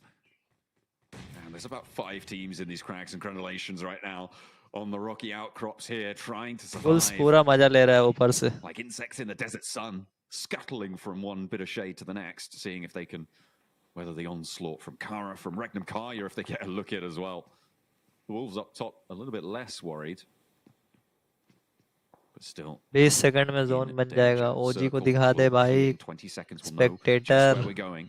Who's going to have किधर that है advantage? OG? North, south? Is it going to go out to the really horrible western part of this circle? We'll have to wait and see. ओजी अच्छा ओजी इधर है। अबे ओजी तो Xavier के split में फंसा हुआ है ओजी पूरा। All finding one on the side of the map. पैराजिन का पोजीशनिंग देख रहे हो? पैराजिन का पोजीशनिंग पूरा लेफ्ट में एकदम। Engagement for R8 really stuck down the hillside here, and slowly but surely more and more damage pours through, and R8 will be going down. Ulf will OG versus DX होगा इसके बाद। in the process. That's all the way on the northeast side of the map, so they still got to cut through many teams here. But yeah, this circle being so central does cut a lot of teams out right now. OG able to find a position just underneath Ladriera in the longhouse, which should keep them safe for a while. I mean, leaving there is going to be slightly difficult as they push over towards Thunder Talk's position. अबे DRX इतना ऊपर। अरे DRX भाई बहुत अच्छा खेला है आज के दिन पे। DRX अच्छा खेला है आज। We'll wait and see how they want to play that one out though. Alpha Gaming rolling, barrel rolling. Alpha gaming का फाइट हो गया। एक नॉक हुआ है गिग का। Stylish, okay. Looking for more as alpha well. Gaming का एक knock, alpha gaming का 2 knock. Try to go in. Nah, it's under guard. Last बंदा बचा रीफस। Nurzed will be safe for now, but Reefus had more success on his रीफस angle, on भाई। his approach. APG down to just one player now. It is just Reefus alive for them on the roll up. Will be able to get a house all to himself. And 1v3 है रीफस का 1v3। Looking for the heals to come on through. Excellent work. रीफस भाई to hold that 1v3 dog मार down. पाएंगे Nurzed देखते हैं। thought he was gonna, but no, he had a savior. Ragnarok though wants to try and force his team to save another person as he charges in on his own. ओ भाई क्या मारा है FPP करके, क्या मारा है इसने, रिफस भाई ने क्या मारा है एफपीपी करके, खतरनाक। 1v1 है, रिवाइव दे रहा है वो, बट अभी बाहर नहीं जाएगा, सेंटर में है लो। Gauntlet at least not very. I am slightly confused by that one. Did not feel like an international level play. रिफस भाई तो कमाल ही कर दिया, तगड़ा मारा। They're supposed to bruise your ego when they don't go well, but it feels like APG are sort of immune to that. एक का दो बंदा बचा है। Maybe why they're sort of poisoning ओजी का themselves. रोटेशन दिखा दो यार एक बार, ओजी का रोटेशन दिखा दो मैप पे। They're on a big split right now, and understandably so. I mean, playing around this region of the map, like you say, there is tons of teams all tucked into these positions right now because there's not many great places to go. For Regnum Kaya, this is a fantastic opportunity to get more points on the game. They have a very, very good location on the map to work with. The circle centers up towards them. So many good sight lines, just be taking shots, and they roughly know where all the teams are coming from as well, because it's absolutely down towards the southeast side and up towards the north. You know no one's really going to be wanting to be playing on that southwest edge of the map, and the only safety is on the western edge of this hillside. APG मर गया भाई, APG खत्म। Unfortunate. Can't style it out this time. TT, the Thunder Talk at the top of the tables. Happy as Larry. The only team who's actually very chill right now. Not really too worried. And actually, they're in a pretty solid spot. This west side of Monte Nuevo is going to work out for them for the time being. I just question how long they're going to be able to survive into this game. Getting out of there, going to be a tough task. DX Xavier, they are holding भाई this DX Xavier से बस really दिक्कत well. है अपने They को। will have oversight onto that Thunder Talk position. Xavier clear हो Approaches जाए ना on बस every एक other bar. angle, though, incredibly packed with players. भाई आरू भाई जल्दी से जोन ले लो, That's the zone. circle we were looking for Regnum Kaya at least. And now things are going to get very, लेकिन ये very Xavier difficult. लेने कैसे देगा, Xavier तो लेने ही नहीं देगा। I think DX Xavier have a good idea that Xavier से OG फाइट are होगा, underneath 35 them, सेकंड में Xavier से फाइट है but the अपना। options aren't amazing for OG here. They could just brute force it through DX Xavier, considering how split they are as Alpha well. 7 There's का a fight good हो रहा है chance bull for से। it. It's just a question of how well DX Xavier scout अच्छा नेड है, अच्छा नेड है, अरे अच्छा नेड था। OG and it's RA who took the first knock there too. So again, I don't फट think फट। OG's been ओ slacking भाई at क्या all in नेड terms डाला है of रे वो, information खतरनाक gathering नेड down डाला है that एकदम रे side. वो। Great nade from Revo over towards Doran, trying to take control of this high ground from the north side, but time रेवो ने is बहुत limited अच्छा as नेड the डाला। circle starts to squeeze them in. Only 3 players alive, 4 Wolves, and that's going to leave Batten ये देखो साला मेरा फिर से फंसना चालू हो गया। क्या बकचोदी है भाई, फंसो मत यार। Like that is going to work. They're worried. They may be too worried about it. Push up could have been successful, but in the meantime, Ulfa crashing in. There's about 8 teams up here, blanking in the mountains. Regnum Kaya are going to be overlooking at them all. They're going to have shots at maybe a few of them. Scarface has to hit the deck behind his vehicle there. Had a real tough time of things. Alpha 7 continued the nade up top, but the res already came through. Kara, what a chance at it. And they'll not be quite as timid as Alpha 7 in this situation. Doran trying to reposition, get away from things. Maybe regroup. Nah, not so lucky. CEO's got your number. Yeah, super opportunistic right now coming through from Kara. This is a great moment to make this push over towards the top side. They waited for a team to start taking shots and split the attention of Wolves. Then when Wolves were looking both ways, that's when Kara looks to cross. Very, very good stuff from them. Now sending nades down the hill. Marso's also got an outpost towards the front side of things. This has been very, very calculated so far from Kara. Super clean from them. In the meantime, OG attempting to brute force it basically through DX Xavier, but struggling slightly on that side of things, and time is only running out for them down the southeast side of the map. I mean, DX Xavier are going to have to move as well, and the teams on the north, not as necessary for them to try and shunt on in, but it is so prickly on this northern edge. So many teams, as I said before, like desert insects scuttling around this hilltop, having a really rough time of it. Survival, the name of the game. With 13 teams remaining, I mean, we're getting in towards the sort of zones that you expect a lot fewer teams to be in existence here. OG are making their ascent though against Xavier, trying to find an opening. That's what they were looking for from Lambor.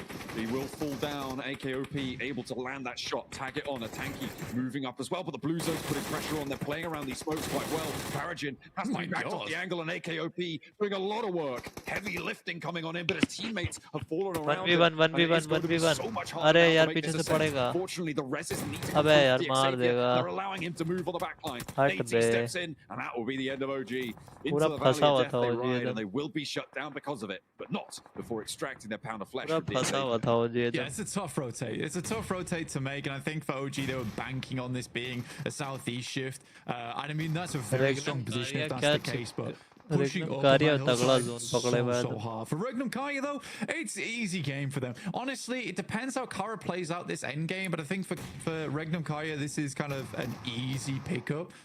Overall, ET का fight हो गया Geeks more से shots to the outside chances. मार देगा They have to hope that one it shot actually 1 shifts kill हो रहा है away from on भाई the north side, but that's purely to pull 1v3 players कर दिया off from निर्देद ने north. A 2v3 over towards Thunder Talk. Okay, Geek are dominating. They've got 5 elims. Why not have a little bit of a late game resurgence? What more can you do with these 2 players remaining?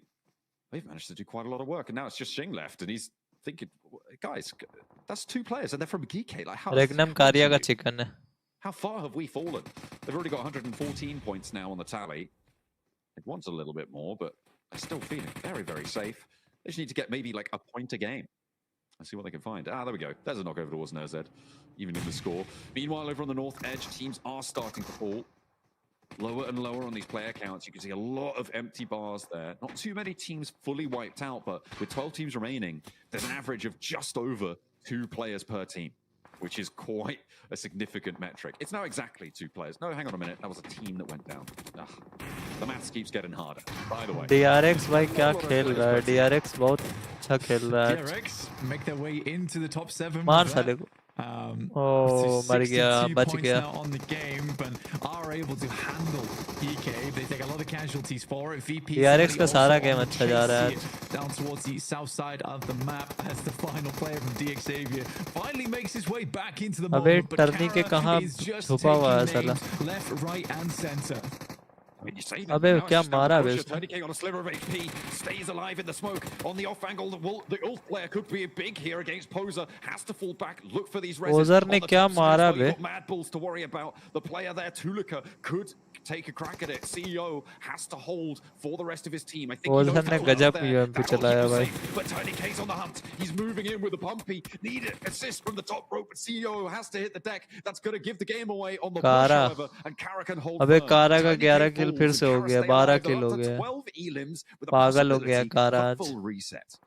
This is insane work from Kara today. Again, that's very well played from CEO as well. I think a lot more players would have fought कारा to आज get to that पागल हो spray, गया तुम but all he knows he खतरनाक needs to do मारे is he just जा रहा है delay for a कारा little bit longer for the rest of this team to pull out. Because as soon as those shots go towards his end of things, he can immediately back off. The team can do the rest of the work. So that's good trust in the rest of his team as well. And रेगनम Marceau कारिया finding तो a आज hell of a shot ये match across chicken range कोई नहीं over छीन सकता towards रेगनम Milky कारिया Way से there. Goodness me. That is the outpost they sent on the western side of the road. So very unlikely that VP gets that player back up again. Might go on a mad dash, but oh, they are. Okay, hang on a minute. I thought it was unlikely, but they desperately want to keep their players in check. CEO still seemingly having sightlines there. Ketch now the last solo player on that north side, the remnants of that hilltop struggle. Higgles as well was able to get out of there earlier for the Wolves and surviving as a solo. A real tough time on this northern edge. And Regnum Kaya, I mean, they haven't got too many elims for it though, Blank. Which means that even though they've got this far, 6th place, that's not enough of a reward. They want more. Yeah, they basically need to get first place from this position, and it is a first place position too. Nade over the top, quick bubble, underarm, easy peasy. 13 elims added to the tally now for Kara. A hard push ahead of them over towards Regnum Kaya though, but Marceau doesn't seem to think so, as he immediately sends shots down range over towards Regnum, keeping them at bay for the time being, carrying them off this spot. Virtus Pro did get that res. They were allowed to get Milky Way back up, but they're leaving him out there for the time being anyway. Must have an exit strategy somehow. Boston moves up to the hills as well, gets a little bit more of a foothold in that direction. I'm wondering what DRX are going to have to say about that. If they're going to have to run out, and they may be able to spot shots over towards VP. You have to make this rotate now. And I think it was a little bit dangerous for them to actually try and get Milky Way back up again as the circle was going to enclose. But I think they just about get a player back into position. But Voston immediately taken down. Milky Way flushed by Silas. And Kara's just sending it, dude. All right, 2 players straight across the field. Lewis leaves his teammate out in the open, will go down himself. Kara, they're not going to do too well on that rotate. Player from Virtus Pro did go down in the process. Voston has been knocked, but yeah, I don't think Kara are going to get too much value from this one. They've already extracted a lot of points from this lobby. However, they are stepping pretty close to being in contest with Thundertalk, which is really saying something. Yeah, it's some real lobby annihilation coming through from Kara at the moment, leaving Poser and CEO alive. And again, I really did respect the rollout there. It's a very hard one to pull off, but if they're able to take down the 2 players, I think they pretty sure are inside of that shack. And then they take a formidable location that can maybe challenge up against Regnum Kaya. So it's a risk that realistically they have to take here if they want to go for the chicken dinner, which is, I like that. The fact that they're thinking towards the chicken dinner is amazing. That nade is disgustingly on target from Zed Wolf, and now there were 3. Kara 7 nades in pocket, 2 players up the top. Virtus Pro have 7. Regnum Kai have a lot of smokes, but maybe a little bit thinner on the nades.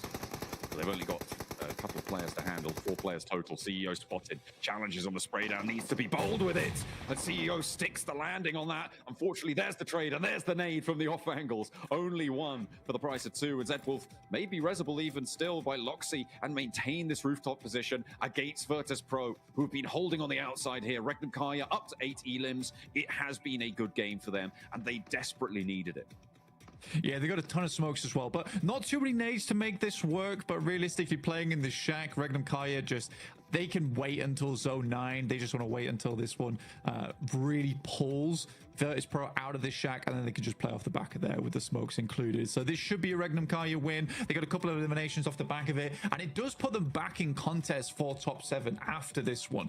They will need to have another strong game before probably match 4 or 5 tomorrow, but it sets themselves up nicely, right? I don't think any team has really played very, I mean, other than Alpha Gaming, let's say, and Geek, but I think most teams still have a good chance of getting into top 7 tomorrow with some pretty astonishing plays. Yeah, it is still an open door for quite a few teams. Regnum Kaya maybe just about squeaking in by the skin of their teeth here, but Virtus Pro, they're close to the bubble too. They have been chasing for a while. We were talking about how they didn't really find their way through into these later stages. Those mid games were a real struggle for them, but they managed to get all 4 players in. This hold has been difficult. Malloy going down is going to make this close down nigh on impossible for Virtus Pro. It is a 1v4 now for Aragon, unless he spends the time to get Malloy back up. But those nades now starting to run dry. Zedwolf breaking out wide. They've got all the angles they could possibly wish for, and it is going to be a swift little peek out there from Wild in the ghillie suit. The desert camo working wonders, and Regnum Kaya closed down a 10 elimination chicken dinner, 20 points on the match. A great way to move towards the end of day 2 here of the Gauntlet.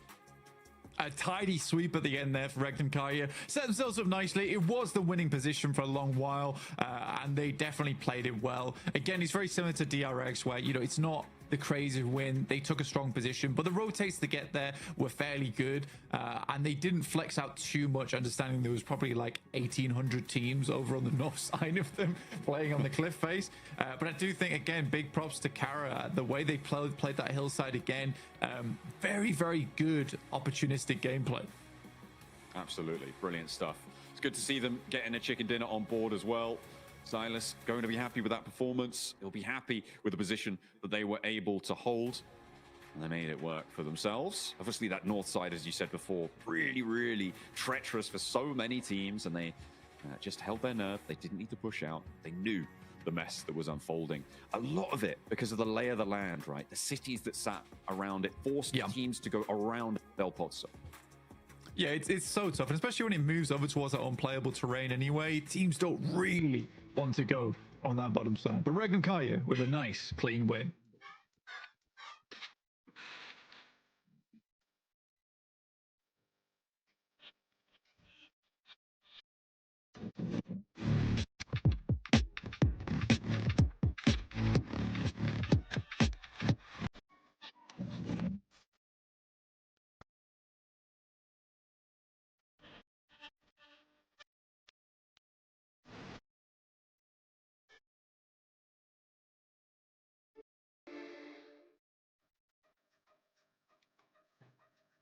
Regnum Karya finally get their chicken dinner, and this one was hand wrapped and gifted to them right here. They got a beautiful circle, but the big difference, Max Man, between them and other teams that have been, kind of gifted a zone, they do it and they get a bunch of eliminations to go home with it. So beautifully played for them, right? Yeah, I mean, they were like, 8 eliminations, it's not enough. We need more. They just send it on to Aragon and Malloy, try and wrap it up with a few more eliminations to reach those double digits. And I genuinely thought, Niptra, VP were going to deny them, try and nade themselves or molly themselves, because you said it also during that game, that's something VP typically tend to do, is deny points away. But here, they try to take the fight, maybe find an extra elimination here or there on solos of Regnum, but they can't even get it against that Groza shot from Wild. And Regnum coming out big here, finally, with their first chicken dinner of the Gauntlet stage.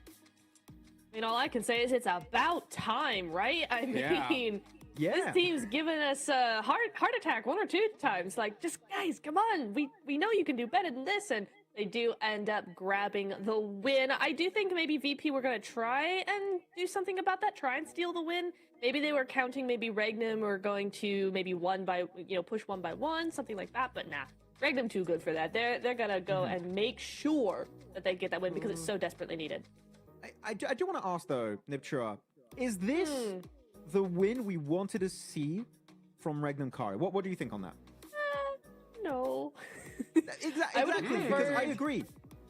Yeah, I would have preferred maybe the win coming from a play like Kara made, right? I think if they had come up, swept the north side, had that dominating effect, played it really well, and then go into the compound and then sweep out from there, something like that, I think that would have been a lot better because Kara played that very well, doing exactly what they do normally, and it worked out for them. Regnum could probably take a page out of their book. Exactly. I mean, looking at Regnum Karya, I'm not saying this was a bad game. This is just, you're gifted a circle and you use it really well. You get a bunch of eliminations, double digits, really happy about it.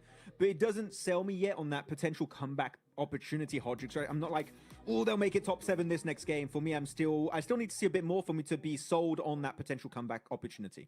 Yeah, I mean, it wasn't like the crazy high school, like high skill chicken dinner, right? That we would love to see for Regnum Karya.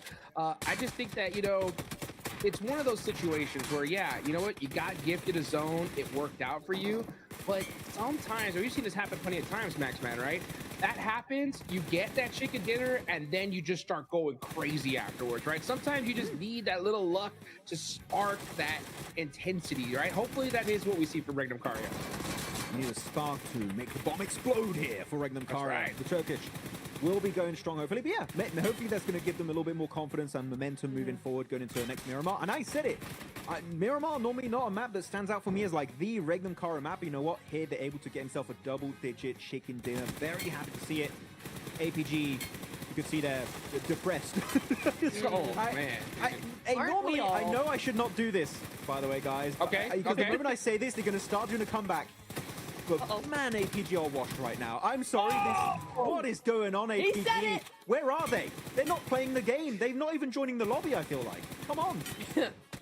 I mean, it's hard to go against it. I mean, what is going on with this team? I mean, honestly, for me, it was watching them in that Arigo match where they could easily have just drove up to that ridge line. They would have had such secure position. Instead, they do a crazy wild outside split push on the EA and then get picked apart. That really got me just had question marks all over my head. And then, seeing this performance as well, it doesn't give me the confidence that I think we need to see from a squad like APG. So I don't know. I think that if the Max Man reverse curse technique is going to work, might as well. Let's go for it. I kind of hope it works. Part of me is like, I hope I can use my powers for good.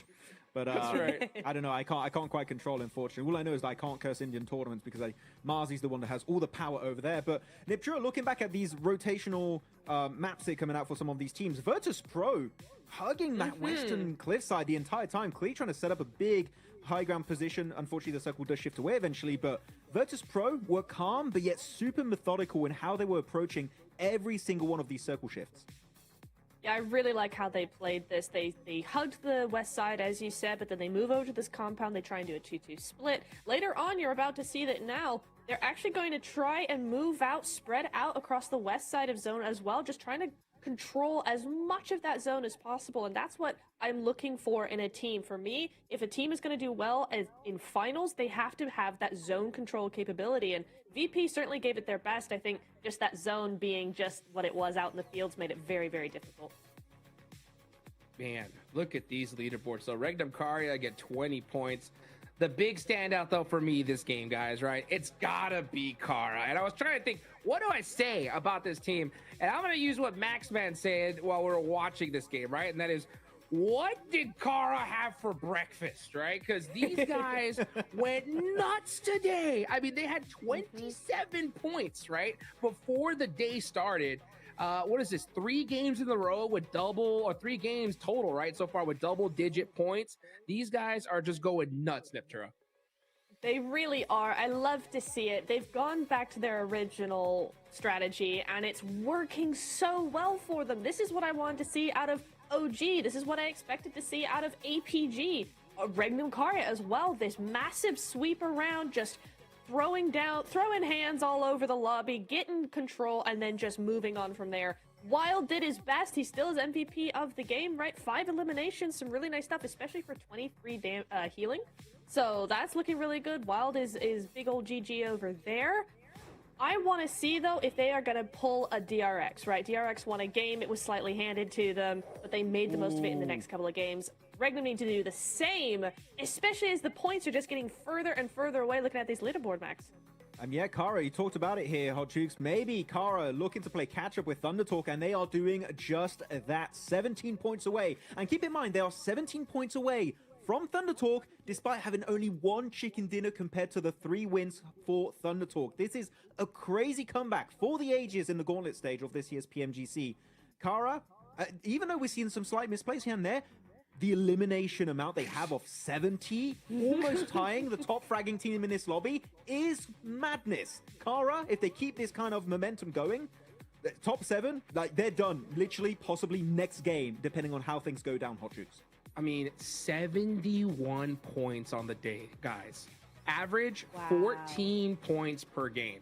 I mean, Kara are crushing it. Yeah, a comeback that, I mean, is momentous, especially for a stage as impactful as the Gauntlet. This whole roster, this whole lobby is so stacked to the teeth. I kind of want to talk about their play style, though, in this last match, Neptura, right? We saw Kara kind of hug that north side, and they dominated, right? We saw Poser go up against EA, and they were just going in and out, just making it work, right? How do you feel like they played that one, and how did it end, for them? I know you had some questions about it. What do you think?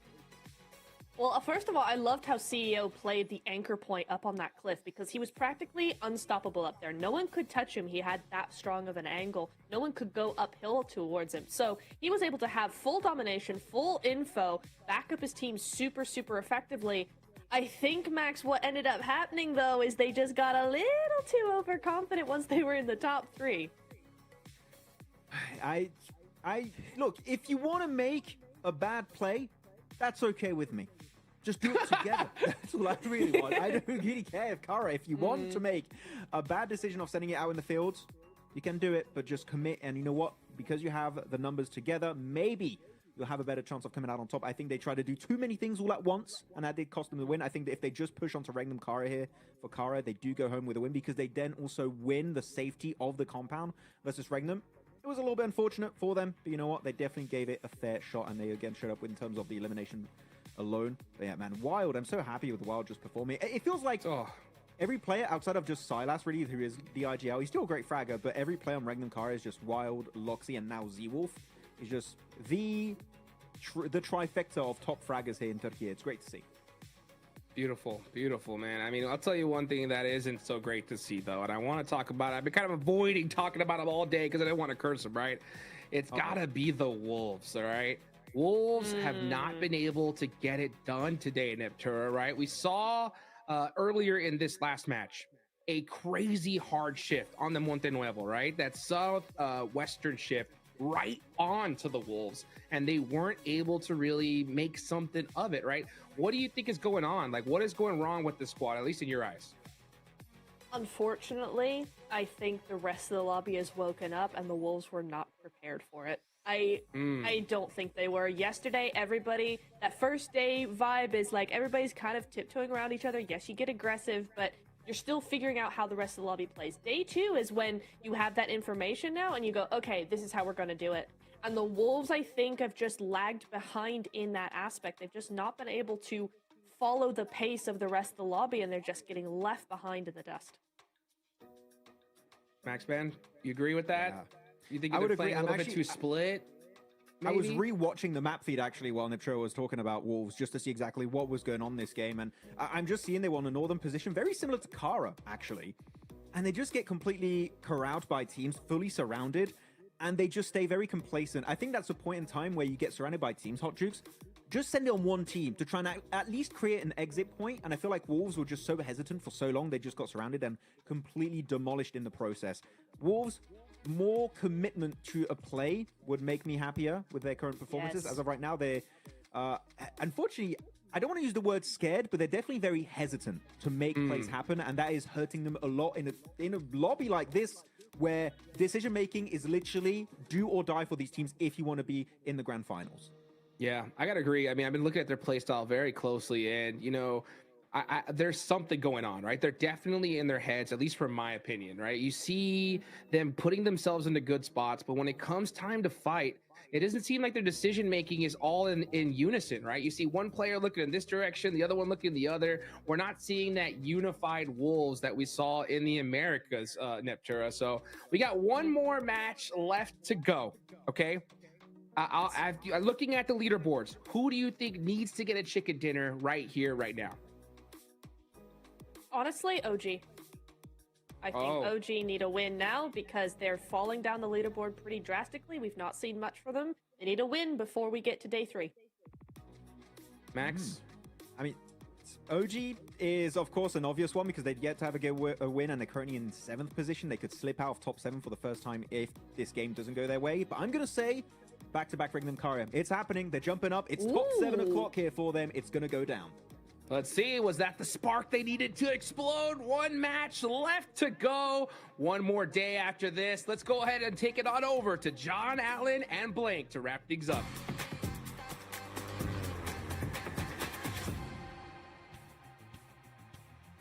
That is right. We got one more match to play today before we close out and head towards our 3rd and final day. Will it be the back-to-back Regnum Kaya chicken dinner? Only time will tell. The plane path from La Cobreria over down towards Partona for our final go around the desert this time. It's not a horrible plane path, honestly. It's sort of similar to our previous one in the fact that it does drop off most of our teams on a edge of the map, right? So it's going to mean a lot of the eastern side of the map is going to be a little more free. Some of those rotates you can go for. If it drops over towards Impala, you probably want to get over there pretty quickly just because you know that probably teams aren't going to be dropping in that location or getting towards that position of the map too early on. I think that the Regnum Kaya double win does sound nice, you know? I wouldn't mind that, but again, I think that last win is it's not luck based. It's just they did select what is probably the best compound in terms of getting a chicken dinner, and they got there early enough. So it was good identification and a good initial rotate, but from there wasn't really a massive amount to be done. And then a fairly tidy finish from Regnum Kaya 2 versus the remnants of Kara as well as Virtus Pro. Oh, hang on. It's not hot.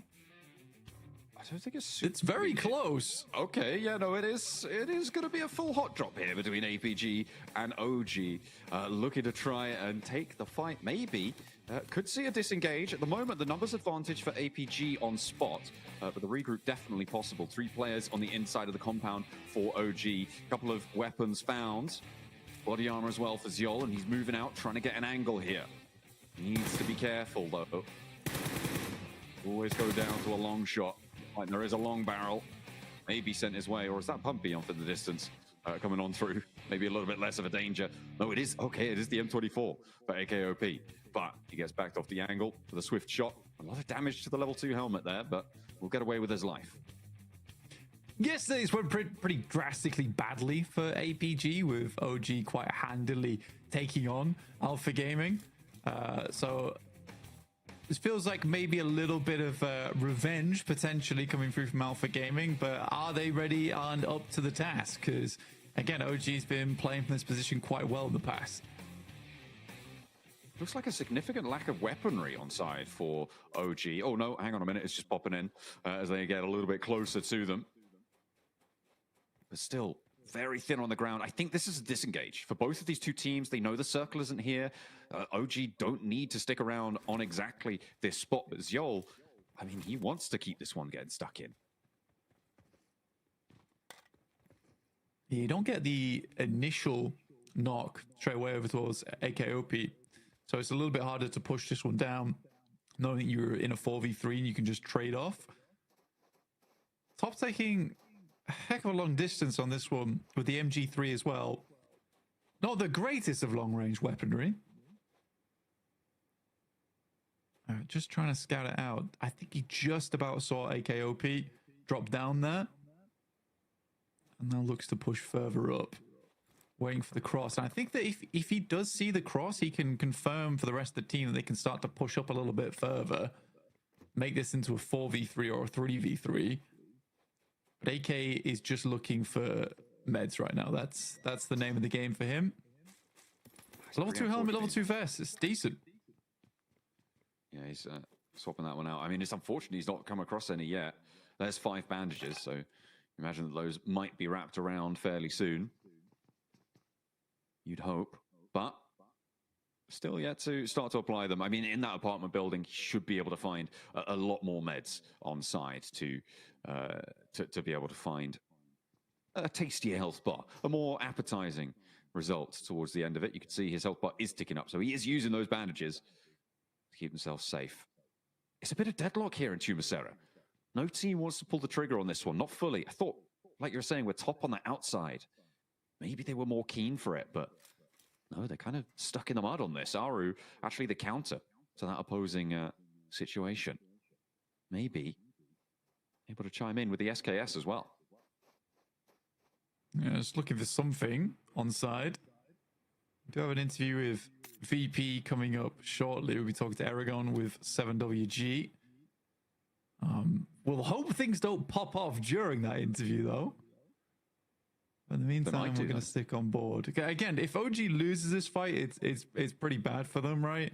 Where there's an opportunity for DX, A7, Regnum Kaya, even Wolves in this case to leapfrog them and push them out of the top 7. Yeah, they've been very careful about this. Aru sends away in the buggy. Top has eyes on this, though. I do know about it fully. He's shuffling around. He's not made any movements with vehicles here, so his position is not given away. Aru may very well not know about this completely. But where's he going?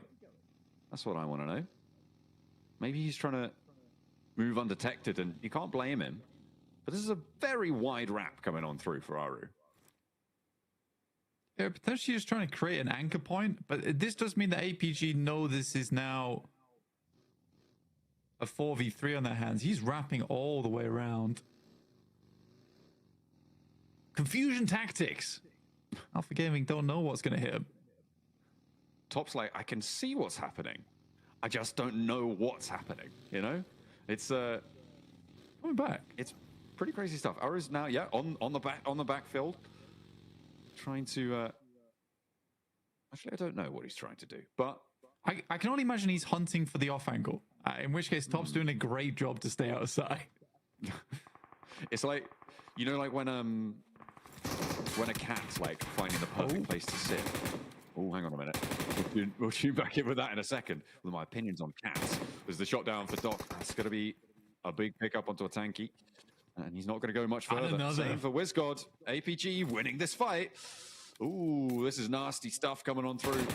Kind of opening a broadside. Top now steps out of the trees like, right, okay, you guys having fun. I want fun too. Unleash the M249. Doesn't connect, but still, he was able to pull the trigger. And that's what matters.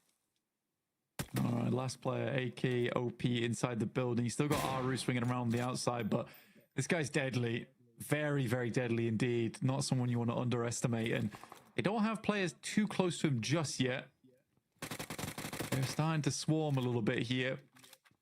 On the zip line, okay. Styling. just getting some points in. Well, that was connected. Close. So close there on the shot for AKOP. He's the last player on the inside of this building to stand for them. That off angle. Yeah, Aru is leaving this one. AKOP now left a lone soldier here with the UMP, waiting for someone to step a little bit too close, get a little bit too bold. He's watching their corner. The nades are cooking as well in the off angles. He's dropping down. He's read into it. He thinks he wants a little bit more. Reposition away. Does bait the nade in. And that might be useful here. Top on the off angle. You still have to worry about it. You can see AKOP going for that little stutter peek. Can't afford a second, though. Nose is being watched. Still going for that shot. I mean, I respect it. He's in the window. He's in the window. Very low HP. Will take down one for his efforts. And a little bit of vindication coming through for AKOP there. He was able to get that the full revenge. Yeah, well, not complete. Aru is still alive. He's still alive out to the east side. He left. He was looking for an off angle, and off he goes for a completely different angle to the game. A solo result. Circle pop, Blank.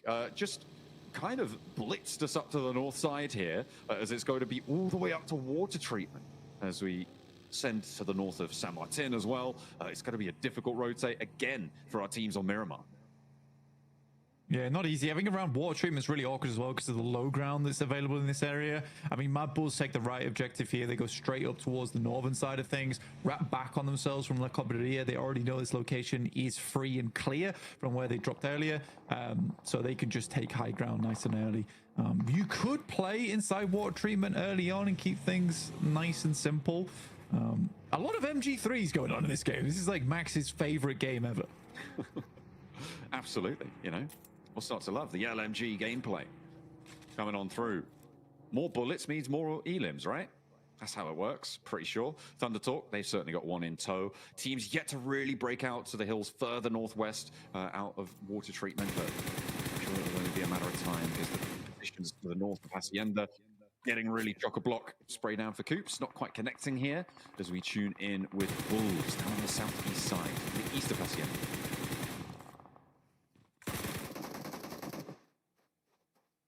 So as getting lit up here. I do love how the M249 sounds though. Just keeps going.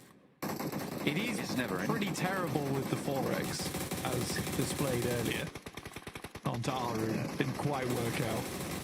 Yeah, it's not ideal. You have to really be very, very stable for that one to be able to connect at that sort of distance. DRX eliminated. All right, they end their day. 65 points. I mean, it's maybe close enough. We'll have to wait and see. They are in 6th place. You can see there's so many teams just beneath them, lurking below the surface of that 7th place bubble, desperately wanting to clamber a little bit further. That's the name of the game here. Stay out of danger. Get towards those 90 pointers at the end of the day. Yeah, it's a good place to sit. I think Kara also in similar boat to Thunder Talk right now, where they've sort of done enough. Thunder Talk definitely wanted a little bit more points. I think coming first place in Gauntlet's nice for all things, you know, reputation, money, etc. So I think for Thunder Talk, they'd like to hold on to that. I don't think they expected much competition, but competition has certainly arrived in the form of Kara. They are fairly formidable today. Not really so much yesterday, but this is a brilliant turnaround for them. The next circle just about to come on through. Kara, you could see there, actually going to be, I mean, I would say favored by this, but that hill to the east of water treatment is really nasty to play around. They can hold their current position, though, and that might be a little bit stronger. All right, moving in just beneath them. They were certainly starting out very, very strong, but a little bit of a downturn just before. I don't mind this spot coming through from the Xavier. Trying to rotate on this northeast side. They do have competition in the arena though. R8's been fairly quiet today, but taking fantastic shots over towards Regnum Kaya, finding a double on the crossing. Martha's just been a monster all day. Real Martian. Sorry. No, say it again. Oh, no. Oh, no. But yeah, either way, Regnum Kaya cut down in half. The back-to-back looking much less likely. However, they do get into water treatment and into a building, so they'll be able to survive for quite a while longer. They want to be jumping up towards 70 points here, which means 11-point game blank. That's just got a whole lot less likely, given their position, given their lack of real presence here. OG aren't done. They chime in over towards Thunder Talk, maybe looking for another point here for Aru on the southeast side. No, I mean, every little point counts, to be honest, but did draw the ire of Thunder Talk by doing that. You'd imagine they're going to be turning around soon and taking shots his way. DRX getting knocked out is pretty good for OG's chances as well for tomorrow, just because having another team at 65 points dropping out early in this game means it's still interchangeable. It's close again. So OG is down. 7th place. So DXAV chasing, Wolves chasing, Alpha 7's chasing. Regnum Kaya, I don't see the double win coming through now. So both predictions are kaput.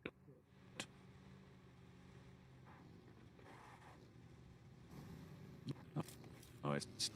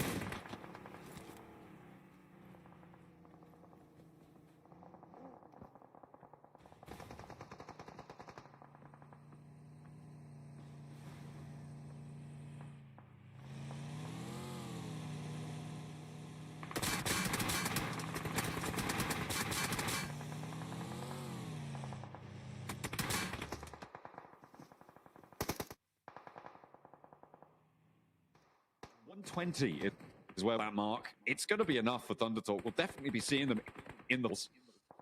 That is what maybe they were expecting.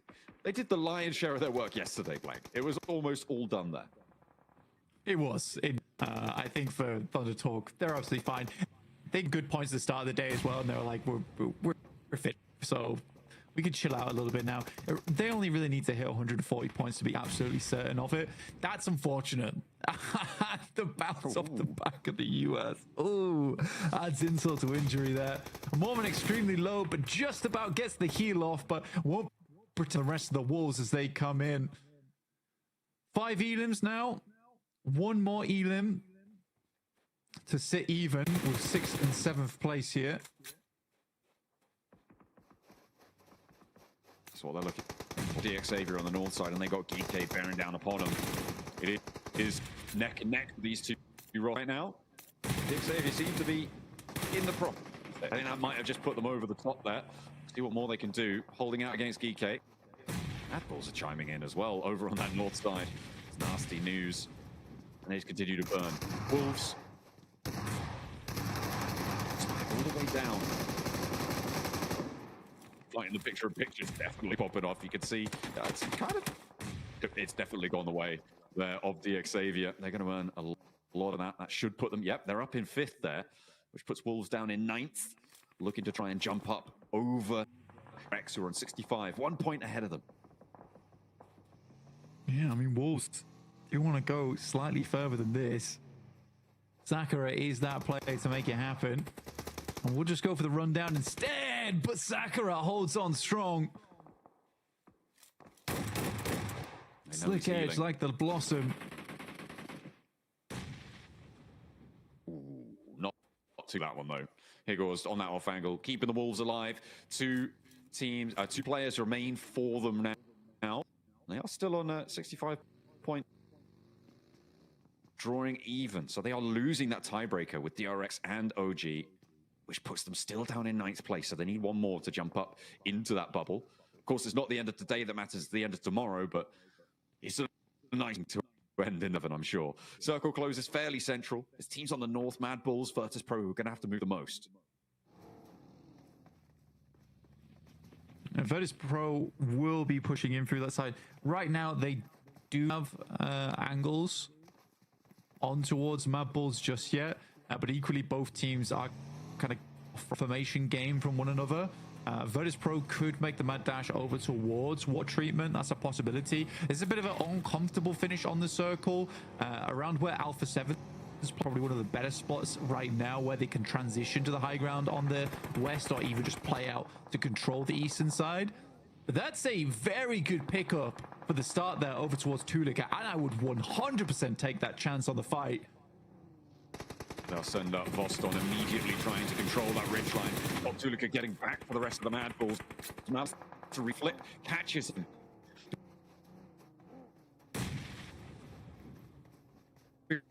Hides of this one around because Malloy, the pushing, stage 5, you need to get him up if you want him to stay alive. I don't think they have to do it though. A really valuable pickup, and that is going to slow Virtus Pro all the way down on the approach. Flip, keeping them safe for the time being, but Voston wants more. Wants another bite. Wants another go. And Voston moves in forward. But doesn't go down. The DPS arcs around the corner and connects with Malloy this time. Recurrent flip on the inside, burns the top window, but it's the other one you need to worry about. Voston still ducks away from it and stays alive for a little longer. It's a nasty nade you can get out from this backward window. Voston's looking to send one back here on that side, gets a little bit of damage done. Flip now looking to get that nade out the side, but VP very aware of this one right now. Fall into that. I think he's a little bit impatient on his push, could have waited for some of the attention to be taken away. And for VP, it's kind of been the thing that slowed them down, concerning themselves with getting Malloy back up into picture. Good jump out from Milky Way, takes down Tulika. Immediately flips back down the stairs, leaving it just one player alive for Virtus Pro in Aragon. He will go for the spray down, connect on the first. That's the play zone actually coming in clutch there. And the drop down leaves Mad Bulls again, just on the one player. Lemon now on the off angle versus Aragon. Trying to keep themselves together. The last player now for Virtus Pro. They want to chime in. They want a piece. They're trying to third party the engagement, moving Levi. He's flexed the other 3 players from DXavier. Seems like they might want to regroup on it. Look at that push around to the north of DXavier. They get this fight as Virtus Pro falls. Very well done to DXavier. They hear that fight, they move up. And if you can play off from this hillside and this ridge down towards the south, you actually have a very good chance in this game. But not only that, they've cleared out so many teams now on this northern side. It's 2 total, so they know a lot of the presence from this northern side of the map is gone, which is super helpful for their finish towards the end of this. Also, in other news, this is the first time in a while we see DXavier not with 2 players, not with 3 players, but with 4. I mean, you wouldn't look at their point on the north, though. They are split still 3-1. Paragin remaining that backstop. We'll see if they can figure out play back as a 4, send after Lemon from the Mad Bulls, maybe look to move up. It's Alpha 7, though, the major threat within this circle, holding the building. It's going to be a difficult approach. Southside, Kara still in effect. We'll see what they can do for their players still too. Eagles getting shut down on the southeast side. Baton being the last player alive for the Wolves. Not quite placement point range yet, but a 6-point game. Terrible for the Wolves right now, but they would like some more icon moves in and moves down wild. Down to the Maestro himself in Loxy. Just as good. Able to but the second peak for Icon is going to work out for them. Kaya eliminated. Definitely no back-to-back for them. 11th place and potentially lower could be on the cards. R8, they've heard the noise and they want to roll into water treatment. They want to sip themselves. Oh. This is a good chance for that. I thought I was down and out earlier when we saw them take down Regnum Kaya, but then have a tough time. That is a bad nade from ESO. Self-nade on the team is never pretty to see. Jafar around the corner, though, will take down 2. That leaves just Prestige up. Jafar. Nade cooking, looking to get those flushes on board. Jafar pressure back, able to confirm 1. Pops out the window, slick with it. Now, what is the outside player got? R8, he's still picking up those points, and Jafar's being naughty here. Needs to be put on the set. Ida catches him jumping in, but doesn't connect. Jafar with another. He's looking to go for a 1v4. He's put himself into the 1v1 now against Prestige. Jafar, the last player for GS, looking to survive. As the door frame, Prestige nearly got connect onto by the DBS shot there. 2 rounds left in the chamber. क्या मार रहा है First aid भाई? now being popped. Prestige can't quite find R8 the nerve to मार step देगा. in through the door frame. अबे अटको मत He's भाई. taking down everybody else. Looks for another. Has R8 to मार reload दिया. now. Steps out पता था. just too wide of Prestige. He puts an end to the naughty business there for Jafar, but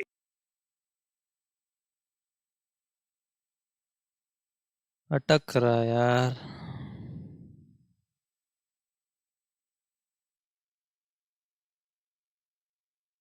he did damage.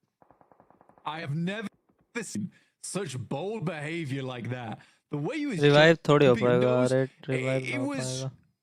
it was humiliation right there for R8, to be quite honest with you. The amount of times that he jumped through the windows, R8, I don't blame them very much, to be honest with you, because it's a case who बहुत in the right मुश्किल है. mind jumps through those windows like that. It's such a bold strategy and one that O works भाई बच hardly गया बे. any of the Revive time. They But he दिया, was heal कर just लिया. taking advantage of the fact that no one does that sort of thing.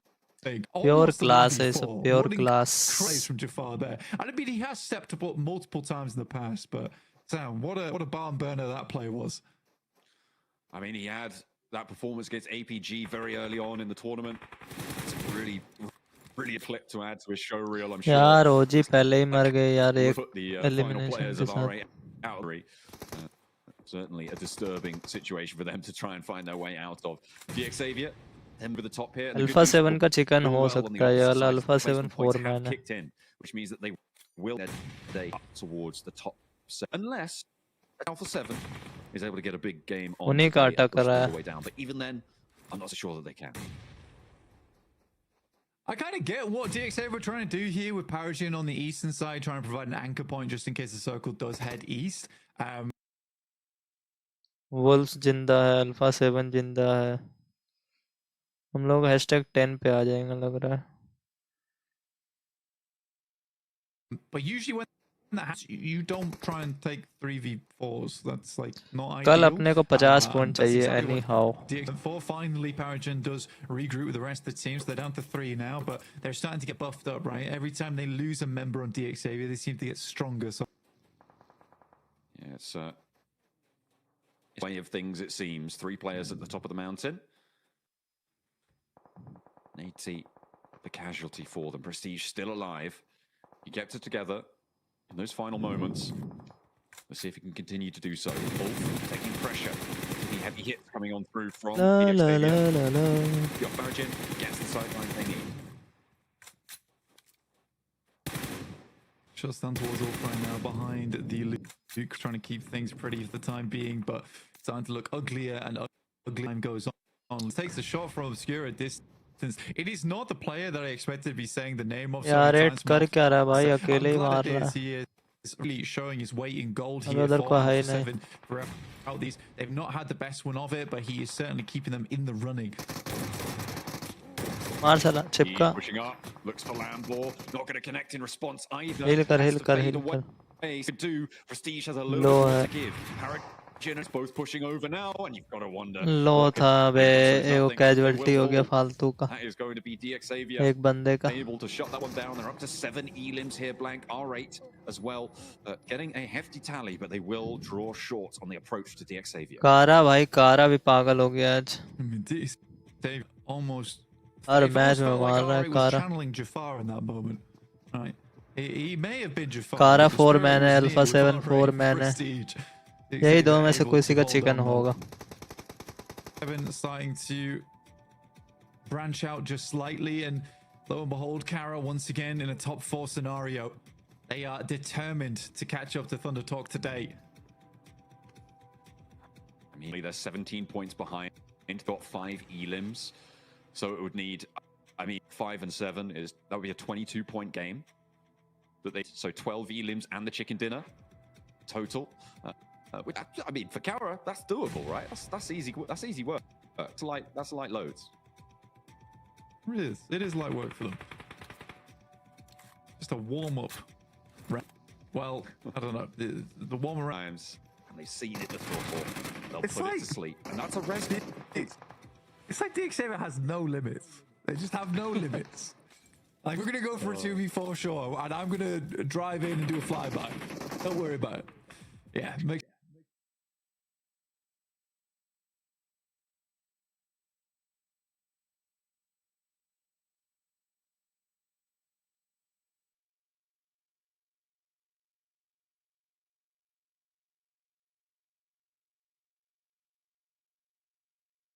Towards the end of day 2. Great little turnaround for them. They're building very, very strong, and they moved out nicely to cover the ground around them. Quiet until the very end, but they did start to turn up the heat. Yeah, and it's all that matters really is just getting those मैं points alpha 7 consistently. का And I chicken हो think गया Alpha 7 कैसे हो गया भाई within this circle, holding the buildings. It's going to be a difficult approach. Southside, Kara still in effect. We'll see what last का they तो can throw दिखाया their ही नहीं players still too. balls.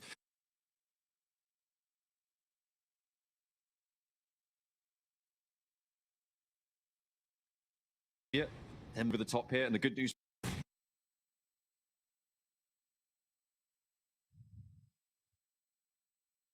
The roll up there, we saw it a couple of times yesterday. Alpha 7 Kara learned their versus lesson ULF from the other times, and they've seen पर ये it. लोग clutch कर दिया लग It's रहा है like- हाँ That's a rest. It's like DX7 has no limits. They just have no 3v limits. मर गया Like, we're going to go for a 2v4, sure, and I'm going to drive in and do a 3v4 है flyby. 3v4 Don't worry about it. Yeah, makes no sense. Anyway, Kara, Alpha 7 going head to head, but Revo already being down. They need badly. 3v3 Tag on Tommaso. You'd hope he was laid very एक still. और knock हो on the गया deck. वाह And then knock as Kara well. ने Alpha 7 chicken हक finally दिया stopping Kara where nobody else could. There's a nade, there's a follow-up. The spray downs are good. But now alpha 7 भाई team went है to 2v3. खतरनाक कदम Kara wanted to try and answer. He's out actually fairly isolated here. The next circle does close center. Worried. CEO spots Obscure on the off angle. Alpha 7 खतरनाक There's team over forced presence from Alpha 7 towards the ओ भाई क्या They're mini right on the मारा edge है of the blue उसको zone. That's what they needed. Obscure on the mini 14 at distance.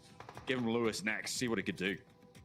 Yeah, it's a good swing out from him to finish off our day today. head Lewis पड़ गया behind उसको the loot crate, but the only loot here is going to be the chicken मार dinner the for Alpha 7. खतरनाक Obscure chicken dinner will finish निकाला this off. And beauty that Obscure is the final blow from that team.